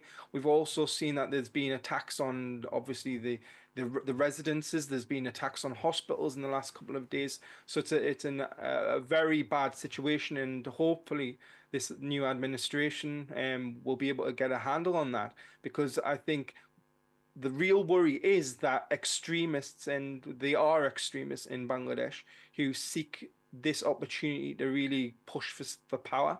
I was given a photograph not just half an hour ago where we saw Taliban flags being waved alongside Bangladesh flags. So there is a real prospect for this to get serious, and I hope the new administration can restore law and order in Bangladesh and put in a new sort of reform package where we will see peace and prosperity in the region. The former foreign secretary said there's lots of good things that have come out of Bangladesh over the years, and Sheikh Hasina has led that. India just wants a friendly neighbor. It doesn't need another Pakistan in Bangladesh, and unfortunately there are elements in Bangladesh who deliberately and will want that. All right, Chris Blackburn, a matter of huge concern, globally at this stage. Thanks very much for being with us. Thanks very much indeed. I'm joined by my colleague Saurabh Gupta right now. Saurabh, anything that you can share with us on the ground situation? The internet has been on and off. There's a curfew which is in place. There's a mob still out on the roads. Who's in charge right now? No one, and that's actually the biggest problem, because what has happened is that Sheikh Hasina has resigned. An interim government has not yet been formed. The army chief has said no firing. So basically it's a free-for-all on the streets of Dhaka. Parliament is occupied. Ganabhavan, Sheikh Hasina's residence, has been stormed, vandalized, ransacked and looted. What we also know is that TV stations have been attacked. The Dhaka airport is also shut till 10:30 in the night for the situation that's prevailing on the streets. Chaos, anarchy prevails till at least an interim government is formed. And, I was just hearing the conversation that you were having earlier, Vishnu, and that's perhaps the biggest worry, because this is right in our backyard. This is our region. The Indian Ocean region is extremely important to India, and Bangladesh is an extremely, extremely significant partner.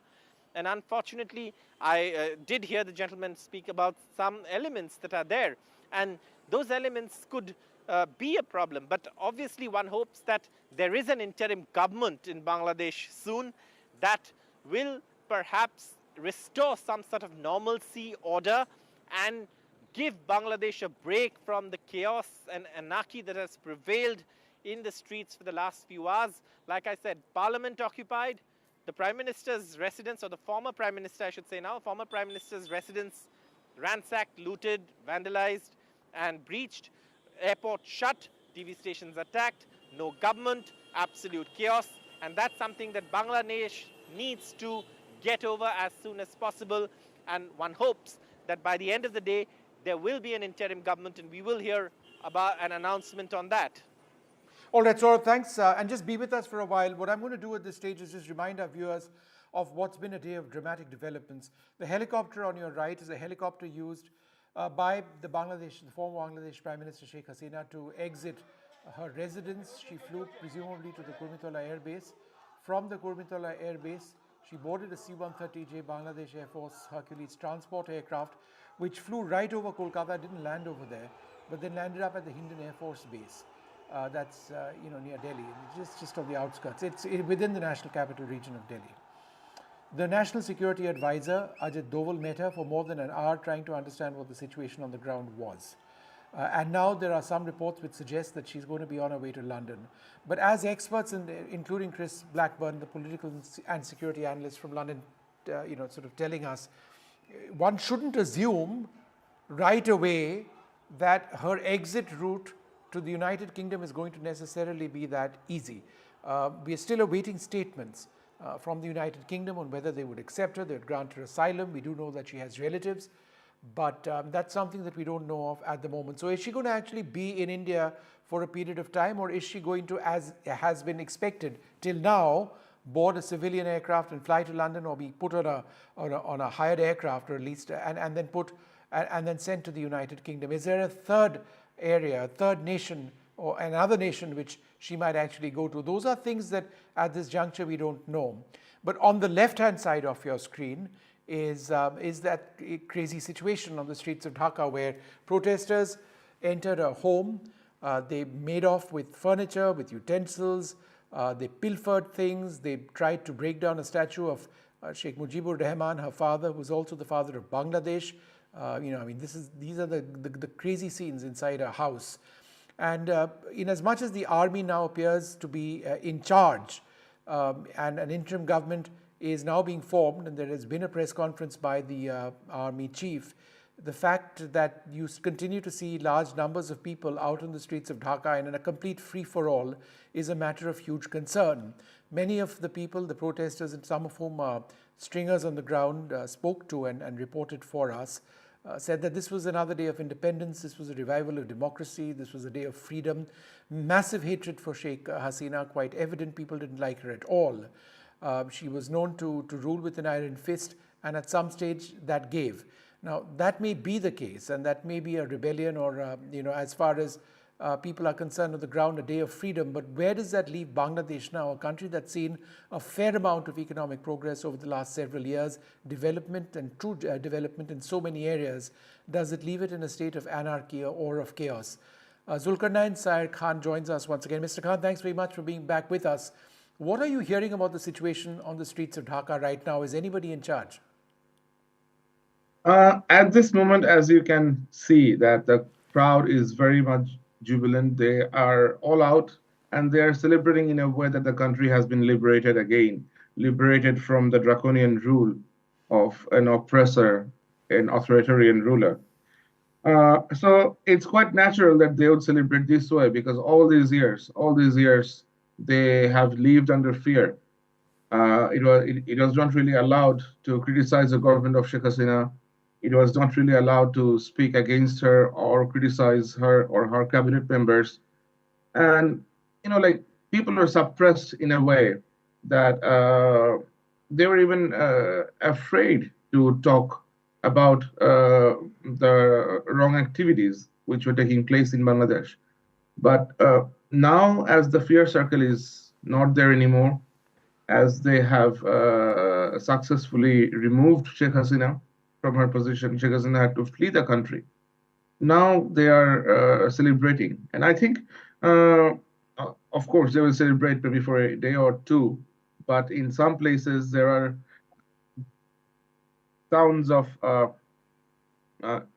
news of vandalism coming through, and we are hearing that members of Army League are attacking certain places and trying to blame it on the Sure, but Mr. protesters. Khan, let me ask you or- something else. You know, there is an assumption that she's been given asylum in the United Kingdom. We haven't seen any statement from the United Kingdom at all. So is she likely to be in no, India for a no. while until things get sorted out, or? Well, I personally feel that the UK would be reluctant to give her any kind of asylum or anything as such, because the murder that has been happening in Bangladesh, like even yesterday there were 100 people killed by security forces, and before that we had more than 300 people died in the hands of security forces, and all by the instruction of Sheikh Hasina. The military, police, rapid action battalion, they even used sniper guns to kill students. So we have seen children, young students murdered with sniper gunshots. So Sheikh Hasina will have to take the responsibility. So if a country like UK or India allows her to stay, then how do we Bangladeshis hold her responsible? Then she will have a safe haven somewhere. So anybody who gives her a safe haven or gives her some kind of protection will have to come under a microscope tomorrow. That why are you allowing such a dictator to be in a safe place? Right. All right. Well, thanks very much for being with us.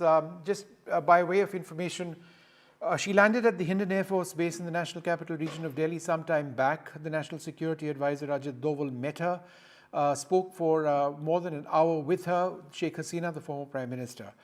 Some reports suggested that she might be on her way to the United Kingdom, where she's got relatives, but at this juncture there has not been any statement, at least none that we're aware of, from the United Kingdom allowing her asylum or being willing to have her back there, which then therefore means that she might be in India for some period of time until things get sorted out, or whether she has been accepted into another nation. So we don't really know what the situation on the ground with Sheikh Hasina is. We are hopeful of getting a statement from the government, the External Affairs Ministry, in some time.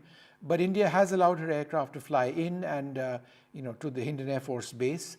What happens next is anybody's guess at this stage. But there are two or three things over here which clearly worry India now going forward. Sheikh Hasina is a past chapter. It's obviously of great interest right now.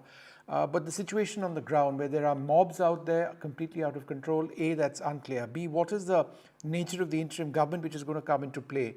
There are extremist elements in Bangladesh. Sheikh Hasina dealt with them with a very firm hand. Are they going to have some sort of say in the Bangladeshi polity? If so, what does it mean for India? This is an extremely sensitive area. It always has been. And therefore, going forward, what are the contours of stability in Bangladesh? Will there be stability or not? That's what needs to be seen. We take a short break, come back with more.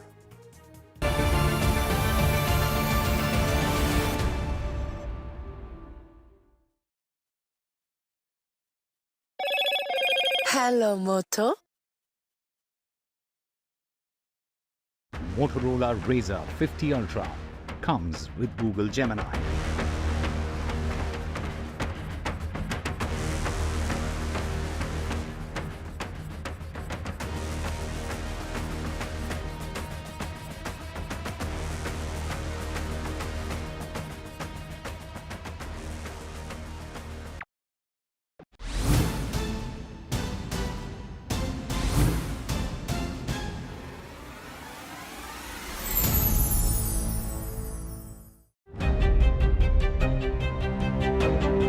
Hello and welcome to India Sense, where I speak with global opinion makers. The United States has made a strategic decision over the last 20 years to move closer to India.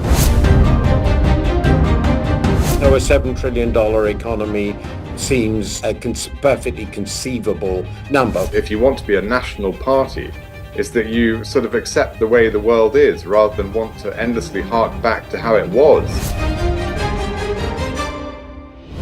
Modi is promoting the digitization of the economy, which is accelerating growth in the country. After great victory by Indian team, and today we are reporting from Mohali International Airport where we are showing these visuals. Arshdeep हमारे साथ हैं. बहुत ही performance आई सारे ND ਤੇ ਵਧੀਆ results ਮਿਲੇ. We are in the city of Kanpur today because they have their champion back home, Kuldeep Yadav. Desperation for each and everyone to go there and win the World Cup, and we did it.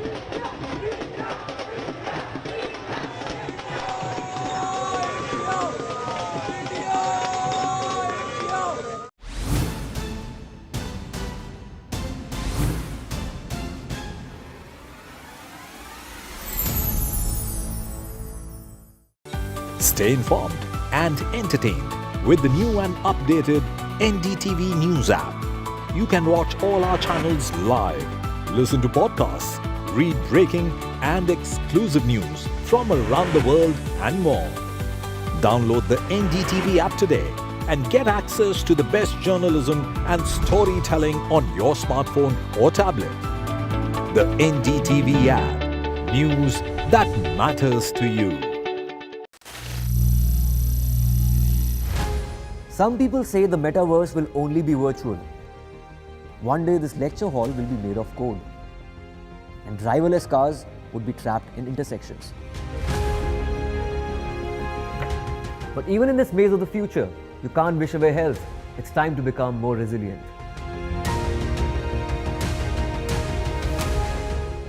10 years of Banega Swasth India, we have grown and achieved so many milestones.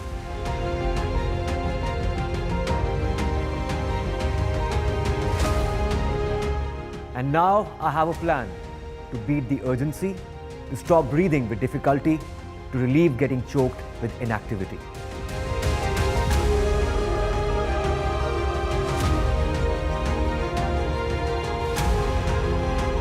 Energize our government, our environment, our society, and ourselves.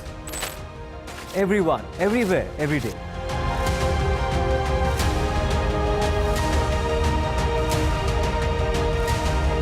Banega Swasth India. One world hygiene. After great victory by Indian team, and today we are reporting from Mohali International Airport where we are showing these visuals. Arshdeep हमारे साथ हैं. ਬਹੁਤ ਹੀ performance आई सारे ND ਤੇ ਵਧੀਆ results ਮਿਲੇ. We are in the city of Kanpur today because they have their champion back home, Kuldeep Yadav. Desperation for each and everyone to go there and win the World Cup, and we did it.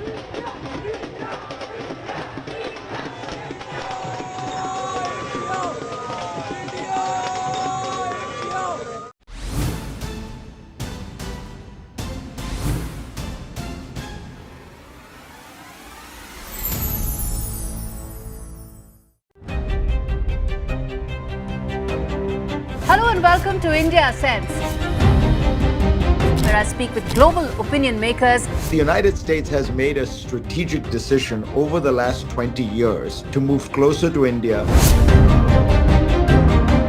So a $7 trillion economy seems a perfectly conceivable number. If you want to be a national party, is that you sort of accept the way the world is rather than want to endlessly hark back to how it was. Modi is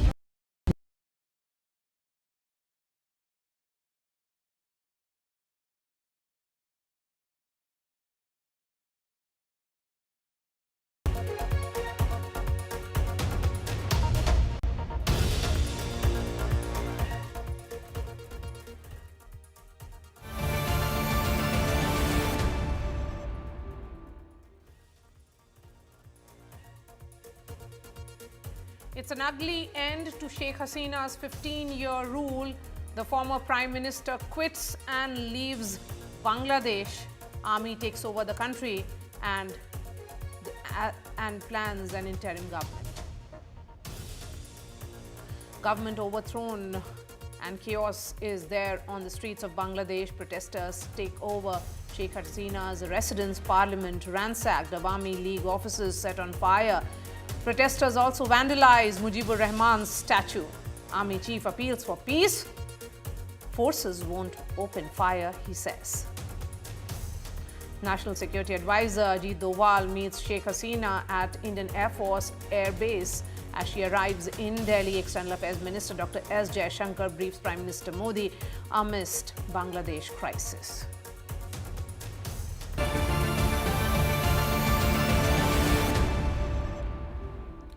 Images that sum up the day. Bangladesh's former founder and father of the nation, Sheikh Mujib's statue being vandalized by protesters. It was a day of fast-paced and dramatic developments. Sheikh Hasina quit as Bangladesh's prime minister and army moved in to take control amidst violent protests demanding her ouster.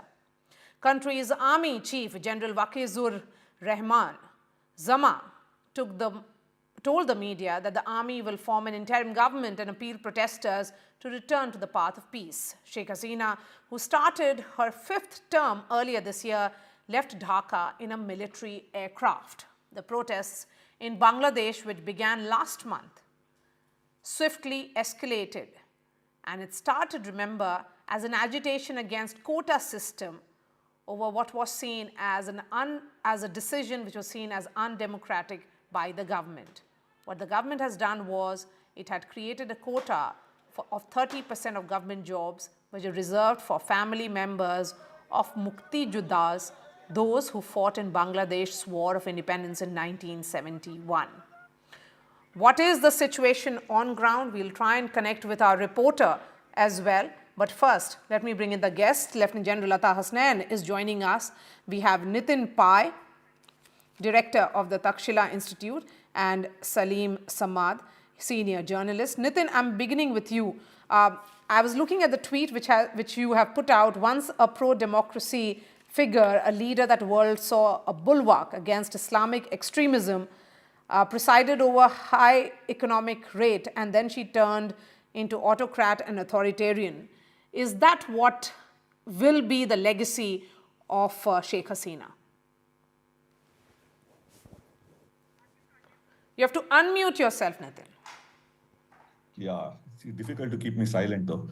Anyway, so I think that's probably going to be the legacy unless there's another chapter in a political life. In some ways, it's quite disappointing because we grew up seeing Sheikh Hasina as the bulwark of democracy, fighting against military rule, bringing back democracy and secular democracy to Bangladesh, and doing quite well in both ensuring some kind of economic order and some kind of political stability in the last 15, 20 years. In that sense, she was the best choice for India. But, you know, power corrupts and absolute power corrupts absolutely. And I think over the past 10 years, it has been a steady decline in the way she handled the power that was entrusted to her. It could have been a very different story, but I guess we are not in a position to second guess what her thought processes were. But I think it was a terrible kind of an end to a great sort of career. And Lieutenant General Atta Hasnain, the role of the army here becomes very, very important because everybody is watching out for every statement which is being made by the army chief. How is the situation different from what we have seen, say, in Pakistan? Hey, Maria, thank you first of all for inviting me for your very important show. While I agree with my friend Nitin very much with what he says, but at the same time, if I may just add that for the last 10 years perhaps, Sheikh Hasina was battling against the odds. There was a huge backlash of radicalism, sponsored, if I may say, from across our other side of the borders, that's from Pakistan, and with attempts perhaps even from beyond to try and create some kind of, to extend the arc of radical Islam into Bangladesh. The portents of that were always there in Bangladesh. She was a bulwark against it. And in the last couple of years, she was resisting it even more. And one of the reasons why you look at her non-democratic credentials in this particular period in the last few years is primarily because she was the one who was actually battling the radicals all this while. I remind you of 2015 when the ISIS made serious attempts to get into Bangladesh at that time. If ISIS had succeeded in getting into Bangladesh, I can tell you the security situation for India in the northeast and on our borders with Bangladesh would have been something very different. Having said that, as far as the Bangladesh army is concerned, I think I know the army reasonably well. I have served with the Bangladesh army in the United Nations. And I can say that there is a clear-cut division within the army. There are pragmatic, secular people, right-thinking people there, but there is an element of radicalism also within the army. And therefore, at this moment, there will be all kinds of tugs and pulls in all different directions, which will go on. Very early to say which side will ultimately emerge the victor. But I, for one, would not have liked to be in the situation or position of the Bangladesh army chief at this time. It's a very, very challenging situation for him because having known the history of Bangladesh, radicals in the streets, radicals everywhere, this is going to be one testing time for them. Salim, Maria. I'm coming to you now because, of course, this is a developing situation. We do not know what will happen in the next 24 to 48 hours because the army says that they would be forming the government. It will be an interim government. So are we looking at elections in perhaps immediate term, in a matter of few weeks? Would you suggest that? Thank you very much. First of all, you have correctly said about the army is having a new interim government. The interim government, according to the Constitution of Bangladesh, will have to have an election in 90 days. So the interim government has no other mandate, according to the Constitution. They cannot enact a new laws, or they cannot rush away or amend the law. They only have to have the election free and fair and inclusive election in the 90 days. So once there is a 90 days, of course, there will be a lot of fear, and there will be the major three political parties will be the contestant because there is no fourth party, there is no fifth party. Of course, the Awami League, which has been routed out in this revolution, and the second is, of course, the Bangladesh Nationalist Party, which we talk about, and of course, the third is the loyal opposition in the parliament for the last 15 years, which is Jatiya Party. Unfortunately, the last two parties were created or formed or floated by the military generals. So obviously, you can understand there's only one party. Salim, if I may ask you, since you're joining us from Dhaka, in terms of the situation on ground, essentials, how are they placed for the ordinary people who are not protesting? Because, of course, this is a student-led movement which has taken this shape. But what about ordinary citizens of the country? You will be surprised. If you look at it from the last 72 hours, you will find the the middle class, the working class, including the rickshaw puller, the vendors in the street, they all joined the protest. You may not believe me, but we can take the footage. You'll find the rickshaw pullers, they have carried water bottles, to serve to the protesters who are literally basking under the sun, this hot sun. So you can understand that so much of people have been there. You will find thousands of guardians of the students, of other students, and seniors. They have also joined the protest. The academicians, the cultural groups, the civil society, they were all in the streets of Dhaka for the last 72 hours. So it is, of course, a student protest, which has now, today, has turned into a victory celebration. Okay. So it's a day of victory celebration which is playing out in Dhaka. But Nitin Pai, the protesters called themselves Long March to Dhaka. That was seen as a movement of defiance, but this movement of defiance has led to an exit of a government of 5 terms. I mean, she was in a 5th term, clearly. Yes. Yes, I will bring in Salman Saeed, but a word from you also, Nitin. Why did the Prime Minister not see this coming, in the sense that there were protests in the past as well, but at that time these protesters did not have the support of the army. Do you think that made it worse, that there was an attempt to sabotage it from within? Yeah, first of all, I think I would like to caution everyone to stop looking at things in black or white or good or bad. You know, who's the good guy? Who are the good guys here? Who are the bad guys here, right? Because these are actors playing for politics, trying to achieve political power, whether it's the students, the interim government, or the people in the armed forces, etc. So once we take that lens off and try and look at the situation objectively, I think we'll be able to make better sense from this. We won't get carried away with romantic notions of a great people's revolution leading to democracy and so on. We just don't know how this movie is going to end, right? Now, why didn't Sheikh Hasina see this? I think, see, first of all, it's not new. You know, this is not something which started in July. There's been a ferment of unrest, there's been ferment of protest, boycotts, etc., going on for the last year or so, precipitating in an election. But I think the Awami League had so much power that they stopped really looking at feedback. You tend to believe that you're powerful enough to cross any hurdle. And these protests will be like the protests which you just defeated 6 months ago. So, you tend to believe that you have more power and more hold on power than you really do, especially because people don't give you bad news. In a situation like where Sheikh Hasina was, I'm sure you couldn't go to her and say, ma'am, we have bad news, because the people bringing bad news would actually be sort of cancelled out, right? Pushed out of power. So it's like driving a car after you've broken your dashboard, your rearview mirrors, and your fuel gauge, and just pressing the accelerator. At some point, it's going to give. And I think that is the lesson which comes out of the current situation in Bangladesh. Okay, let me bring in Salman Saeed, who's joining us from Dhaka. He is in fact 200 meters away from Gana Bhavan, which was stormed and vandalized just some time back. Over to you, Salman. Speak to the protesters. What is the sense on the ground? I'll just make a correction. I'm not exactly 200. It's few hundred meters away, very close to the Prime Minister's home.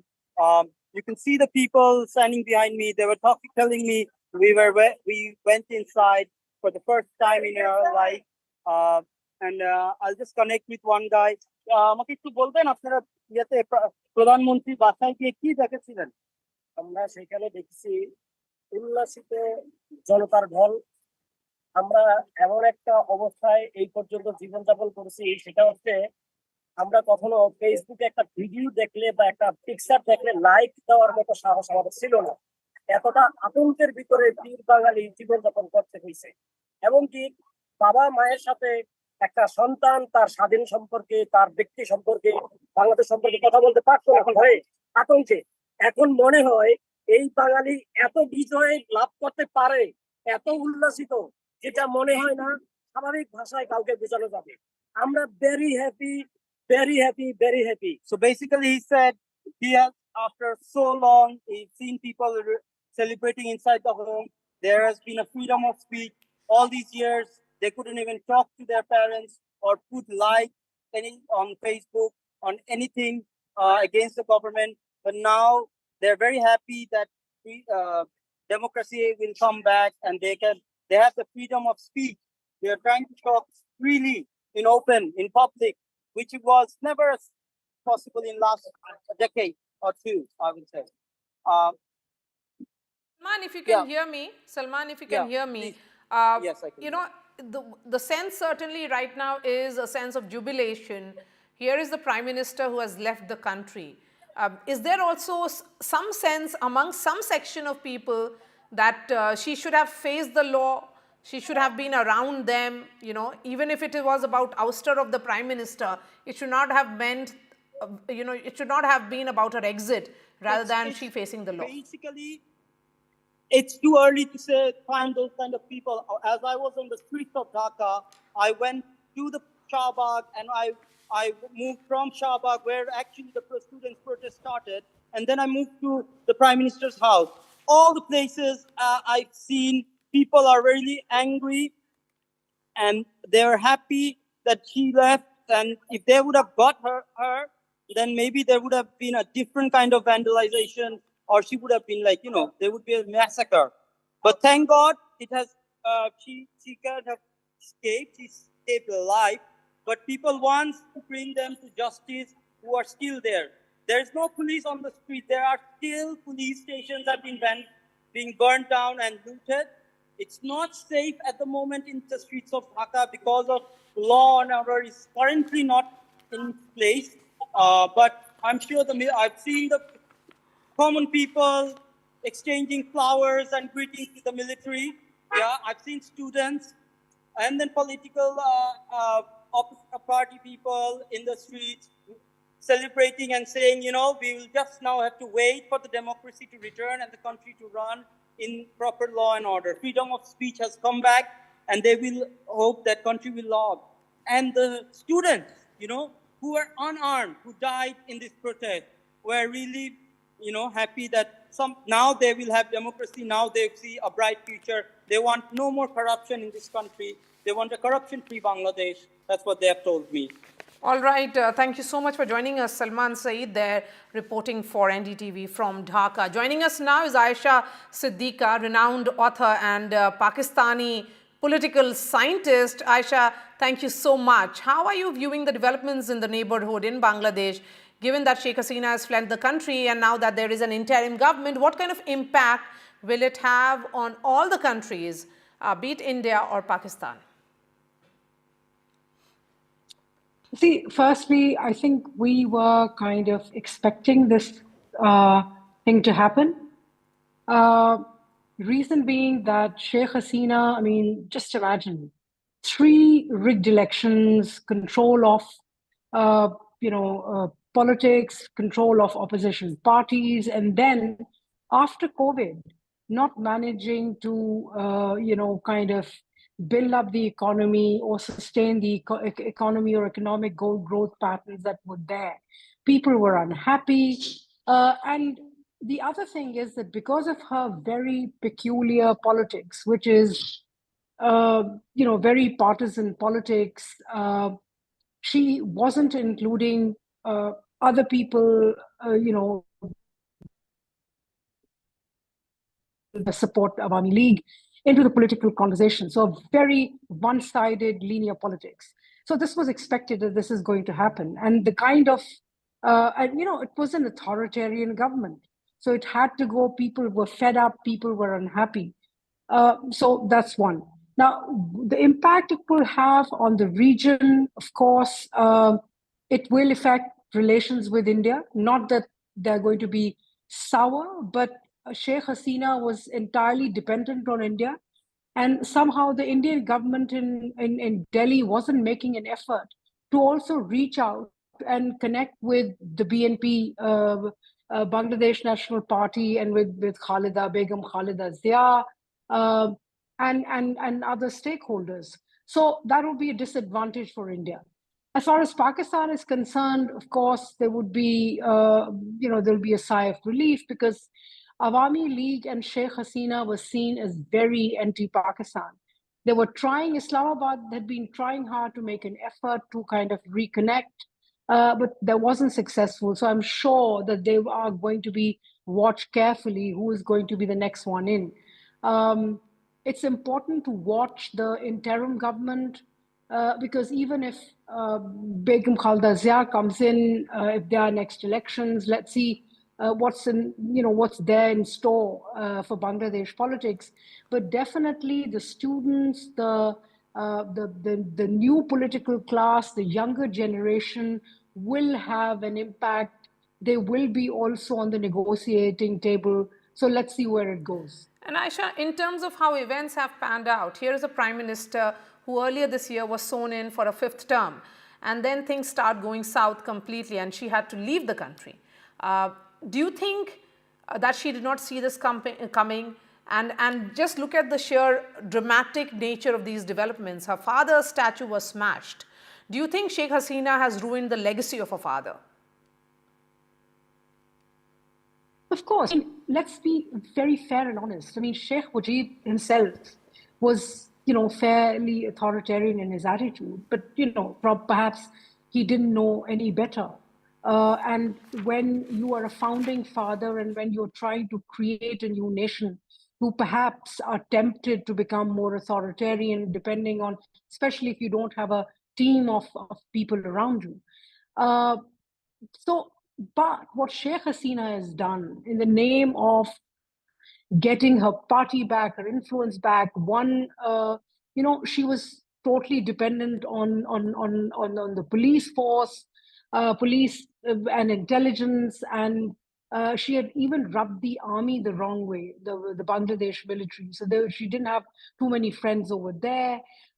Then amongst the people, I mean, look, I am based in the UK at the moment, and every second Bangladeshi that I come across was anti-Awami League. So one was wondering, when she was in government, one used to wonder, I mean, that, talking to the Bangladeshis there in the UK, that what kind of politics do they have? Do they not understand reality of their own country? But it seems that their own prime minister, didn't understand the reality of their own country, that, you can't push linear politics, entirely and all the time. Especially the last nail in the coffin was giving all those facilities to war veterans, to Mukti Bahani war veterans. When there is a country where you have where there are jobless youth, and when there's a lack of and a need for economic growth. So her policies were too one-sided, and of course, last but not the least, instead of looking internally at balancing her politics and negotiating with her opposition, she was constantly looking towards New Delhi and getting her support from there.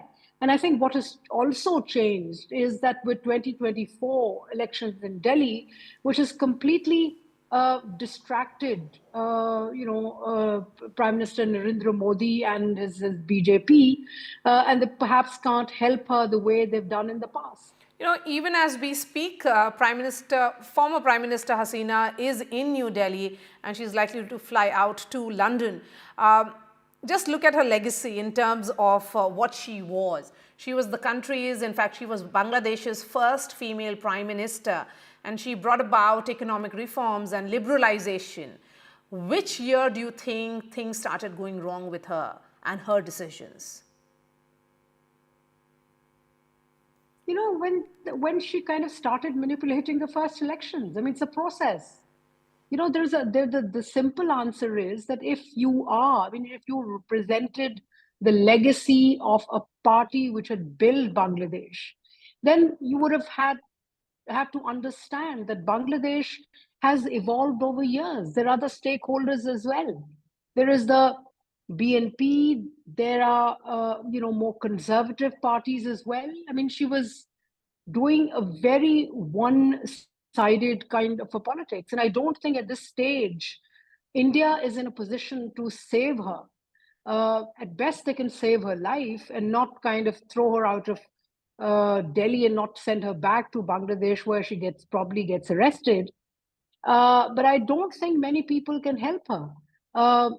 That is, what has happened is that post-Second World War, politics in all these countries around the world, especially in the developing countries, has changed. The expectations have changed. There is a younger generation.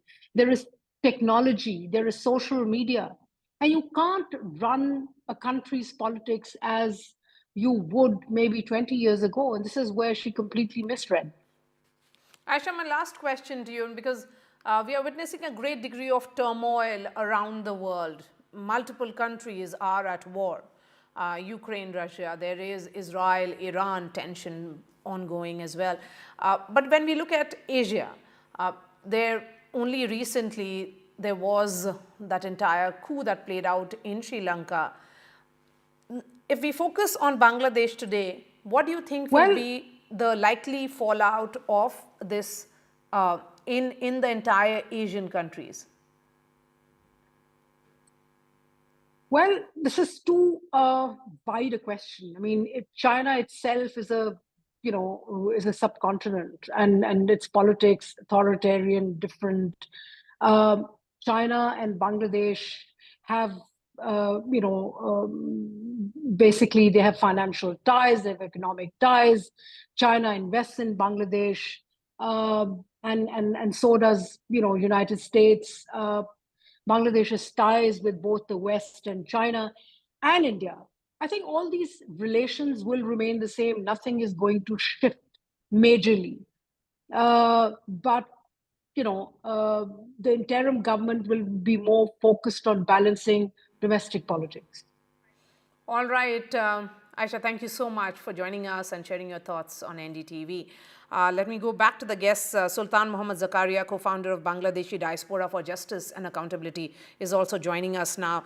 I've been following all your tweets very, very closely because you have been, tracking the developments very, very, again, as it has been unfolding. It's a historic moment, as you say, as people of Bangladesh now reclaim the place from where illegal orders were made to murder them.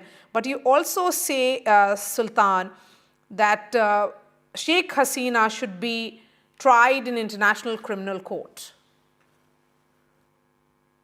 Yes, she should be. Is that likely to happen now, given the developments that she has already fled the country? Well, that's the effort that we have to make, because she has a lot of bloods in her hands. Just if you can imagine, in the span of 48 hours, the number of young people she killed, her forces and her student wings killed on the behest of her. It's unprecedented, not only in Bangladesh's history. I think in contemporary, you can't show me in anywhere in the world that in 48 hours, a ruler of a country killed 300 people of their own. Young people, students, men and women. Most of them are teenagers. And then in the span of these 2 weeks, the official figure is almost like 450 plus, and unofficial figure, because the Sheikh Hasina's regime, she sent the DGFI and the intelligence agencies to take the death register from the hospitals of officials, both the private and public, were told not to disclose any information about the disease, any information about how many people are wounded, and etc. She had a carnage. She laid a carnage on her own people for the last 2 weeks, and that's just only one aspect of her crime. In my lifetime, I have never seen police and security forces shooting at protesters indiscriminately like this. Okay. Sultan, continue to be with us, because Nitin Pai will be, exiting the panel in just a bit. So Nitin, a word from you. What is likely to happen in Bangladesh in the next 1 week?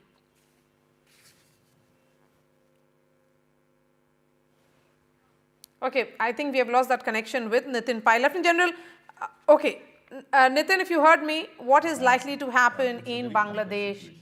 Bangladesh is a very sophisticated polity.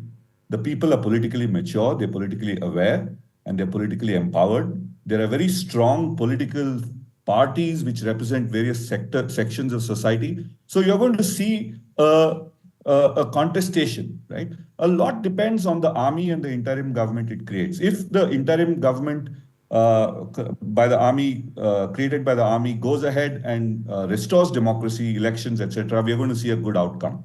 But as many people know, that armies and interim governments really don't go together. General Musharraf formed an interim government which lasted almost like 15 years in one way or the other, right? So we just hope that the army doesn't retain power in the way it does, because that's going to export a whole lot of different kinds of vectors of disorder to different parts of the world. So we should hope that the interim government conducts elections, and whichever party comes to power is a party which India will have to deal with. And the party in Dhaka will have to deal with India, who is in power. So I think the fact that who is on which side is a little overdone. We should just hope that stability returns And it's a form of stability where there is some kind of a constitutional liberal democracy at play and not some whimsical military dictator who retains power. All right, Nitin, thank you so much. I would request all the panelists to continue to be with us. This remains our top focus here on NDTV. A short break and then I return.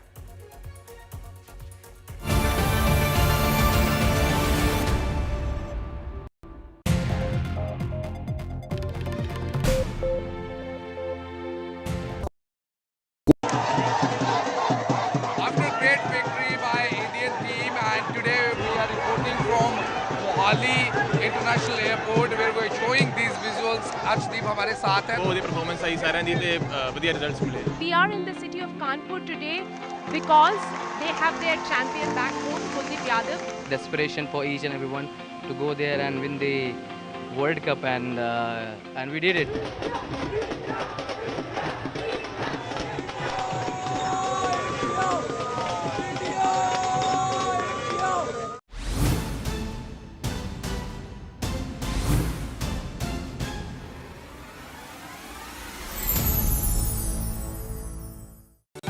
Stay informed and entertained with the new and updated NDTV News app.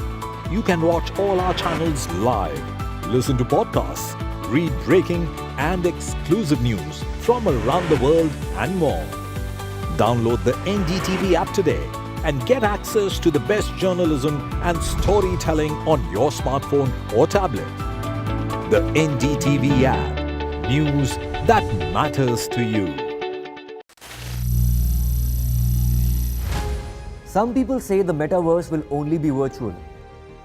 One day this lecture hall will be made of code, and driverless cars would be trapped in intersections.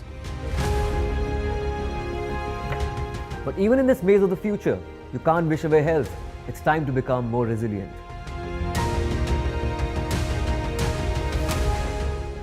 "10 years of Banega Swasth India, we have grown and achieved so many milestones.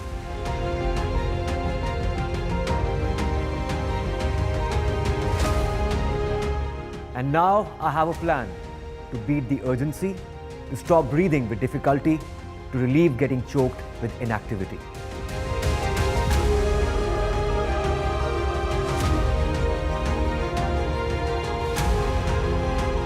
Energize our government, our environment, our society, and ourselves.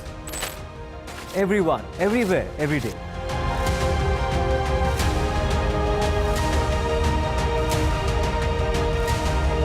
Banega Swasth India.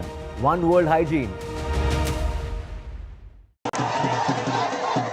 After great victory by Indian team, and today we are reporting from Mohali International Airport where we are showing these visuals. Arshdeep हमारे साथ हैं. ਉਹਦੀ performance ਸਹੀ ਸਾਰਿਆਂ ਦੀ ਤੇ ਵਧੀਆ results ਮਿਲੇ. We are in the city of Kanpur today because they have their champion back home, Kuldeep Yadav. Desperation for each and everyone to go there and win the World Cup, and we did it.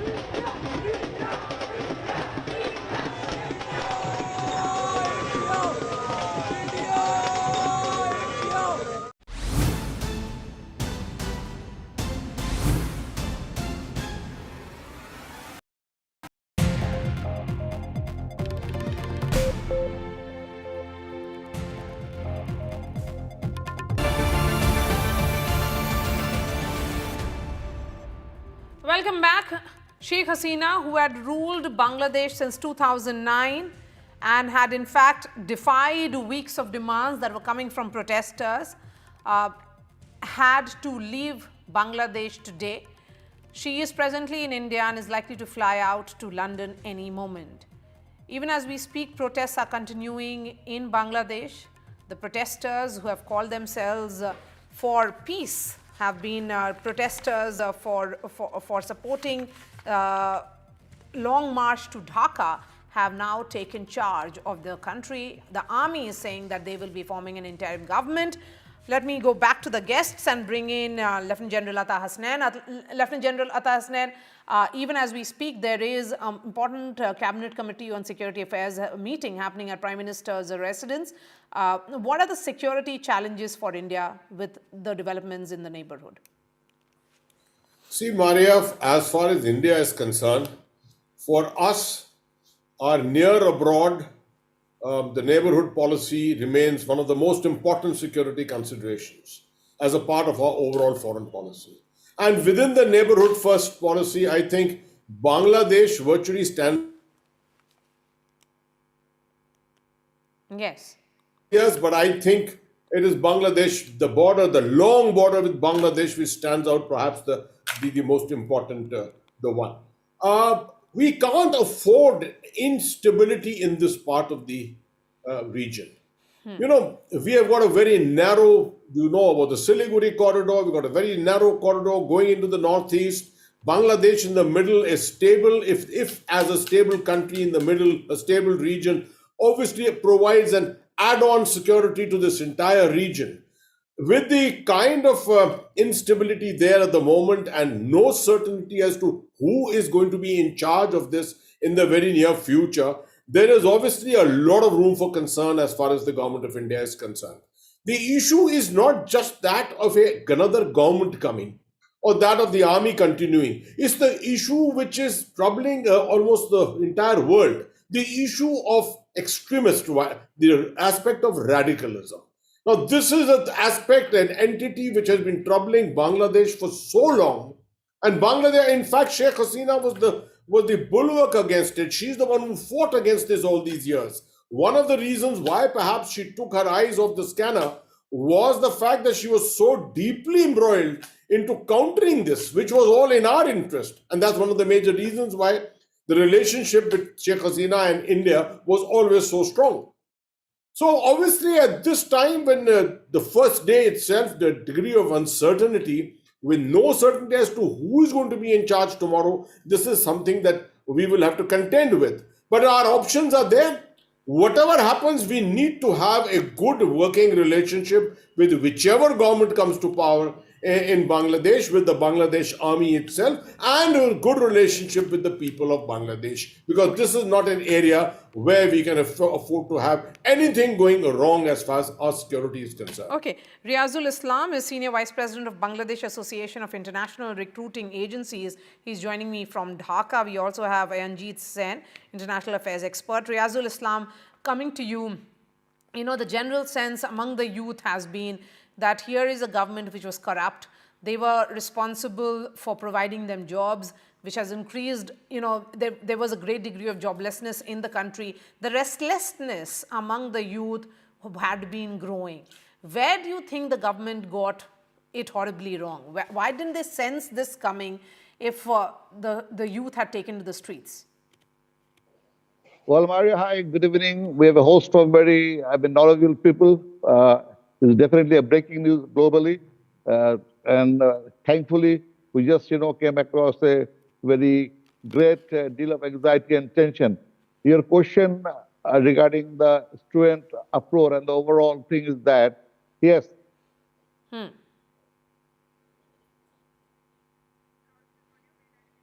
Taken by Sheikh Hasina was that I think she took a bit of long time to realize the situation, because the youths for long they have been murmuring over the quota issue because they are unemployed. It takes quite a bit of money to get graduation or to get a high degree.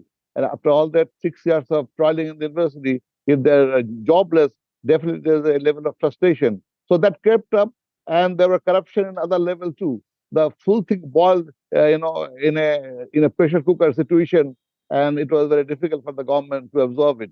Like corruption was there plentiful. Then the dealing with the government student section was a bit what I would say unrealistic. They gave them a free hand. So coupling up all this thing together, and the quota issue was really the main point. The question is that can the army really address the concerns of the students in the immediate run, in the short term? Well, Maria, I'm glad to say in a very positive note, the army did a splendid job. And before the army gave the verdict or they'll come to settle the issue, our High Court has already given the verdict that they have already accepted the quota issue, and the students should be happy to have gone home. But unfortunately, there were some few, unfinished homework by the police and by the intelligence department. They have manhandled the pioneers of this issue. They manhandled them severely, and that erupted into a big blast. You see, I mean, they were taken in the special branch, and you know, they said they were tortured, they were harassed, they were forced to make a statement which was not true. So, and when they were released, they come out and they spill the beans, and that led to the problem, you know, and it was too much to handle. And thankfully, that we did come out of a big scare. There could have been a civil war. There could have been a huge casualty of life. Thankfully, it seems to be in a good note now, under control. Army has done a splendid job. I'm sure about that. Okay. But Ayanjeet Sen, is there a sense that Sheikh Hasina quitting, leaving Bangladesh is really not good news for India, given the kind of hardliners that have taken, charge in many ways in this entire region, and of course they have an underwritten support by China? Well, yes, I would say, from an Indian standpoint, it's very important that certainly that the Army League government, which was in power, would have stayed on. But now with the power gone, and with if the BNP Jamaat combined come in place, or even the interim government which is in place right now, from that perspective, I think India has a lot of road to travel from, compared to what it had done over the past 15 years when Hasina was in power. So it's still to be seen as to how things go ahead, because the drama is still not over. There are still quite a few things which are going to happen in Bangladesh, as we will see in the near future. Okay. Sultan, I want to understand from you, because there are reports that I'm reading that the country's military and other security forces had stopped supporting, Sheikh Hasina's government through this entire unrest. That they had started backing the protesters more than the government. They were not really playing as much role as the Prime Minister would have wanted in curbing these protests. Well, this is a very technical question. Yes, I would answer to that. That actually there was, there was unrest boiling in the few sectorial issues. Like, so there was quite a few issues, and that all, boiled up, and the pressure cooker lid was up. It ended with these issues. So there was a good platform to finish other grievances. They put all other grievances as one, and the lid went off. And it was too hard to control for Sheikh Hasina to, bring this huge, chaos and huge cacophony into order. It was beyond her control. That would lead to a civil war. Sultan, would you respond to that question as well, please? Sorry? Sure. Could you repeat the question, because my question is the role of the army and the security forces when the protests peaked. Got it. Okay. I think that's partly correct, because we know that when Sheikh Hasina deployed army on 18th July, I suppose, and at that time, army tried to actually contain the violence, contain the protesters, shot at them, killed some people. And we have seen a lieutenant, an officer with the lieutenant rank or above, he himself shot at protesters. But I think after those few scenes, there was a huge rancor within the rank and file of the army. Because you have to remember that Sheikh Hasina is an extremely unpopular leader, and not only among the masses, but also among the officers and the soldiers. She ruled the country with the iron fist, with the brutality and violence. And unfortunately, the brutality and the violence that actually bringing her down, brought her down. So army initially, some of the rogue elements within in the army that is extremely loyal to her, they engaged with the protesters violently. But then again, as I mentioned, there was a huge pushback from the army, from the people, and there was a massive social media campaign leveling the army as a traitor and etc. So army got really nervous, and also the diaspora people played an excellent, huge role. The entire diaspora of 10 million people, I would say majority of them, I have never seen in my life the diaspora has mobilized this much. Hundreds of letters have been sent to UN mission and the UN and etc. And we are organizing the ICC thing. So the pressure was mounting from all sides, and army found it in a very impossible fix. Either they have to protect Sheikh Hasina and inflict further damage to their own reputation, risk their UN mission and etc. But also I think army was losing legitimacy big time. And I applaud the army leadership that visuals coming in of Bangladesh parliament ransacked, given the complete lack of faith that the people have now on any government, then the role of the army, those are the visuals coming in of the parliament being ransacked. Does it actually mean that there cannot be any interim government? What can be the interim government here, Riazul Islam? If people of Bangladesh, students in particular, have no faith in the politicians. Well, I just would like to add one point, that the people are angry. These are the people have been subjugated, brutally subjugated over the last one decade or more. They have been facing deaths. They have been facing violence from the state forces and non-state actors like Chhatra League and etc. So it's just the venting of the anger and frustration. And I don't think army wants to contain this right now, because it's just letting the people venting their anger. I'm sure they will quell the situation and people will get back to home. But I think this is like the wrath of the people who have been subjugated for the last decade. All right. A word from you, Lieutenant General Atta Hasnain, and then I wrap up this conversation. Yeah, Maria, I've been observing, I've been hearing the arguments of all our friends from Bangladesh here. I think Mr. Zakaria has got it absolutely right. In the sense, what you're seeing, the chaos which you're seeing in the Parliament House at the moment is nothing but euphoria. The euphoria of having overthrown a government, and a violent government, and also virtually in terms of bringing about turmoil and then carrying this out. This is not likely to last for very long. And I think the Bangladesh army is being sensible at the same time of not trying to do something like shoot at sight orders, which is a very, very common thing which happens in many countries when this kind of a situation starts emanating. So I think the next 2 days, 48 hours to 96 hours will be very, very crucial. But you are right, I cannot identify personalities. I can't even think of political leadership at this time.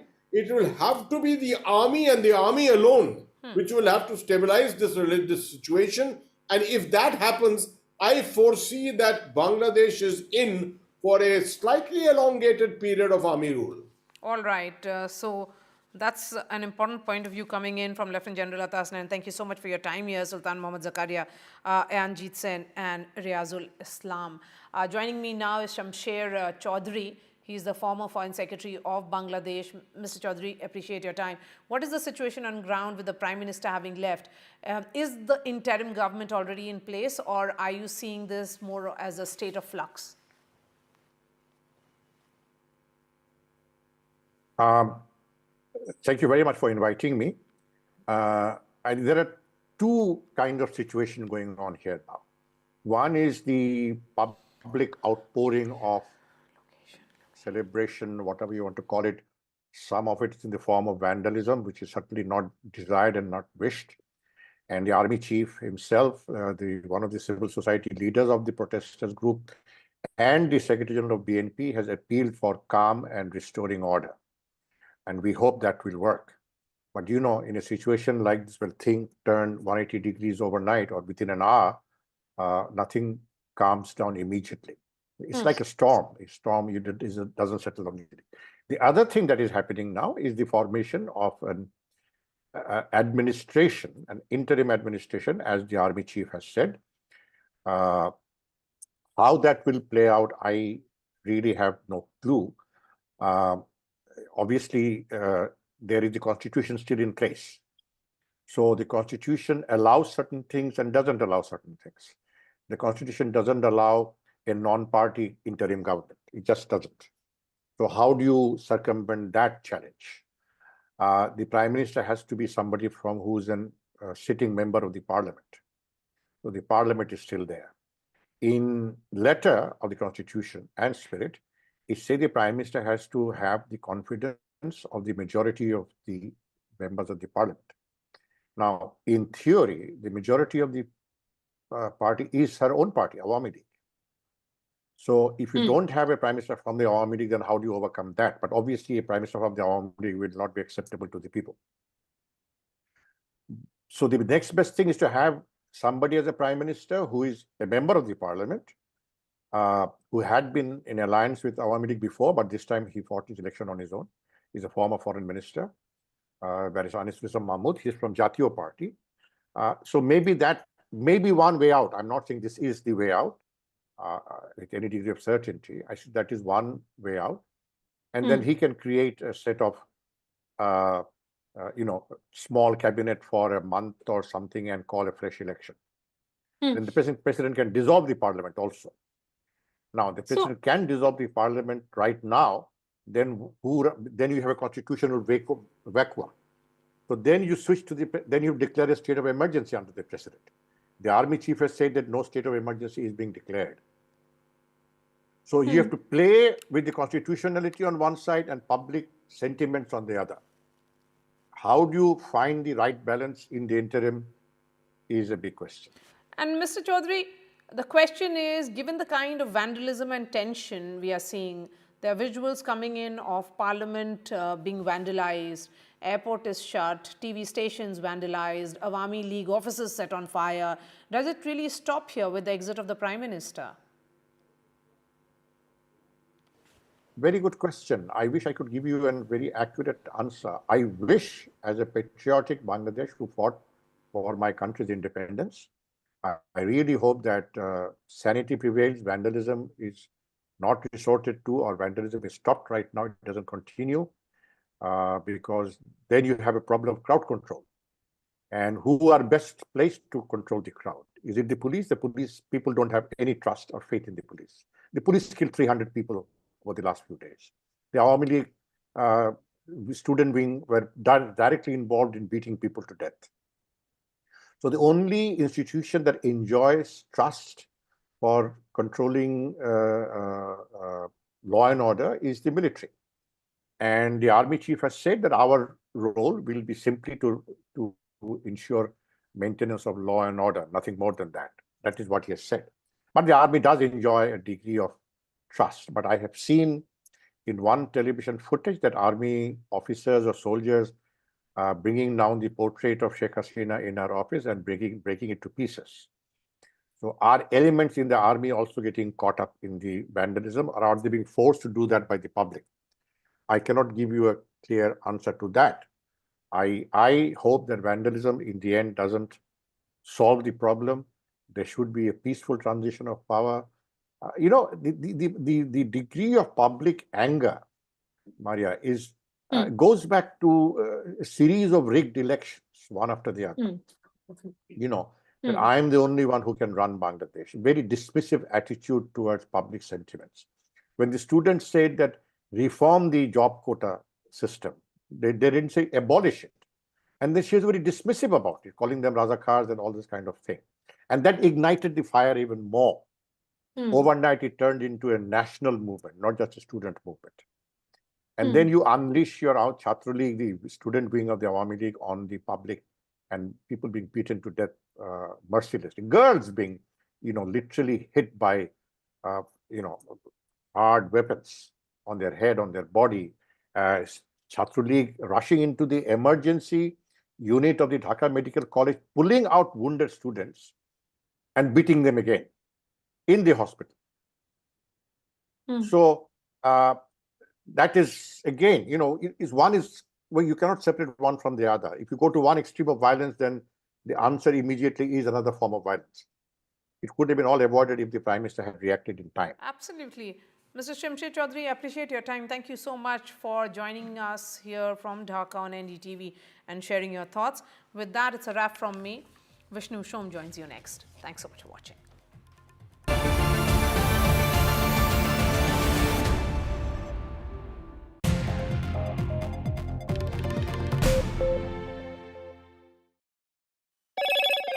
Hello, Moto.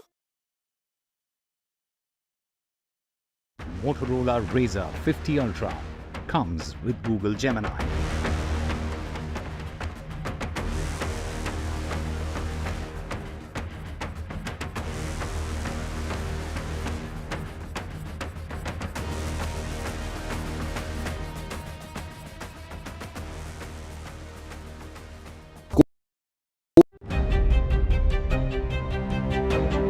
Hello and welcome to India Sense, where I speak with global opinion makers. The United States has made a strategic decision over the last 20 years to move closer to India. So a $7 trillion economy seems a perfectly conceivable number. If you want to be a national party, it's that you sort of accept the way the world is rather than want to endlessly hark back to how it was. Modi is promoting the digitization of the economy, which is accelerating growth in the country. After great victory by Indian team, and today we are reporting from Mohali International Airport where we are showing these visuals. Arshdeep हमारे साथ हैं. वो performance सही सारे नहीं थे बढ़िया results मिले. We are in the city of Kanpur today because they have their champion back home, Kuldeep Yadav. Desperation for each and everyone to go there and win the World Cup, and we did it.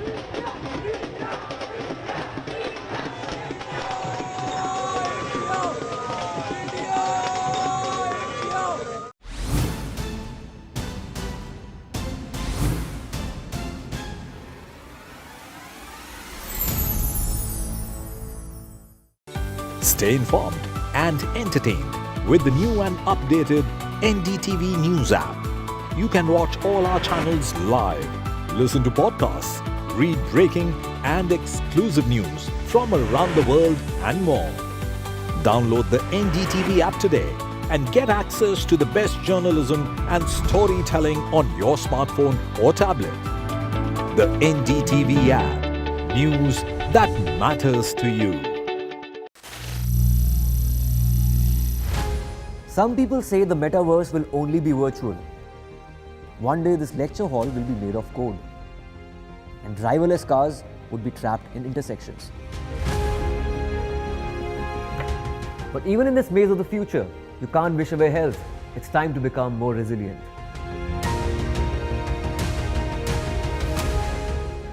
10 years of Banega Swasth India, we have grown and achieved so many milestones.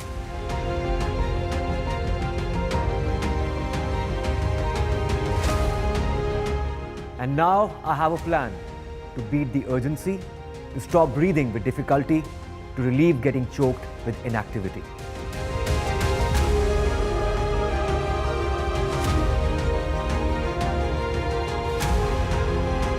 Energize our government, our environment, our society, and ourselves. Everyone, everywhere, every day.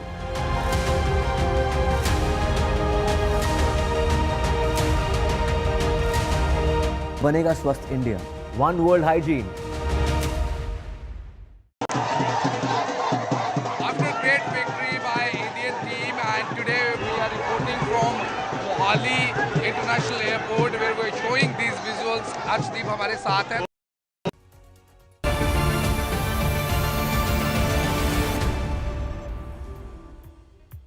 Good evening and welcome. The real political crisis in Bangladesh will, in this program over the next 1 hour, bring you the very latest. I'm Vishnu Shom. It started in the morning when Sheikh Hasina, the former Prime Minister of Bangladesh, fled her country. She is now in India after flying to the Hindon Air Force Base on the outskirts of Delhi. She's met the National Security Advisor, Is she going to be going to the United Kingdom after this? Will they grant her permission to stay in the United Kingdom at this juncture? We just don't know. She's in India at the moment on a day in which there's been absolute anarchy on the streets of Dhaka. Lakhs of people out on the roads. They went into a house, they've pilfered things inside a house, they've taken away furniture, utensils. The Bangladesh army is now in charge. An interim government is in the process of being formed. But the mobs are still out on the streets of Dhaka, and there is a real worry that more damage and destruction can still take place. It is a free-for-all on the streets of the Bangladeshi capital. What are the ramifications of this, both from a law and order standpoint in Bangladesh, from a stability situation across South Asia, and of course the Sheikh Hasina story? What happens to her next? Will she be granted asylum in the United Kingdom? If not, where does she go, or does she stay in India? Remember, she's been a close friend of India's as well. When all of this took place, there are some reports which suggest that the army chief went up to her and said, this is the situation, there are lakhs of people out on the road, your position is untenable, and you have 45 odd minutes to resign. She did apparently resign. She was put onto a helicopter, flown to the Kurmitola Air Base, and from there she boarded a Hercules transport aircraft which flew all the way to Hindon Air Force Base. That's where she is now. As I mentioned, she's met the National Security Advisor. We do expect a statement from the External Affairs Ministry later on, and perhaps a statement in Parliament by the Foreign Minister, Dr. S. Jaishankar, tomorrow. But here's what the Bangladesh Army Chief had to say on trying to get the situation in control. শান্ত হয়ে যায় তাহলে আর কারফিউর কোনো প্রয়োজন নাই, কোনো জরুরি অবস্থার প্রয়োজন নাই, কোনো কারফিউর প্রয়োজন নাই, কোনো গোলাগুলির প্রয়োজন নাই। আমি আদেশ দিয়ে দিয়েছি সেনাবাহিনী কোনো গোলাগুলি করবে না, পুলিশ কোনো গোলাগুলি করবে না।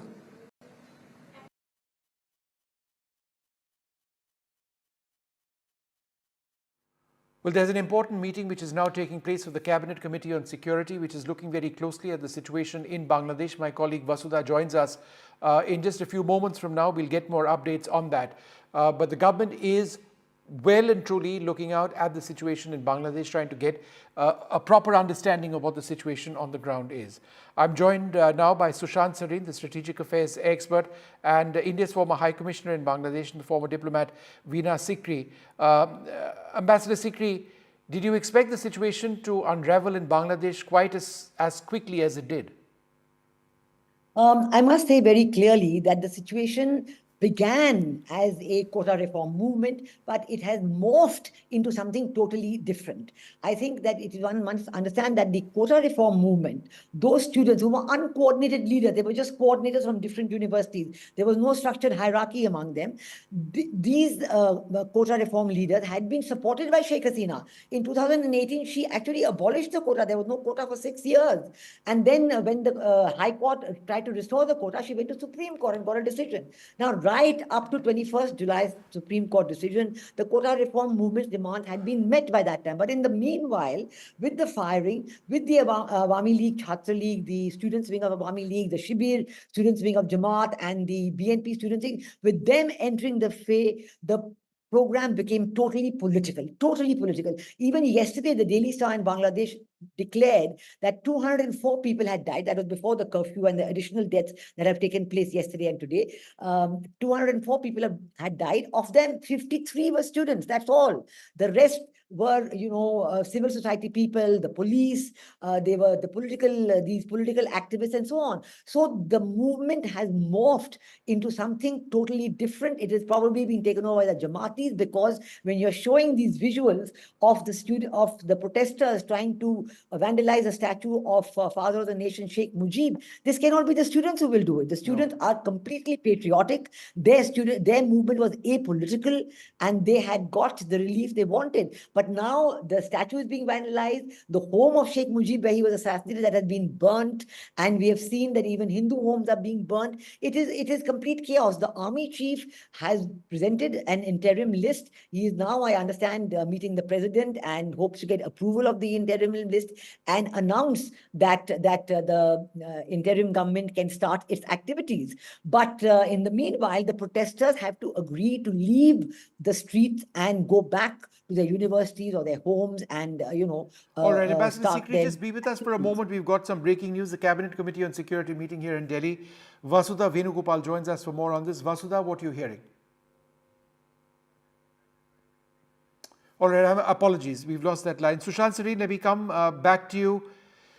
You know, there has been no statement, Sushant, from the United Kingdom that they'll accept Sheikh Hasina and any appeal to stay on asylum bid in the United Kingdom. She's now here in India.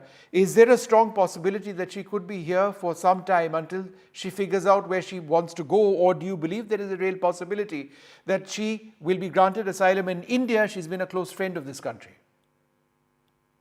Look, if she asks for asylum in India, I see no reason why India should not give it to her. India has not had a very stellar reputation of standing by her friends. Thankfully, this time, we've given her a safe passage. We've tried to do it earlier in Afghanistan as well with Dr. Najibullah. But I think it is important that while we continue to engage with whoever is in power in Bangladesh, we also give a very firm message that yes, anybody who's been a friend of India, if they want asylum in India, I don't see any reason why we cannot consider it. But it'll depend on Sheikh Hasina whether she would want asylum in India, because there would of course be certain limitations in India's case, simply because, we border Bangladesh. If Sheikh Hasina wants to get active in politics again and starts doing her politics from here, then it could impact on our relations with whoever is in power in Bangladesh. There would be those considerations, certainly. But at least in the interim, I see no reason why we should not treat her as an honored guest and convey this very firm message all across the world that we will stick with our friends and we will continue to do business with whoever is in power in their countries. And other countries do it, and I see no reason India should not do. Ambassador Sikri, interesting. If this is the case, then it would be the second time when she's been granted asylum, right, in our country. It's 75 when Sheikh Mujib was assassinated, that she came to our country, spent several years. Her love for India, in a sense, would have really grown in the number of years that she spent earlier on. And how the clock comes full circle, the world comes full circle in a sense for her now, that she's back in our country in a very similar situation. It is really tragic to say that it was her father's assassination who then led to her. She had been abroad. She and her sister Rehana, they were not in Dhaka at the time when the assassination took place on 15th August 1975. And otherwise, they would have been, with the entire family, her younger brother, newly married brother, the young child brother, Sheikh Russell, they were all cruelly assassinated. But then she was in Germany at the time because her husband was a scientist and he was doing some work there. And she was given asylum in India after that. She stayed here for several years and went back to Dhaka when then the Awami League elected her as president of the Awami League, and she went back and started her activities there. Now, of course, it's tragic that at this very short notice, because the students' movement morphed into a political anti-Sheikh Hasina movement with the Jamaatis leading it, no doubt supported by Pakistan and China. I say China because I see that the way the former Prime Minister Sheikh Hasina was treated in China in her recent visit there in the second week of July. It was very unusual for China to treat a guest whom they have invited in this manner. And I've been asking all along, why did this happen? And now we know the reason why, because they had already thought that they didn't, they wouldn't support her anymore. Okay, Ambassador Sikri, half a second. Let's just get a ground report right now. Salman Saeed, a reporter, with us at this stage. What is the situation, Salman, on the ground right now? What exactly are you seeing?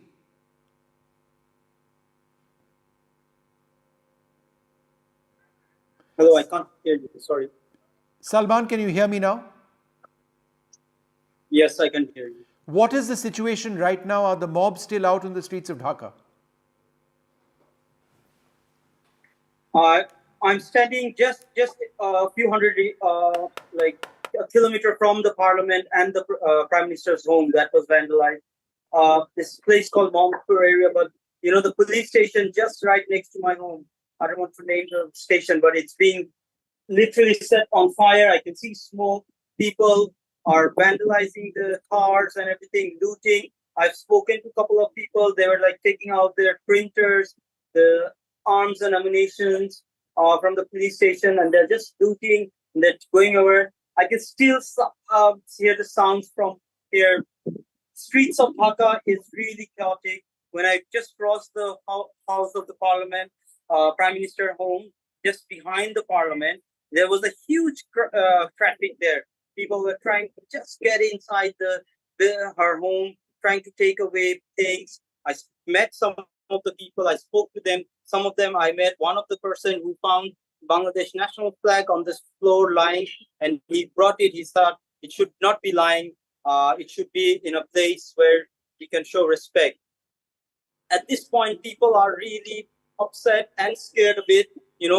Tensions are really high. We are hearing a lot of ruling party supporters, leaders, their houses are being set on fire, right? And people are really struggling to stay on the streets. Right. All right, just be with us for a moment, Salman, and be careful where you're reporting from. Joined now by Professor Mohammad Yunus, the 2006 Nobel laureate and founder of Grameen Bank, one of the most well-known Bangladeshi citizens. Thank you, sir, very much for being with us. Thank you. I think the biggest worry now is law and order in Bangladesh. We'll talk about politics in a while, but it's law and order and who is in charge. What are your thoughts? Well, of course, that's a very important issue, law and order. That's where it all began. They completely collapsed. And that's led to the demand for resignation of the government, resignation of the prime minister, and it has finally led to that resignation. Today, there's a celebration of the kind that we had on 16 December 1971, when we freed ourselves from Pakistanis. And now we got rid of a very totalitarian government. So there's a lot of celebration all over the country, not just not the Dhaka city, millions of people out in the street enjoying their freedom, that finally we get free from all those difficulties that we have gone through. So that's we're enjoying it, and we see that a new era is beginning in Bangladesh. Finally got rid of the people who have been torturing them, creating problems for them, and corruptions and everything all over the country.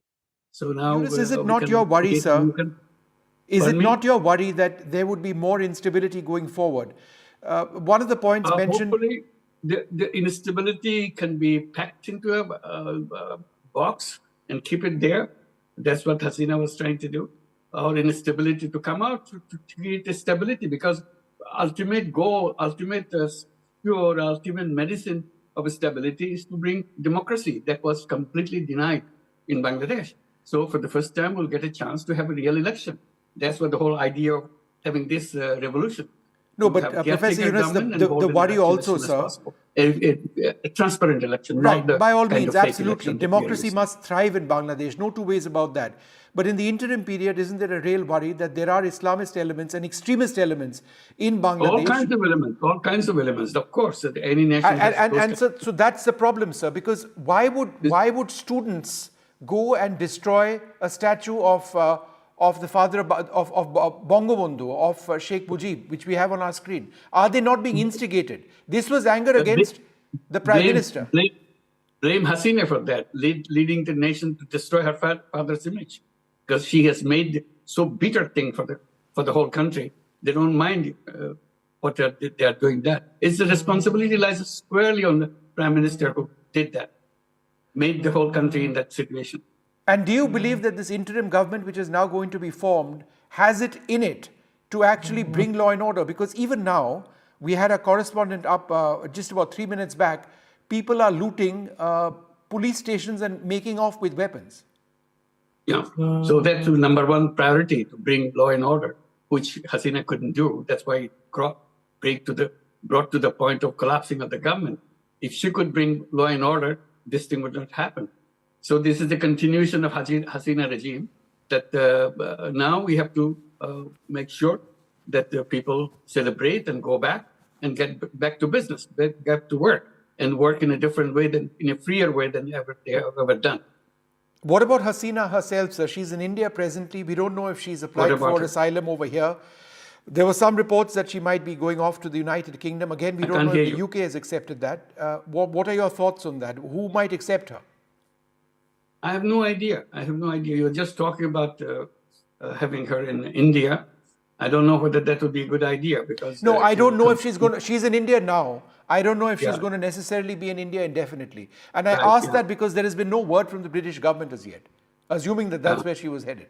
I have no idea. I'm not in the government. I'm not in the contact with anybody. So I have no idea. What about the rest of her government? I believe the Home Minister's house in Dhanmondi in Dhaka has been destroyed, burnt. There are other members of her government who would potentially be targeted as well. Is that not a matter of huge concern? Very much concerned. So law and order has to be restored. This is the anger, which accumulated anger that led to it, but it's to restrain, make sure we go back to the normalcy as soon as possible. But Professor Yunus, the one worry that so many of us who observe Bangladesh closely is that the interim might be much more dangerous, must be much more dangerous for Bangladesh. Who is controlling these protesters? Is there an element of terrorists who are involved? Are there other groups looking to create instability in your country? And consequently, from an Indian standpoint, since I'm here in New Delhi, could it not have a regional spillover? Very much. That's what I've been talking to every single interview that I gave. If you destabilize Bangladesh, it will spill over all around Bangladesh, including Myanmar and Seven Sisters and West Bengal, everywhere. That's why I was very happy that Mamata Banerjee came out with the statement that will open door, because she has to accept those people who are coming out of Bangladesh. Because if it continued months and months, this is what exactly happened. Not only they will spill over, they will bring their anger to all these places where they go, and they will make those their places to attack Bangladesh. So that will not be a very happy situation. And if there's a disgruntled people in those areas, they will mix up with them. It will be a volcanic eruption everywhere around us. And Myanmar shells is coming to Bangladesh very frequently now. So the Myanmar and Bangladesh problem again become bigger problem, because million Rohingyas are in here. They will like to go back to the country. Unless Bangladesh is a democratically run country, peaceful country, nobody will be in peace. If Bangladesh is in trouble, everybody will be in trouble. There's 170 million people. 2/3 of the population are young people. So you have to make sure that they are happy and they law-abiding citizens, and they know there's a democracy. Their democracy has to be practiced. These young people never voted in their life. All these elections, meaningless for them. They never went to the polling booth because those elections never held. So this is the situation that we are our starting point is. So we have to talk to the young people. Look, it will be in order. Democracy will be practiced, and you will be the part of the democracy that you will lead to. Is there a worry that minorities in Bangladesh, again in this interim period of chaos, might be targeted systematically? In interim period, I don't know. But if it is a democratic country, then they have a voice, because their voice will count. Like in India, there's a democracy. The minority can go and vote, elect their own representatives. Yeah. Sir, it's always a pleasure speaking to you. I wish the circumstances had been different. Thank you so much, Mohammed Yunus, for speaking with us. Thank you so much indeed. Okay.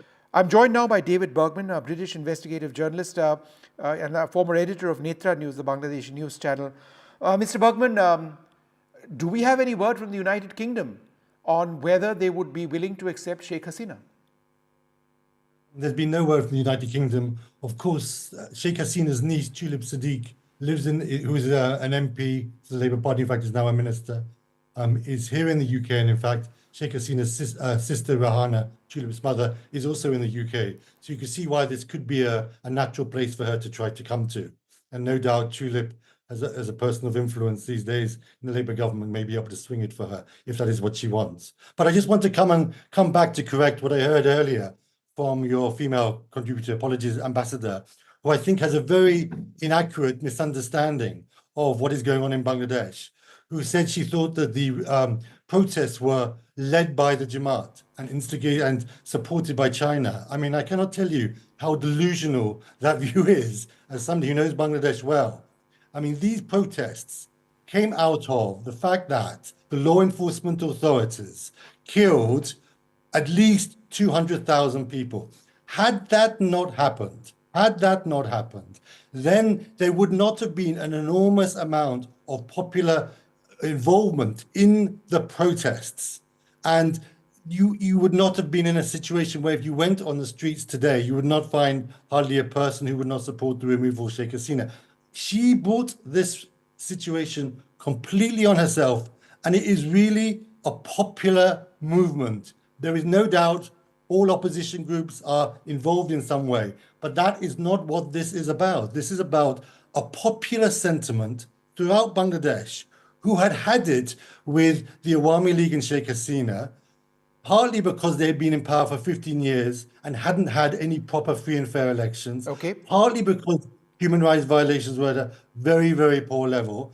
And then because in the last 2 weeks, she's killed 200 citizens who are students, passers-by, including 30 children.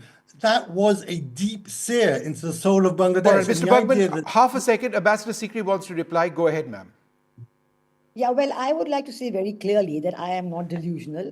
I was repeating what happened, that it began as a quota reform movement and it morphed into something quite different, very different, because we know the Daily Star published the figures yesterday that 204 people were died, not 200,000 as you said, but 200, and out of that 53 were students. 53 were students, and the others were policemen and civilians and others who were also involved. They had given a detailed breakdown after examining bit by bit. It has been a quota reform movement and successfully led by the students. Sheikh Hasina had supported them in that right up till the Supreme Court verdict. But in the meanwhile, the clashes took place between all the political party youth wings, and this led to complete mayhem. And today, what is being shown in visuals about the attacks on Sheikh Mujib's statue, on his home in Dhanmandi, burning of Hindu homes. All this is not the case of students. I don't think there are any students on the streets anymore. I don't think, as Mohammed Yunus said, they're celebrating. Are they celebrating by burning homes, by putting things on fire, by looting homes? This is not a celebration. So I am saying that the need is for stability. That's what my point was, mainly that the army chief would be focusing on bringing stability into the situation by presenting the interim government proposal to the president, and that the new interim government can start working. The first thing he said in his own press conference, the army chief, that he would like the protesters to go away from the streets. Nobody's calling them students anymore. They're protesters who are there from different political parties. Let David, a quick response. This is no longer Can I respond to that? First of all, the ambassador has got the chronology completely wrong. On the 16th of July, 6 people were killed. In subsequent days, the next 10 days, a total of 200 people were killed by law enforcement authorities. They were almost all shot. That is a reality, okay? Subsequently, yesterday, there were 100 people killed, and it was a result of clashes between both the protesters and the student wing of the Awami League. But why did the Awami League instruct the student wing to go out on the streets when there were huge protests of people calling for the removal of Sheikh Hasina? Clearly, that was a recipe for disaster. It was predictable, it was foreseeable. I said that the night before, this shouldn't happen, but in fact it happened. In terms of your other point, which is a very important point, I completely accept the issue of law and order and the issue of recriminations right now is crucial. And it is I'm really concerned about the fact that people are taking recriminatory measures against the Awami League.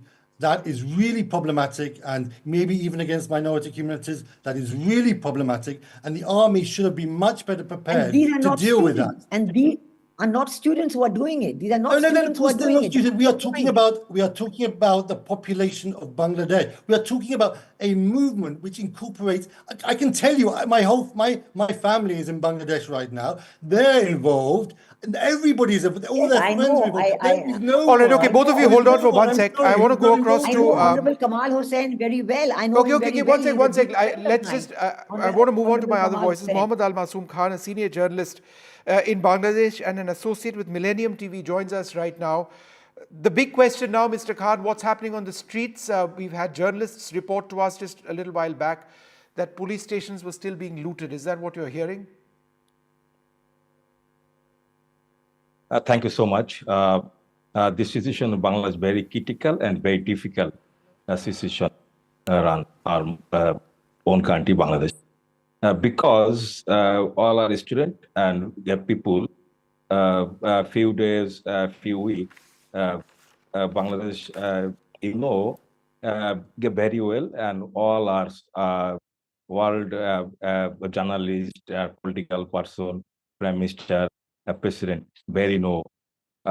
This decision today, the Bangladesh Prime Minister and Bangladesh Prime Minister Sister Sheikh Rehana leave Bangladesh. But this time he leave India. So Bangladesh people ask, Bangladesh minority, Hindus, all are people this time say a peaceful Bangladesh. So what this situation create this time every people, every our Bangladeshi minority people say don't any violence.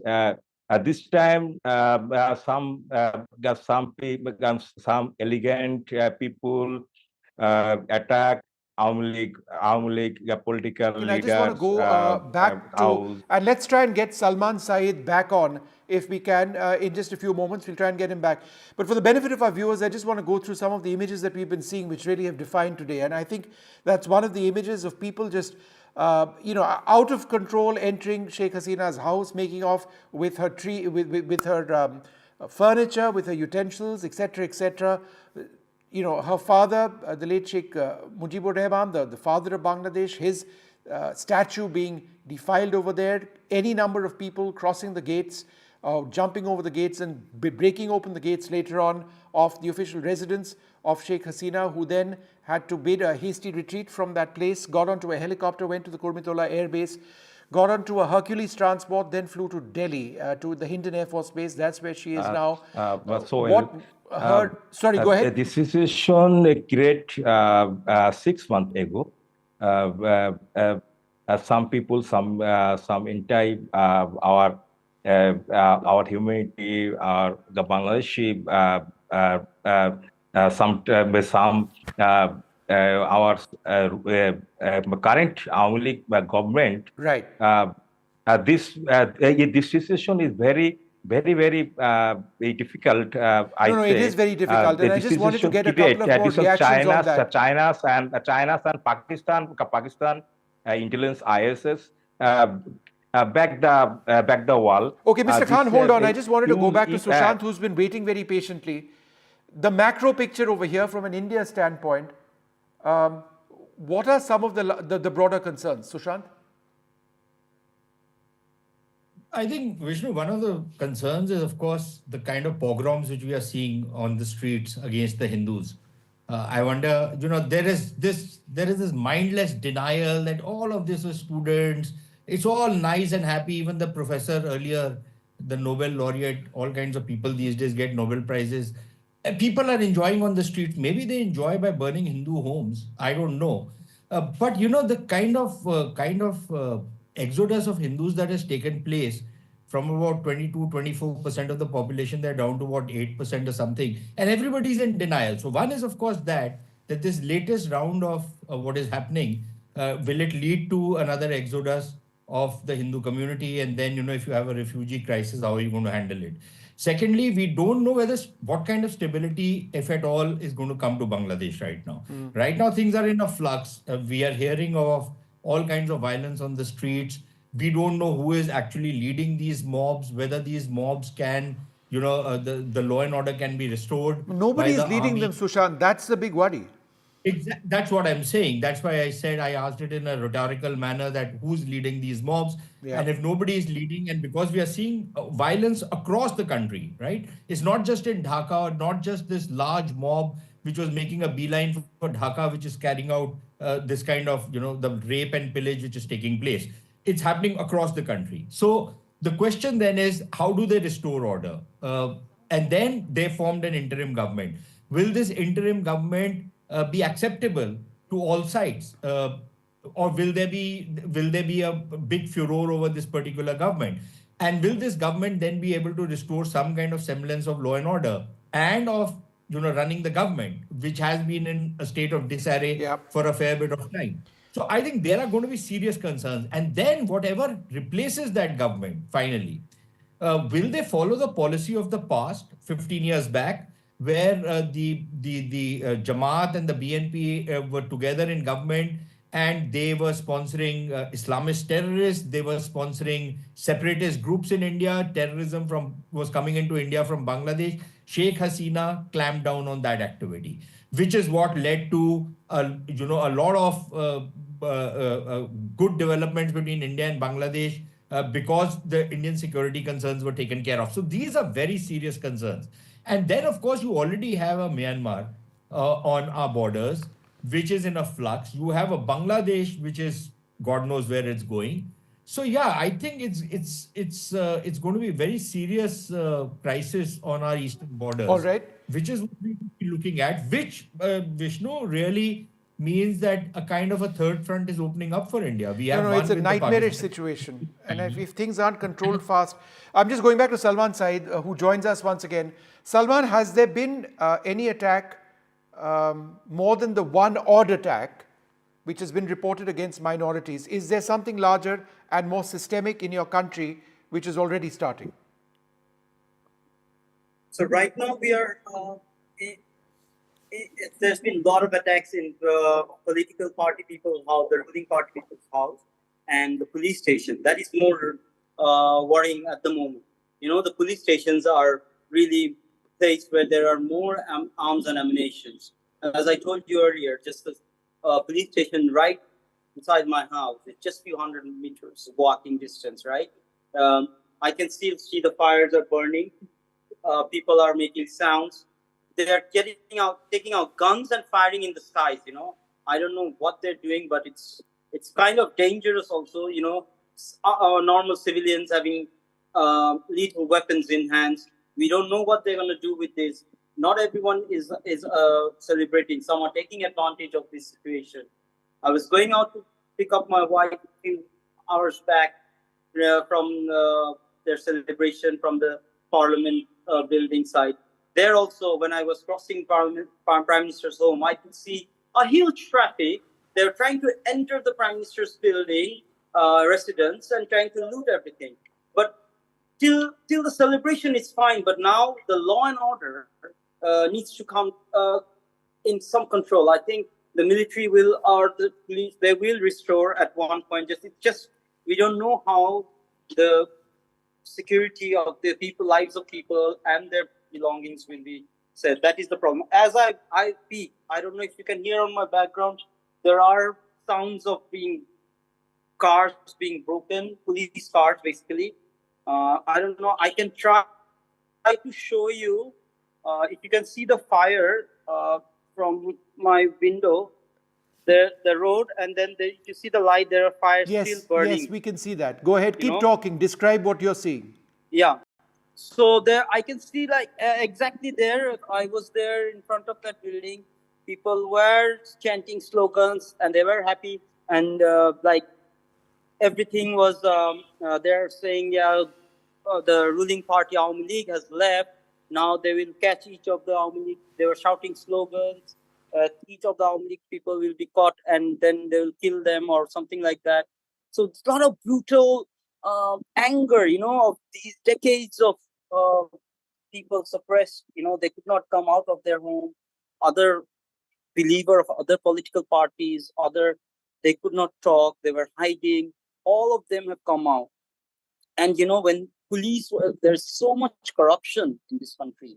I was talking to a couple of students when the celebration march was going around the city. I was walking through, and I was talking with the students who are the real heroes. These students, these young kids were the real heroes of this protest and this freedom.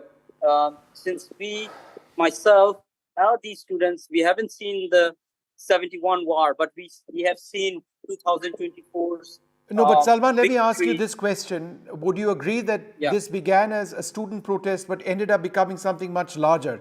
And that the protest that you're seeing now is not so much about the quota, right? But it is, it's about something much larger. It's being called freedom and democracy by some people, but it could be an opportunity for strange forces, dangerous forces in Bangladesh to take advantage of the situation, and the entire situation becomes even worse. Is that a worry? I will. It is a worry, but I I will also agree it was a small protest